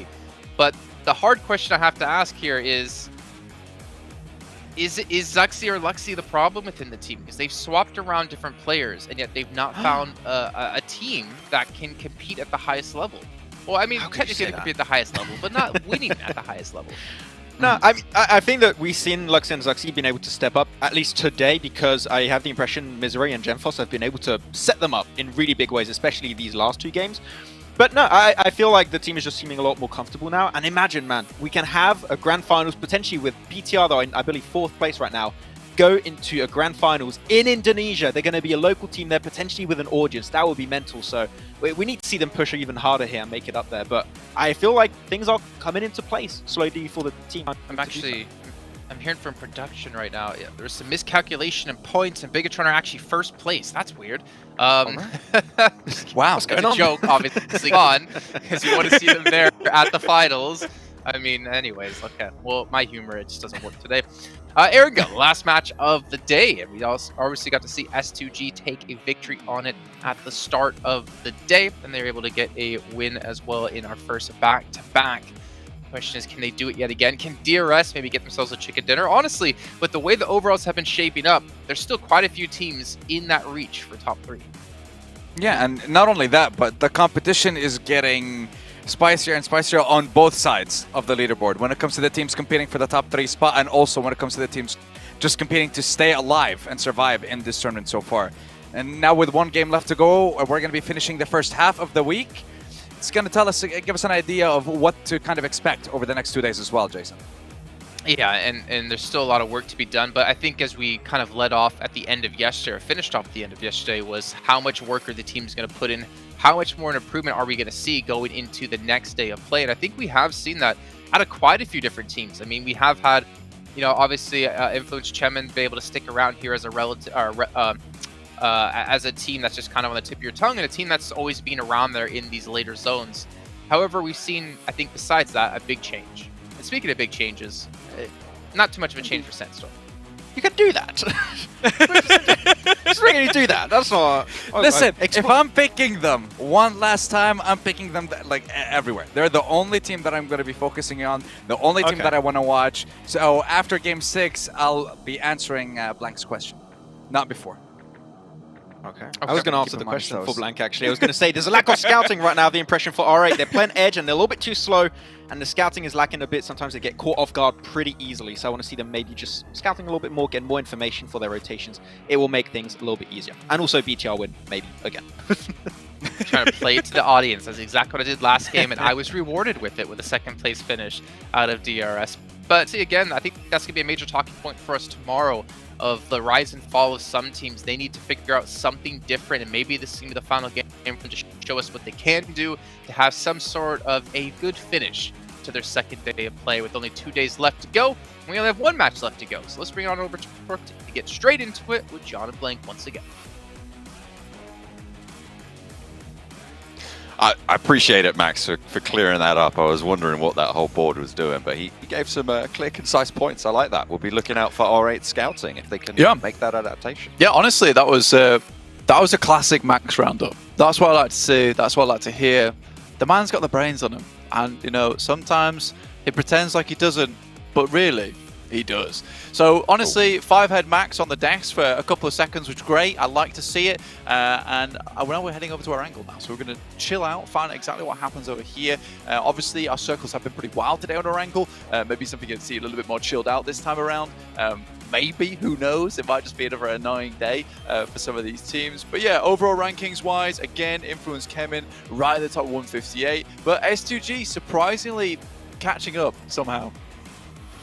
Yeah, they have really been eating into that lead as much as they can. Obviously, with them going down early in that last game, Influence Kemin going down early in that last game, S2G were able to close that gap just a little bit more. It's now at 35 points, where it was at 44.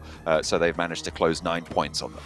Yeah, exactly. I mean, that is the crazy thing that's happening here. I thought that, you know, this was going to be impossible to catch up towards and get a little bit of a lead on. But, you know, S2G, previous game, it was like a 40-point differential, and you know, slowly but surely that is getting closer and closer. Buram not far behind though, refusing to let up. I mean, they made it quite far through that last game as well with just the 2 players on side, which was quite impressive, honestly, with 119 points total in 3rd place.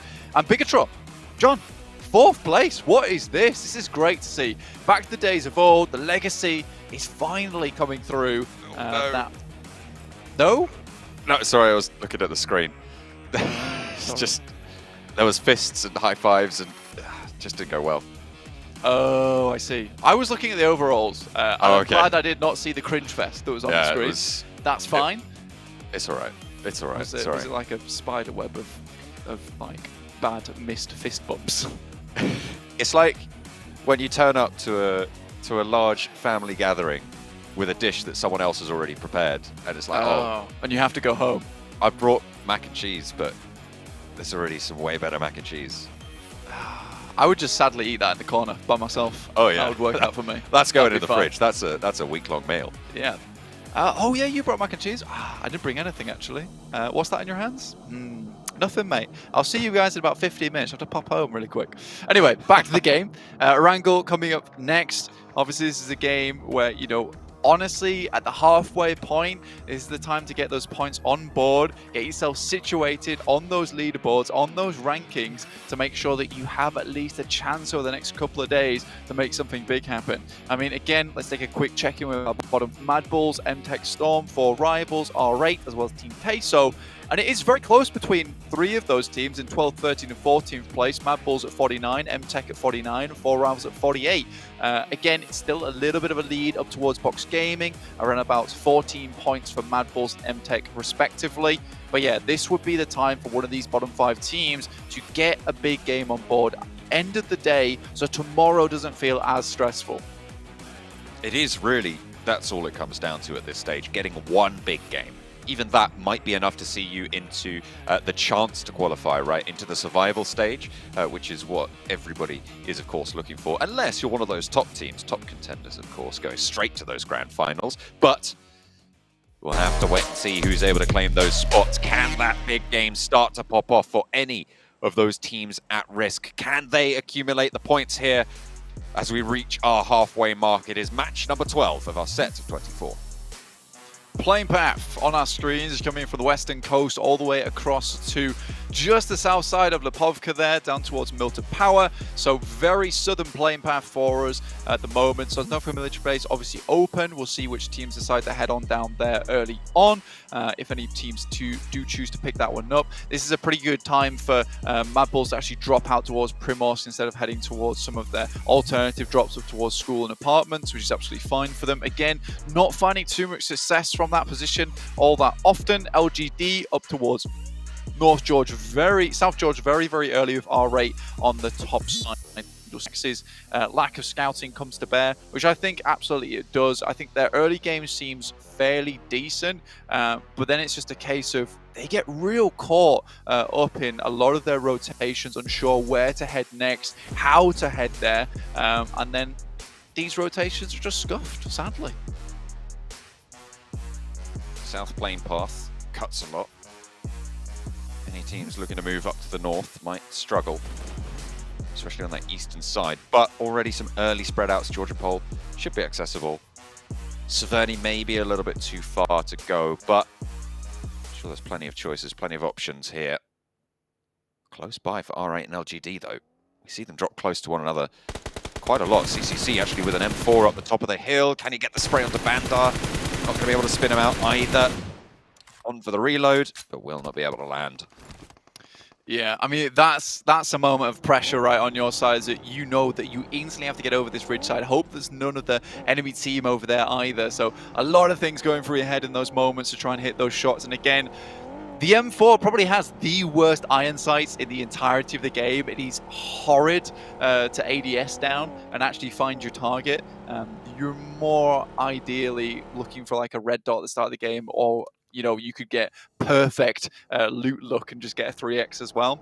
Again, tough stuff there. I mean, for LGD, they really could have got a much better result. Luckily for them, though, they are on that northern side, so they're still in crates, and R8 are in a weird spot right now where they are encroaching on other territories like MTech Storm down towards that south side, and may have to pass up through LGD, but they've already set up the blockade across South George Hospital as well as crates. will be a little bit further south and maybe longer to get that loot with the hard east circle. They don't have a lot of time. There's a lot of water in this one. Blank again goes for our water theme today.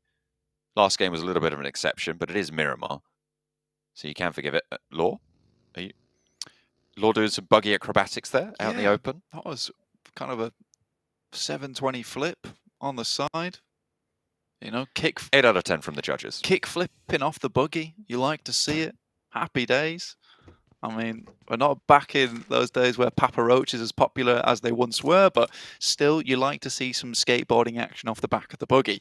I8, currently not massively under our eyes. I don't think anyone's really looking at them too much at the moment.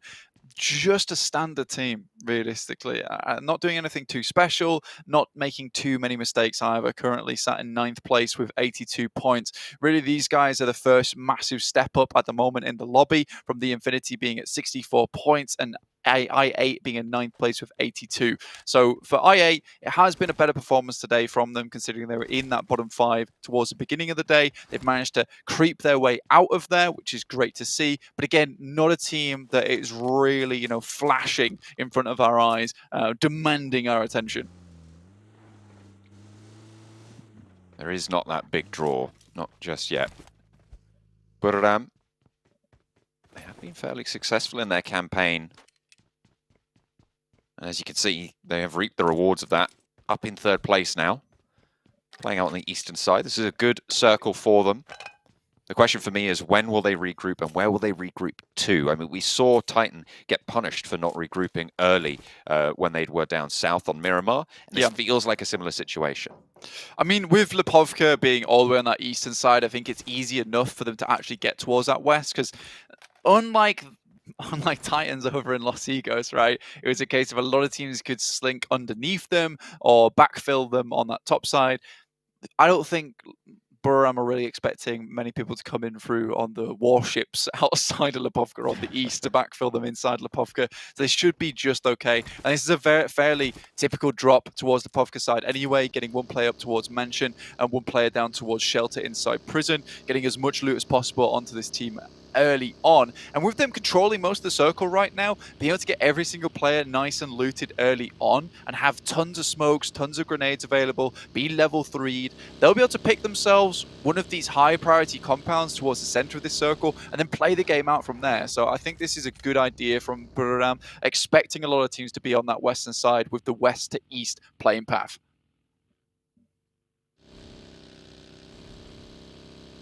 Aegon XIA moving in towards the eastern bridge of Military Island. DRS may be looking to try and stop that. DRS with an outpost on the north side of the bridge already in the form of Rules. S2G making their way across open ground, very, very close by to MTech Storm. They'll be able to cut it down with a little bit of Road Fury. Unfortunately, there are players waiting to try and take those shots back. A wheel does get popped out, and actually Kelsey dropped as well out in the open. Reloads will need to come through, but there's a Mini 14 and a 3X. That's going to be plenty devastating enough. Silas actually continues to kind of get spun out here with the wheels just going down, deflated, but fortunately able to roll to cover. I mean, for Silas, that is real painful. Also gets hit up there too with Tarman. I mean, the majority of MTech Storm was set up in such a way that they were completely surrounding that position that Chicken was on.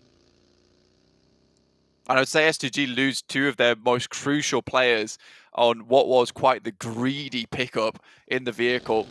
I mean, Kelsey going down as well as Silas. Silas being like your backstop operative and being an anchor for the team, and Kelsey just being massively important when it comes to those clutch moments. S2G certainly going to be kicking themselves here, because this could have been a game on a angle where they might have been able to pick up a bunch of points and actually even that gap with Influence Chemin. I mean, it will really depend on how well Influence Chemin do this game, because if they do badly, I think S2G will be very unhappy with themselves. A roll-up for Box right on top of Titan in the same vehicle as well. They don't get punished for it. Puncher back down into the shelter. Aegon XIA have sightlines over towards the entrance. A difficult push for Box. Bensu a little bit out in the open, and maybe the gun jumped a little bit there for Aegon XIA, but fortunately IQ is there, ready and waiting. break, tries to answer, not going to go well, and will pop the nade over the top for Scry, which brings them a little bit even. Bensu hiding now, and Titan, they've been given a lifeline. Titan Scarpers underneath into the shelter. Box Gaming at least get that one knock over towards IQ, who really is that member of I8 who tosses those grenades and finds the most amount of impact from them. So getting rid of him whilst you're inside a ditch, very nadeable range as well. Him being knocked gives you a bit of time to regroup and rethink the options going forward.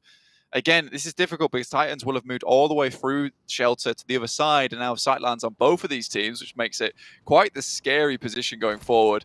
R8 very, very slow on their rotate. Super determined to actually take up loot over towards North George. And now S2G with a rotate up towards the northeast. If they had 4 players, this could have been such a good game for them. Instead, BTR are more than likely going to spot their rotate coming downwards. Box move into the shelter as well. To figure out how to move a little bit further north as we have a little bit of a hard shift up that way. Bigatron clashing with the remainder of S2G. It's going one way, then the other. Razy looks to try and get a point to flush something as an answer for their situation right now. They've got 2 Elims and Bigatron are going to lose one of theirs. Razy on the in with the micro Uzi close range, swaps out for the M4. Both low on ammo, will need to force a reload here, but Bigatron do not want to let him get that opportunity. A spray out goes good for one, but Jen Foster will be rezzed here. Bigatron take down the remainder of S2G. Yeah, this is what we'd assume would happen, but Influence came in actually very close to this engagement, rotating slowly on that northern side, could even decide to get involved in this. Unfortunate that Misery goes down during that engagement. Again, I think one thing that BTR could improve on just a little bit is team play. I think oftentimes when you see them take these engagements, it is some 1v1s, and I think they've realized that towards the end of a fight, if they live that long, it's like, right, we need to start taking these 2v1s and isolating some of these opponents. But by that time's gone, they've lost 1 or 2 players. This time it's not so bad. 3 players being alive and being very central in the circle coming out from Yaz is decent, and they will be happy with this. Buradam getting that regroup on. Will not be punished. Good news. Aegon XA8 moving in close by. They know exactly where they are, but they don't really have the sight lines. The foliage cover is there. DRS on the south side, moving away from Mill to Power now, trying to get a little bit further up north, dropping to the beachhead, but really not too many people close by to this. Everyone's moved west from Lipovka, the Infinity a little bit further up than they are. So DRS have a little bit of a clear shot into this edge of the circle.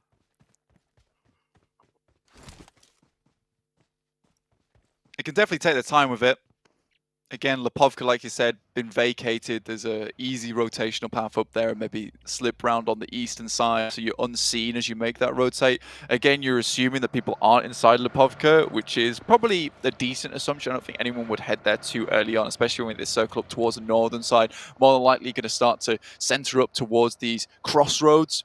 Mad Bulls loses a player on the rotate inwards. It seems to be a reoccurring trend for this team. Unable to find any kind of footholds inside the circle and crumpling as they enter. Box want to give themselves some smoke cover, seemingly want to challenge in towards the central mansion area, towards the central set of buildings there. The shift comes back mainland. It's fairly kind. It could have been a little bit more of a dastardly circle if it had shifted out further east. We've seen these coastal areas be finished on before. It is not easy. So a lot more playable terrain with this sort of a shift. 100%. Mad Bulls able to get all 4 players back up, which is great news for them. Usually on their rotate inwards, they will suffer because of that. Luckily for them, they're able to actually get in, find some kind of purchase. But once again, the circle moves away from them. They have to rethink the scenario, the ideal options.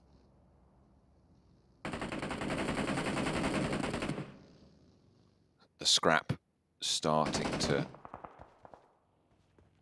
coalesce between the 2 teams fighting off there. Titan looking to stay alive with 3. Aegon XA8 close by to it as well. Being spotted out. I think that's Bigatron just next to them. It is, in the buildings. Luxy really wants this shot, but does get the cross on the windows. Obviously moving in at the back as well. Titan are launching nades over to Box just further south of this engagement. break falling there. Actually, Aegon XI8 will be able to find that final piece. And with it, Box will fall 15th place. This is not good news for a bubble team. Not at all. Again, they still have a little bit of buffer between them and MTech, and with MTech Storm losing one player, it's okay for them. Again, not a massive match that Mad Bulls would need to overtake to get above Box or the Infinity, and with both them hemorrhaging players, maybe a potential here as they move up towards that western side and try and enter just underneath Yaz Naya. R8, I think Max is dead on the money there. It was very difficult to make any kind of information gathering because they decided just to stay out of the blue the entire time, in which case LGD waiting for them. They were like, right, where's R8? I guess we'll just sit up here, wait for them to make their rotate over the top of Severny, and just send shots down towards them. Already a good nade comes out the pocket. Another nade goes down, a little bit long, but that could have been amazing. A nade on the side of LGD. LGD's strategy does have a name blank. It's called the R-Wait. That's right. That's all I'm saying. Okay. I mean, that's fair play. That's me. See you guys later. R8 sent packing, but across the fields as well. I mean, this is not the best of rotational paths that you're being forced into. Suki will finish up ID7, but now R8 have to figure out what kind of options are available to them now because they're moving through the fields. More than likely, there are going to be teams set on the outside. You can see Team Queso, Nigma Galaxy, Influence Chemin as well on this side. So everyone would be ready and waiting for this. Once again, LGD, Team Queso, Mad Bulls left out in the storm here as the circle moves down towards the southeast side. This has been probably one of the most variable shifts on the circles today. BTR happy with this though, able to hold on to that singular compound that has those rooftops which are really good to play off the top of. So I think these guys should be happy with this. We'll have to move a little bit south. That shimmy needs to come through at some point, but it's got a little bit of time to play with. With the teams also from the north side needing to move in, they might be able to control that, but they might lose time in terms of going for positions that could be stronger into the next phases. I mean, Nigma Galaxy now hold a roadside compound that's going to be fairly strong. Can they put up the numbers that they've been denied so far today? I mean, at this point in time, it's going to be difficult for a lot of these teams to find some good positions on the map. I mean, Influence came in right now just looking to see if they can spot some of these rotations, maybe pick up some eliminations on the way through. Mad Bulls look like they were going to try and crash over towards where four rivals are playing. They lose a player on the approach.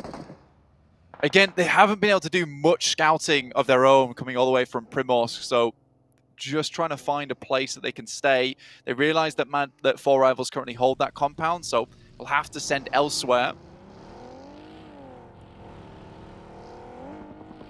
Mad Bulls moving up towards the north side, close to Team Queso.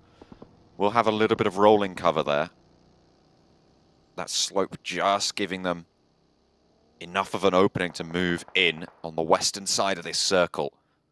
There's trees in between them and Aegon XI8, but they have been spotted. Monkey, in effect, the main brunt bearers here. Effect will go down, get flushed out as well out in the open. Effect knocked to boot, but Aegon XI8 taking damage from across the way. It's four rivals actually chiming in. Plenty of teams are looking their way now as Nigma Galaxy light them up to boot. Zerich on the top floor takes a nade, and Skillsers will have to look for that res at some point from Titans. Yeah, Teek's just going to send another one in, assuming all the little rooms that these players might be playing within at the moment. I mean, 2 grenades still in the pocket. Moves out, and I mean, Puncher's looking to pick up the new position with 5 grenades of his own. They just want to get rid of these players inside this building. Teak gets all the way up close and personal. I think they know that Skillsers is there. He pushes forwards for the challenge instead. Up to the staircase, a dangerous spot to be playing. There's so many sightlines being held by Titan right now. It's very difficult to find any sanctuary into these circles, into this building. Puncher puts a nade on the outskirts. Skillsers drops the Molotov on the staircase. Zerich still bleeding away. Nades rolling down. 6 yet to really enter into the fight, but finally, Teak lands one. And that's all that was needed. Oh, it was Puncher, actually, who was able to pop that one through. And it was only a matter of time as we hop straight on over to Influence Kemen, who are engaged in a little bit of a scrap coming through with LGD on the north side. They haven't moved from this position. Influence Kemen trying to hold off now. All 4 of them are alive. Law on the outside with an off angle. Suki playing close contact. CCC skirting around the edge. LGD have that off angle as well, Blank. All these players will have to move though. Influence Kevin just drops out the top side, looks to just finish the fight off quickly. But immediately it's Suki dropping out the side of the building, but these refrags are coming through thick and fast. But it will be instead Nigma Galaxy from along the way that spots out these players and looks to finish them off here. Unlikely that Law's going to be able to get any of these players back up on their feet as they're outside in the blue. The worst timing for Influence Kevin to get caught up in an engagement between them and LGD. They do live longer regardless. In front of S2G, I guess S2G would be very happy. LGD didn't really need to go for that fight fully. They weren't in this circle. I mean, sure, if they'd been embroiled in it for a while, but it felt like there were other options and they could have left Influence Kemmins behind and tried to crash for a closer in compound. I mean, there's probably plenty of moving parts of that decision, but I have to question it a little bit. I think you wonder if you can immediately crash up, get some nades through the window, clear out that team, and then move forward. I mean, passing by them is a pretty horrible option as well because you're more than likely going to get shot at. So you'd rather put up a fight in the process. The Infinity also in a similar position, trying to put up a fight versus any other team. R8 living for quite some time now. They were sort of aimless on their rotates, going from one side of the map to the other, but finally found a little bit of safety to call their own. 10th place potentially on the cards for Nigma Galaxy as they're left with just Freak alive. So far they've had a disaster of a day. And Freak's trying to rectify that. Get as much as they can here. 3 eliminations. Getting top 5 would be such a relief, if nothing else, for them. I mean, with DRS with 4 players as well, I mean, this is a case where even I8 with 7 eliminations, there is a potential that we see Nigma Galaxy drop down to maybe a 7th place at this point in time, maybe an 8th if they're really unlucky. And that from 2nd to 8th in the day after you had such a buffer set up for yourself is a real terrible result, and they'll have to bring something back up to speed. Again, R8, I would say that these guys are definitely the wanderers of the lobby right now. They're just unable to find anything and keep finding themselves caught up in action where they did not want to locate it. But now the Infinity are going to take up the mantle of the engagement on the north side as Burram also moving in on the east. The Infinity, Bigatron and Burram all taking this fight here. Law from Influence came in a little bit further ahead of it, but as a solo player, don't want to get involved. Nades flying back and forth. Bigatron really have the crunch on the Infinity at this stage. Burram do not have sightlines over to Bigatron and vice versa. So it is really all over towards the Infinity, and they are falling like flies. Yeah, they're 100% pinched right now. It's going to be a difficult approach. BTR should be somewhat aware there is another team over towards this side of the map. I mean, 3 players from BTR clearing out that team on the eastern side is a smart option rather than letting that fight go on for too long. Clearing that out and then allowing maybe Burram to head down towards the south side affords you a little bit more space. Law, once again, soloing it. The snake of the lobby at the moment. Teak from Titans and Co over towards that southwest side alongside with DRS. Zuxi, though, hitting some nutty shots here with the M14. Not a typical weapon you usually see used at long distance, but the only thing you have, you work with what you've got. I mean, the M16 single fire, it can work as sort of a pseudo DMR, obviously with the fairly recent DMR buffs. It's not quite as powerful, but still useful in the right hands. It seems like Zuxi's the guy to do it. I think that might be the right option to pull out the 6X and just go for the spray, considering he's looking for that. Very dangerous to remain in the same spot for too long, and so close to getting that double knock on the almost outside the blue there as well. Real unfortunate for BTR. They almost cleared out one of their biggest opponents in the lobby on this eastern side. Not only for this game, but in terms of the overall standings as well. I mean, they're 4th place right now, hunting down Burram's total in 3rd. Again, BTR have had the central part of the circle for a long time, and now finally having to move. This would be a good test for them, considering they've had a few times who've had that central circle to themselves. Over an Orangle, a little bit more difficult for them, heading down towards that south side. Still a good game from them. Miramar, definitely I would say they had the lion's share of the circle to themselves at the beginning of the game. But again, this now is a good test for BTR. Is how they play out this exit, how they play out this escape. Unfortunately, My Name's already found a pick over towards Zuxi, which is going to slow them down. The circle is getting ever closer to them. They're running out of options at this point, John. Things are getting complicated. As Kate Bush would say, they're running out of hill, right? That's what she says. To be running they will definitely have to run up this hill if they want to get out. Gem Foster taking a nade like that is tough news. And Budoram is really not playing into their hand either. I mean, BTR have all pulled out grenades ready for the push coming through from Budoram. But instead, they're just playing the waiting game, playing it patiently. Luckily for them, DRS, though, comes in with a savior. A lot of shots over towards Budoram's position on the northeast side of the circle. Puts them a little bit further back, but Bigatron still yet to capitalize on this. Fortunately, they seem to have found another route of egress over towards Aegon XI8, but DRS, with the oversight onto that position, it's much less favorable to be pushing into this spot. Ghost, the last to fall, will be clocked, and Jen Foster, a threatening presence as always. Picks up that limb, and Law from Influence Kevin actually getting up towards a 6th place position. Again, all on this lonesome. Nice. Really good just to send this guy out. His strategy at the moment is just send central to the circle. If it shifts away from me, it shifts away from me. I just go right to the edge and look out into the blue, so only half my body is out in the circle itself. Seems to be working just fine, so that's fair play. But then we're able to restabilize on that northeast. DRS did cause them some serious problems. He's been spotted. Oh, he's done away with it for now, but look at that. Oh my god. I think 3 teams are now taking shots at Law. I mean, he has to just kind of do the dance around this loot crate for the time being. I don't think he's even thinking about pulling out anything else. Good play from him, though. I like that he waited to pick up the level 3s from the actual loot crate before he took some serious damage, which is very, very smart. Now he could potentially weather the storm out for a little bit longer, especially if he's only got little to no meds on board.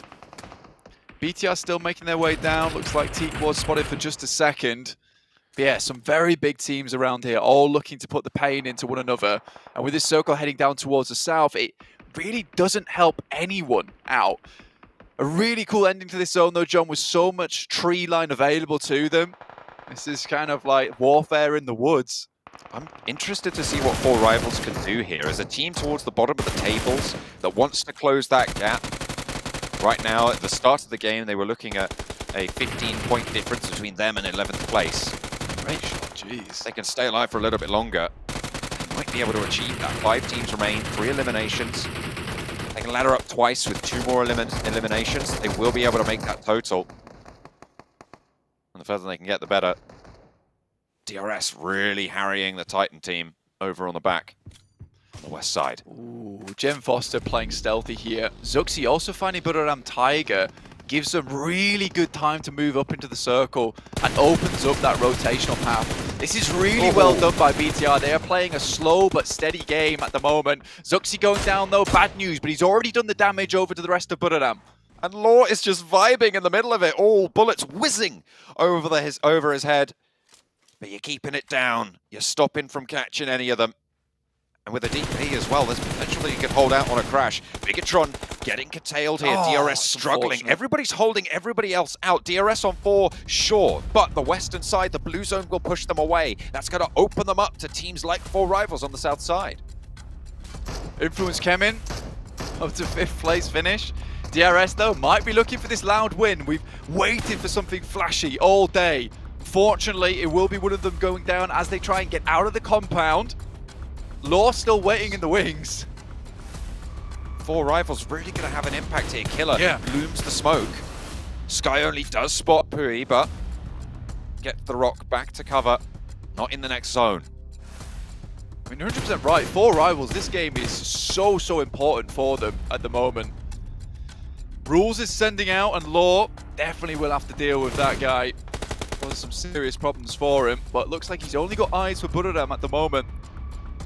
Another team with a really good spot within the circle. Again, circle moves away from both of these teams at the moment. And it's only Law who's getting the look here.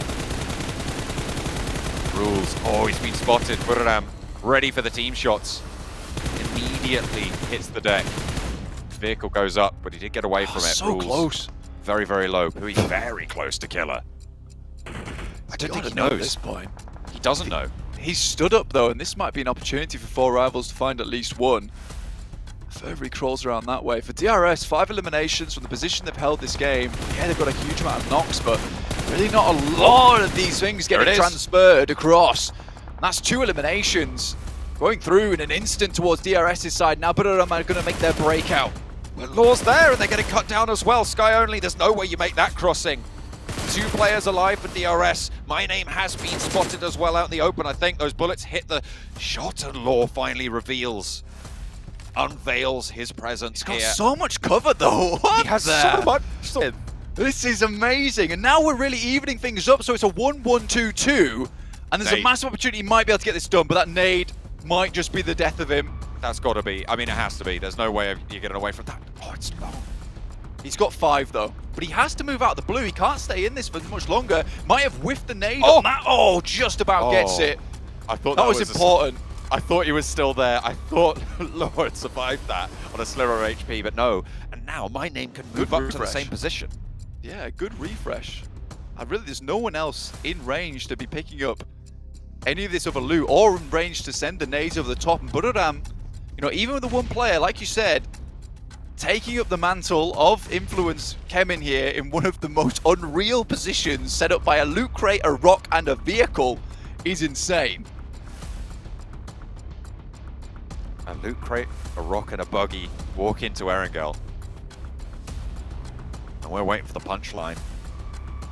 There's 4 rivals and DRS all know there's a player there. It's a perfect spot to play in, but Gante with an unreal barrage of bullets coming in their way. DRS weathered the storm. Now just 4 rivals have been waiting in the wings, finally make their presence known on the stage. This is a massive game for them, Blank. The 4 rivals needed this to jump up out of that elimination bracket. That red zone at the bottom of the tables that nobody wants to be stuck in. At the moment, 4 rivals on 4 eliminations in second place have guaranteed that they will be able to jump out of it for now. Can they hold that spot? 4 rivals take a lot of damage, and can they streak out further? Popping that first aid immediately. DRS for a big game as well to try and challenge for the top spots, but Pui goes down. Oki wants to spray, but he's half HP, low already through the smoke. The bullets are flying and not able to get an answer. Delta moves forwards, playing with the edge of the smoke, edge of the blue zone as well. Teammate falls on the ground, steps up, looks at the drop shot, so close. But it's DRS in the end to take home the chicken dinner, waving the flag. And finally, good news for DRS fans. I'm sure the chats will lighten up across the world. I mean, Nepali fans all over are going to be super happy with this one. Like, the fact they're able to pull this one off from a really strong position on the map as well, managed to get out of that compound into pretty unplayable area for themselves as well. I mean, Pui just 100% pulls the trigger too early, stands up and tries to get the roll down, but unfortunately Voki was smoked off that entire time, so couldn't provide the support on it, in which case DRS stay calm, collected as they're 2, they're able to quickly spray into the smoke, keep Voki pinned down. A really good way to end that game. But honestly, Law as well as Buradam, there were so many different moving parts to this end game, which could have changed drastically the result of the end. But again, Influence came in, get themselves a good result. DRS get themselves another amazing result as well, which can keep them very safe towards the top of the leaderboard. Buradam might have laddered up over S2G. A lot of good things happening here. Excellent and important games for a lot of teams here in the bracket. DRS to take the final chicken dinner today at the halfway mark.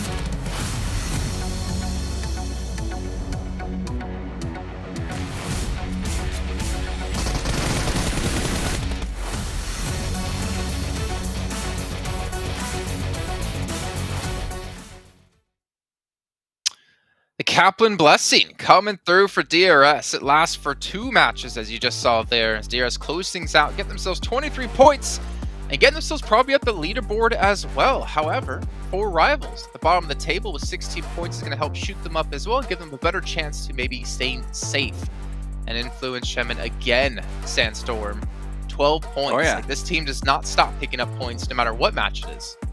Yeah, and this is the second time that we've seen Law within the last 3 games. Even though the rest of the team just gets eliminated, they still try to get as many points as possible. And this is the second time he's managed to get 8, 9, 10 placement points for his team. So regardless of them not getting eliminations or losing a lot of players at the start, they're still getting a lot of eliminations or a lot of points every single game.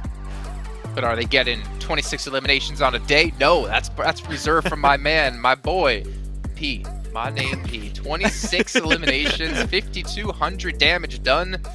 We finally got to see them step up here and show there's a lot of strong teams from Thailand. Yeah, exactly. I mean, my name P has to rename to Pushing P because he's really pushing that kind of effort so far for these games. But yeah, I mean, really a team that Biriram we did not know much of before going into this event. We saw some glimmers of hope yesterday, but today they just sealed the deal. They're looking absolutely amazing. But not as amazing as Influence Shemin because they're still hard to take down. And I would say, stop focusing on Influence. Focus on 2nd and 3rd place.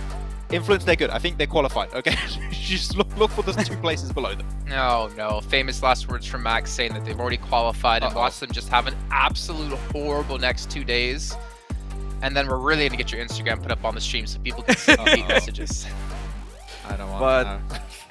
Look, listen, one thing I do want to point out for the overall ranks, DRS, S2G, Buriram. DRS was at 48 points after day 1, S2G was at 30, and now they're 125 points. They managed to get themselves an insane amount, and Buriram was still sitting at 64, so their consistency is still there. They more than doubled their points, but S2G, DRS, they definitely had an incredible day 2, and they need to keep that up over the next 2 days, but Nigma, Titan definitely struggled into today's games, and especially Nigma Galaxy with their rotations compared to yesterday's games, completely different, and it's just not working for them this time around. We saw IA, unfortunately, with no chicken dinner, still on the first page, still in a really good spot. I think that's the thing we want to see change for IA for tomorrow and the last day is to actually get themselves some chicken dinners. If they can do so, they can hopefully remain in the survival stage spot.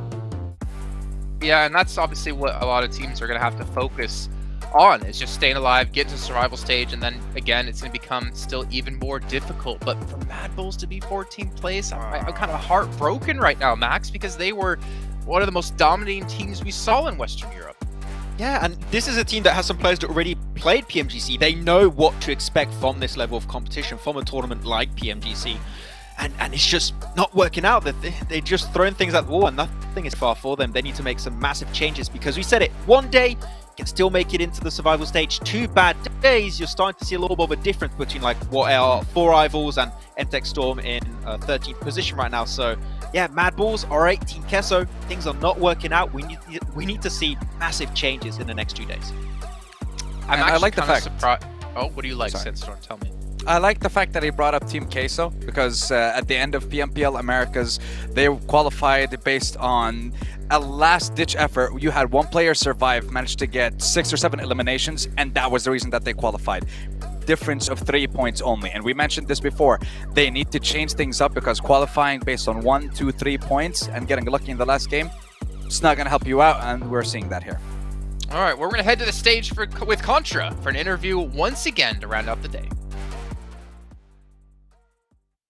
And after 12 rounds, we have finally concluded day 2, and there's still 2 more days left in Group Red. But 2 days in a row, we've been able to see Influence Kemin dominate the competition and still remain as your top 1 team. And here alongside with me, please welcome Kyoski.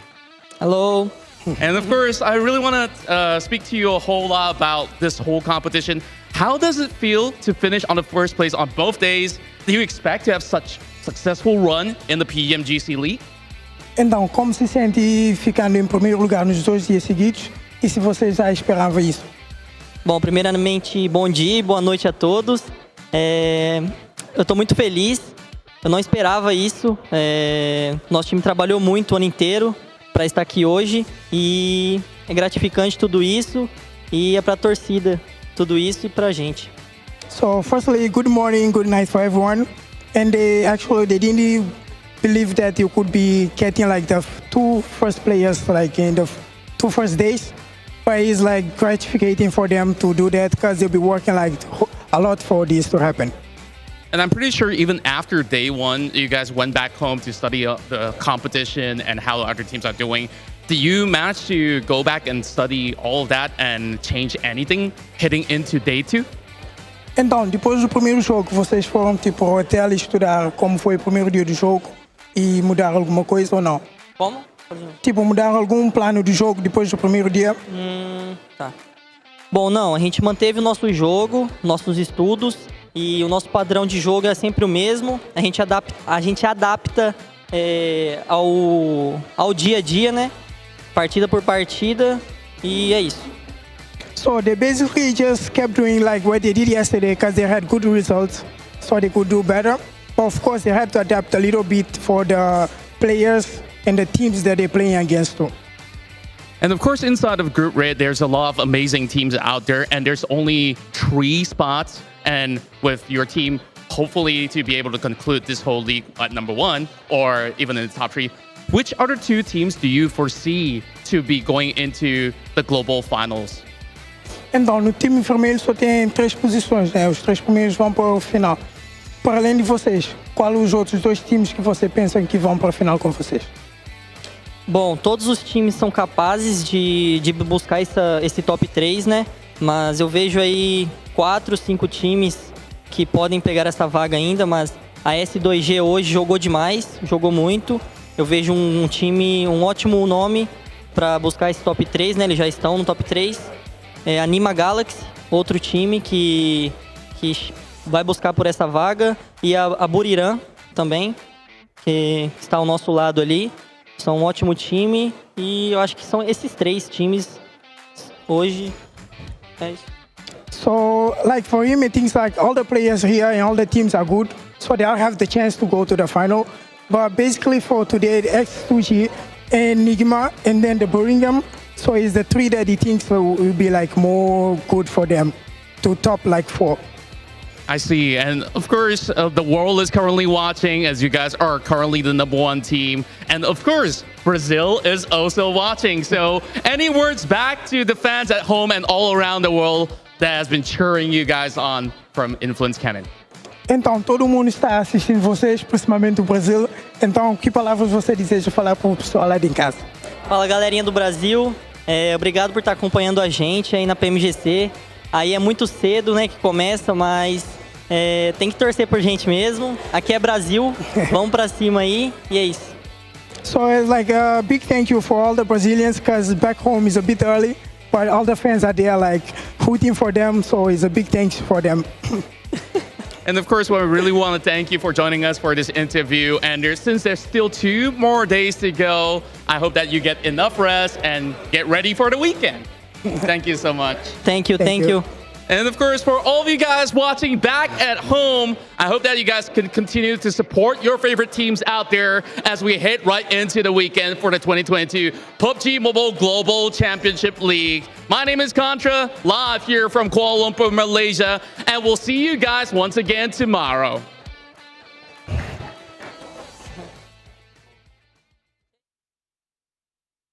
No, we're not going to see you tomorrow. We're going to see you right now, and then we'll see you tomorrow. We got to end things off on the desk here. I just hurt my finger so bad, Max. Who knows? Slapping my own hand would like make me break my finger. But yeah, Influence German, they have been the most dominating team so far. They have been the epitome of consistency, we have to say. Whether it's 1 player alive, left alive, 2, 3, whatever, they've been able to build up a massive lead in first place, and they have to feel comfortable, though they can't let their foot off the gas just yet. I think they want to comfortably get in, so continue this pace, continue this domination, and really make those other teams work for the other 2 places. Yeah, they really do. And I just want to give you guys a little bit of an idea, a stat when it comes to their placements in day 1 and day 2. 12 games that we've had, 9 of those games have been in top 4. 75% of their games so far have been top 4. And even when they get eliminated, they still take out a whole squad. Every single time they've managed to get eliminated in the bottom 4, they still have 4 eliminations. These guys are just getting points every single game. It doesn't matter what happens. They're always benefiting. They're always pushing themselves. And this is exactly why I picked them out to be the team that's going to dominate week 1. So it's so nice to see that they've done it over the course of 2 days. But now we still have 2 more. 12 more games, guys. Keep it up. Yeah. I mean, the thing is, the only way that they could fall off of top 3 is if they have one bad day. And at the pace they're going right now, I don't see that happening. So it's not top 3 teams going up to grand finals anymore. It's 2 more teams with influence that's going to be up there. So we'll see if they can be taken down eventually, but I don't think so. Yeah. Well, as Sandstorm said, there's 12 matches left to go, 6 of them coming up tomorrow, so we can continue to see which teams will make it directly into the finals and which teams will go over to the survival stage on the last week of this event. You guys gotta stick around to find out. We'll be back tomorrow at the exact same time here for some more PUBG Mobile action.